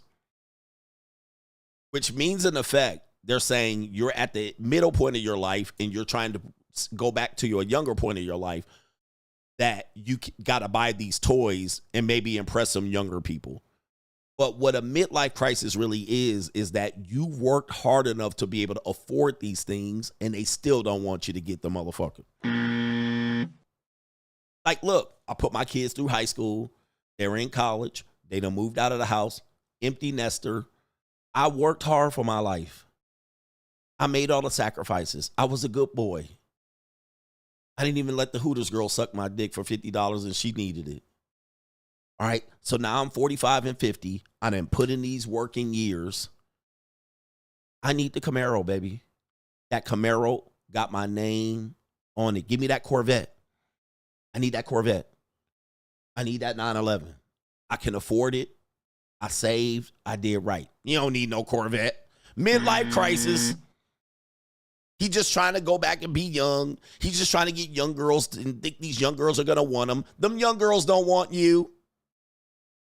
Them young girls are only going to use you for your money. Use me, baby. Use me.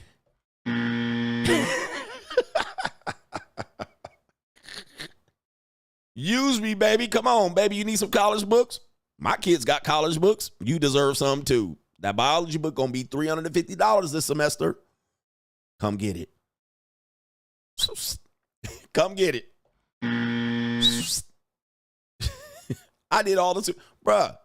We got our brother Rob says, embrace being the villain, fellas. He says, they asked for this lifestyle. There are countless examples of women doing what they want. Be the villain. Don't put out the fire. Learn to dance in the flames and have fun. We didn't start the fire. We didn't start the fire, man. So just enjoy what we have. Ladies, we didn't start this shit. Shout out to our brother. It is Steven says 2 books you might like. Will Ferrell says, what's the matter with boys? This is about the school system. Alec Baldwin wrote a book about his parental alienation from Kim Basinger, both back in the 90s. All right, shout out to you right there. All right, Alec Baldwin probably was a different man. Jay the Terrible Soldier Boy just got ordered to pay his ex-assistant $4 million. Damn, all men pay. So what did CGA say? I said lawsuits are the new divorce. So not to say that there was never lawsuits, but because there's less marriage, and this is what we have to defense, because there's less marriage, which marriage was a ring that women could grasp on to then possibly sue you and come out with a golden parachute, right? Drop you off at the family court. Since there's less marriage, what women are doing now in place of that is lawsuits. Okay, and we're seeing them fly around like crazy. Look at that guy, Tony Busby. Look at what they're doing to all of these people. So look at Cassie. Since Cassie didn't marry Diddy, she stayed with him for 9 years off and on. Drank up all the drink, smoked up all the smoke, sniffed all the 2C, ate up all the goddamn Molly and pills, had all the trains, fornication. She went all to the 5-star hotels, restaurants, got her ass beat, stuck around, fought him. And then now guess what? She couldn't divorce him. She couldn't take him to child support court. So now guess what? Lawsuit. So let's sue. All right, so when you are thinking about hiring a woman, building with the woman, but you're like, I'm not going to marry her, okay, that doesn't stop you from getting your goddamn ass sued out here. That ain't going to stop you, because once you get up on top, you are now going to be somebody that is privy to a lawsuit, which is lawsuits are the new divorce. So since men strategically have avoided marriage, and then y'all want to be out here with your sugar babies and you want to be out here trying to do this and that, they're going to find a way to sue your ass. They can find a way. And it only takes one. Once one set of precedents, then that is now the standard. That's how law works. One sets a precedent, now everything falls under that. Deshaun Watson, they got 26 women to come up there, and now they got everybody on that. The lawyer that had Deshaun Watson's case now has Diddy's case. He now has Andrew Tate's case. He now has the football kicker from Buffalo or the Ravens. He has that case. So once they figure it out, and then the women say, oh, we can do that. All right, now they got, I think he has Diddy's case. Yeah, he has Diddy's case. So once they got Deshaun Watson, they made him the standard. Okay, this is how we do it. We just pile on. Boom. And you don't think women are watching this, guys? You don't think women are watching this? You don't think women are looking at it and going, okay, Soulja Boy's ex-assistant got $4 million. You guys think women just don't even see that? Okay, they saw it. And now they thinking, okay, I was building with this guy. I was an employee with this guy. He also used to fuck on me and touch on me and do this and fly me here and that. Let me go get my money too. Lawsuits are the new divorce. They'll just go to civil court. They'll just go to civil court. And dudes ain't beyond doing it either. All right, so we live in a very treacherous time in the litigious society that we live in. It is very tough. CJ says we were supposed to marry these reformers when they got ready. He says now hoes mad. I think you're right here. We were supposed to marry these reformers when they got ready. Yeah, that was it. Yep. So when they would say, okay, I'm ready now, we supposed to just fall in line. Okay, thank God.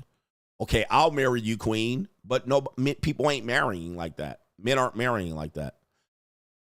The last part of it is that men are not the fact that men are not economically able to marry, you could trace that back to equal pay. Women flooding the marketplace of employees. So if women, in a sense, are doing all of this success, earning more money, having more degrees, which are kind of polluting their mind, but that's another message. If they're now doing all these financial successful things, where do you think that's coming from? Where do you think that comes from? Where do you think that money comes from? It comes from the pockets of men. It takes away male opportunity. You took a man's chair. That's what you did. Trust me, I've worked in these hiring programs in universities. When it's time to hire, what do they say? We need a woman. We need a minority. We need a black person. We need a gay person. You just took that chair from a man earning that spot or earning from that spot. Now, you might have been qualified. You might have not been qualified. That doesn't matter. What I'm saying is you took that seat from a possible man earning that money and preparing himself for marriage. So he's out of that opportunity, especially specifically if he's a white male. And if he's a black male, that resume was in the goddamn trash can. So you took that away. Thus, then when you trace that down the line, DEI, affirmative action, all the way down the line, double quotas, you took that opportunity for that man to position himself for marriage. Now, we'll celebrate you, queen. Do you? Do you? Celebrate you. Great. Ladies are making money. They're buying houses and getting more degrees. Great. But now you're complaining about there's not enough men making money. Well, do the math. There's more women making more money. That means there's less men making more money. Okay? That goes hand in goddamn hand. In fact, the brother, Dr. Thunder said that, and I haven't found this data, that if men stayed in the marketplace as primary earners and they didn't get caught up in this double taxation, and if men would have stayed in the marketplace as the primary earners, they would literally be making 4 times the money that they make today. 4 times.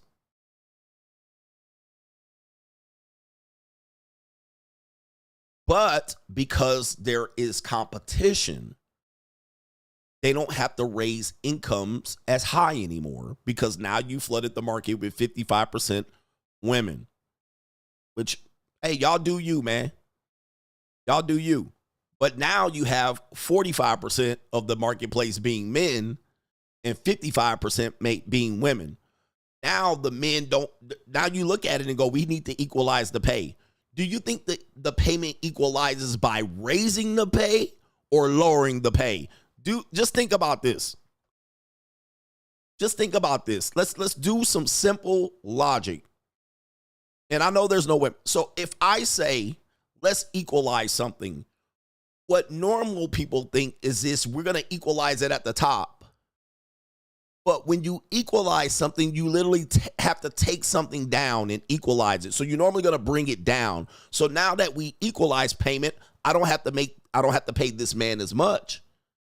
I can basically lower his salary and make her salary comparable. Now think about this shit. I'm making too much sense.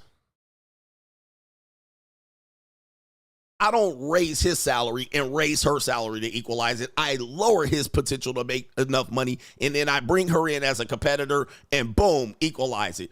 Now you have a problem because she makes 55, you make 53. She sees herself as better than you and not a partner to partner up with. I'm better than him. I need somebody that makes my money or above. Well, who the fuck is that? Where they at? I mean, you can't have equal pay and then men economically attractive at the same time. Those two cannot coexist. There's just going to be so many few men to pick from.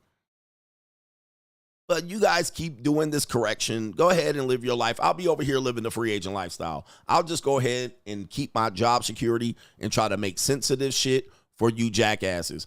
It just doesn't make sense as to where you can have both exist.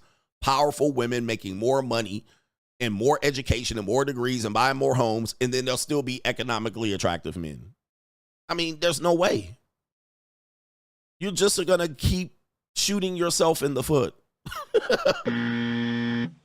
So as a result, I will continue to have employment gainfully picking this shit apart as you guys kick the can down the road to try to make this make sense. There's no possible way it works. You're trying to shove a square peg into a round hole. There's no possible way we correct this. I don't care how many men you guilt in a marriage. It's not going to work for the majority of people. It's not even going to work for 60% of the people. It won't even make sense for it to work. You're going to have Isaiah 4:1. You're going to have an 80-20 rule or an 85-15 rule where 15% of the men are just going to fuck everybody and sample and fuck and toss up and down the goddamn line. There's no way. I just don't see it.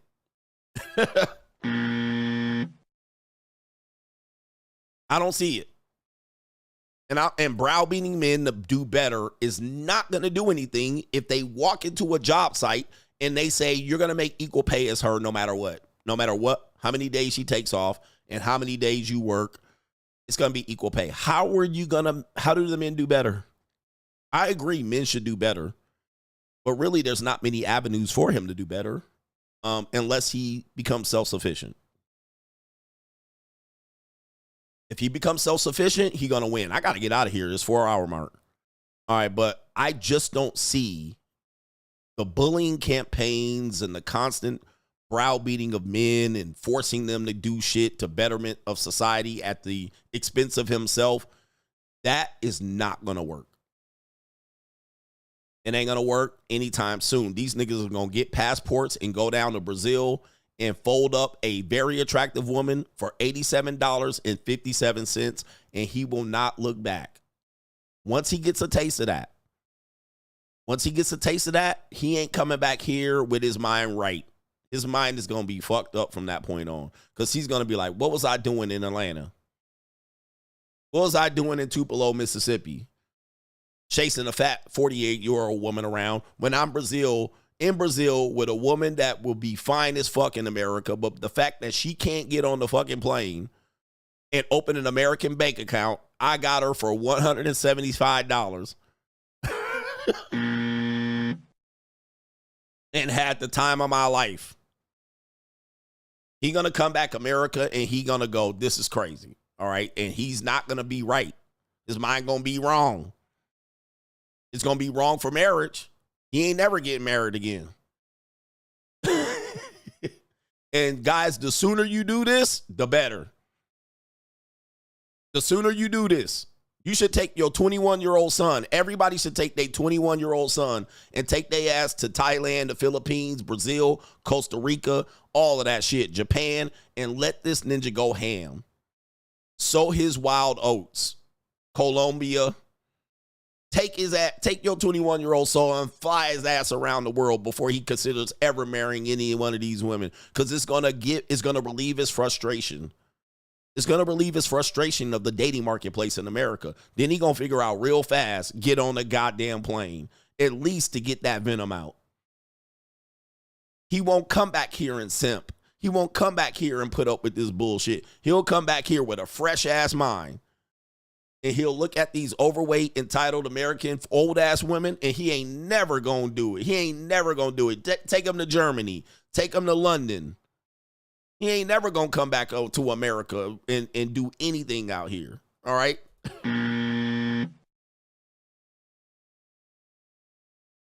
He said, remember to pull out, son. Just take him out there, bro. He going to come back to America and be like, no, thank you. I ain't never taking a woman out on a date. Not a normal woman. I ain't never taking a normal woman out in America on a date. She's sitting up there with her face all fat, talking about she want to go out to $300.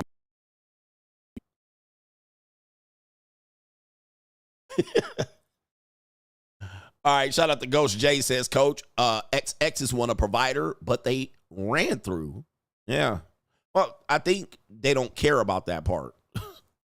They don't care about them being ran through. They don't think that's a disqualifier, which is where we have a problem. We have a problem there. Like, we got to argue this till the cows come home. They don't think it's a problem that they can get ran through and then want you to pay top price. Men seem to have a problem with this. I'm somewhere trying to make sense that hopefully both sides would have an understanding and we can come to an agreement. But we never will. New world order. We never going to come to an agreement on this one. All right, so then that means we're at a stalemate. All right, I'm talking too much sense, so it is what it is. But let me see if I got everybody. So we're at a relationship stalemate. Shout out to our brother Eric Seal says, Coach, your story about Walgreens Pog is like the scene from Friday when Smokey meets somebody and says, they look like Janet Jackson and she doesn't have any hair. I'm going to call you. He says, I'm going to call you.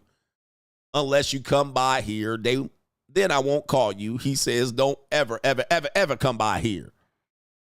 All right, shout out to you. But yes, we're at a stalemate. And we will continue to be at a stalemate. This is my predictions. We're going to continue to be at a relationship stalemate. Because I don't see either side budging. Since I don't see either side budging, I'm providing solutions for men in the interim. Are these long-term solutions? I would think so. They're long enough to exist in this current marketplace. But what people are not, and I'm going to wrap it up with this. What people are not factoring into the relationship conversation is that people between 18 and 25, really between age 10 and 25, what is the impact on dating for this group? As I said, dating is a young person's sport. It is not an old person's sport. The fact that old people are trying to figure out dating and floundering tells us why we have a problem, because you guys had your chance. You blew it. Now, the women had their chance way more than most men, so they fucked it up. You blew it, baby. I'm sorry. Time's up. You're trying to figure out how to work dating at 43. This is a young person sport. Y'all should be working on dating for adolescents, getting them ready for junior prom and getting these bitches ready to not jump on OnlyFans and telling them they're going to have long lives and careers and they're going to be able to pick their mate at will. You need to help that group. If you ain't helping that group and you're trying to solve for people dating 35 to 50, you fucking it up. Dude, and I'm here for it. I'm here for it because I'm going to still be right. If you ain't helping these youngin' and these strags get together, forget it. It's cooked. I'm going to be here for it. I'm going to be dead right. I'm going to be here for a long ass time. I'm going to be here in my 70s and 80s telling y'all this shit ain't getting no better, bruh. You need to perfect relationships and dating from 12 to 25. That's where it is. That means you need to get young women ready by 12.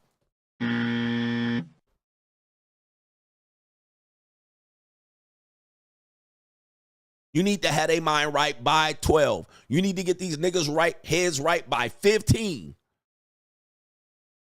By 15. If y'all let them niggas go and these bitches go all the way to 25, fuck, it's over. It's over, y'all. It ain't gonna help.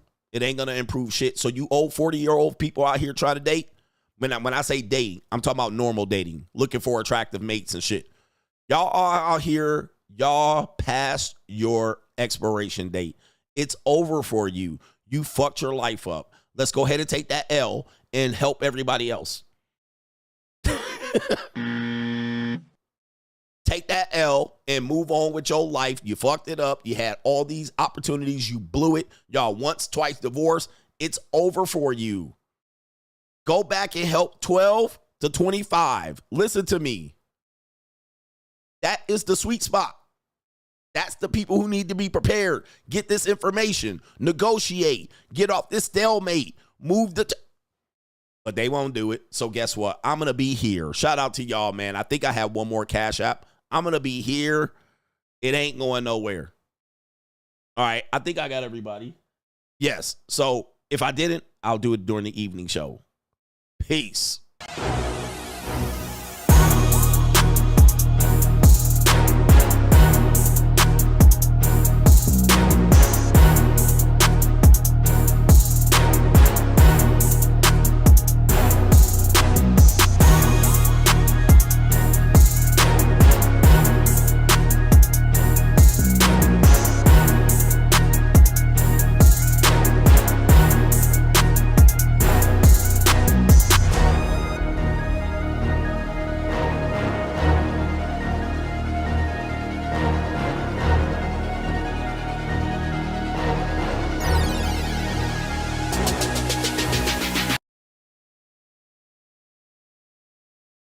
Better boss up, nigga.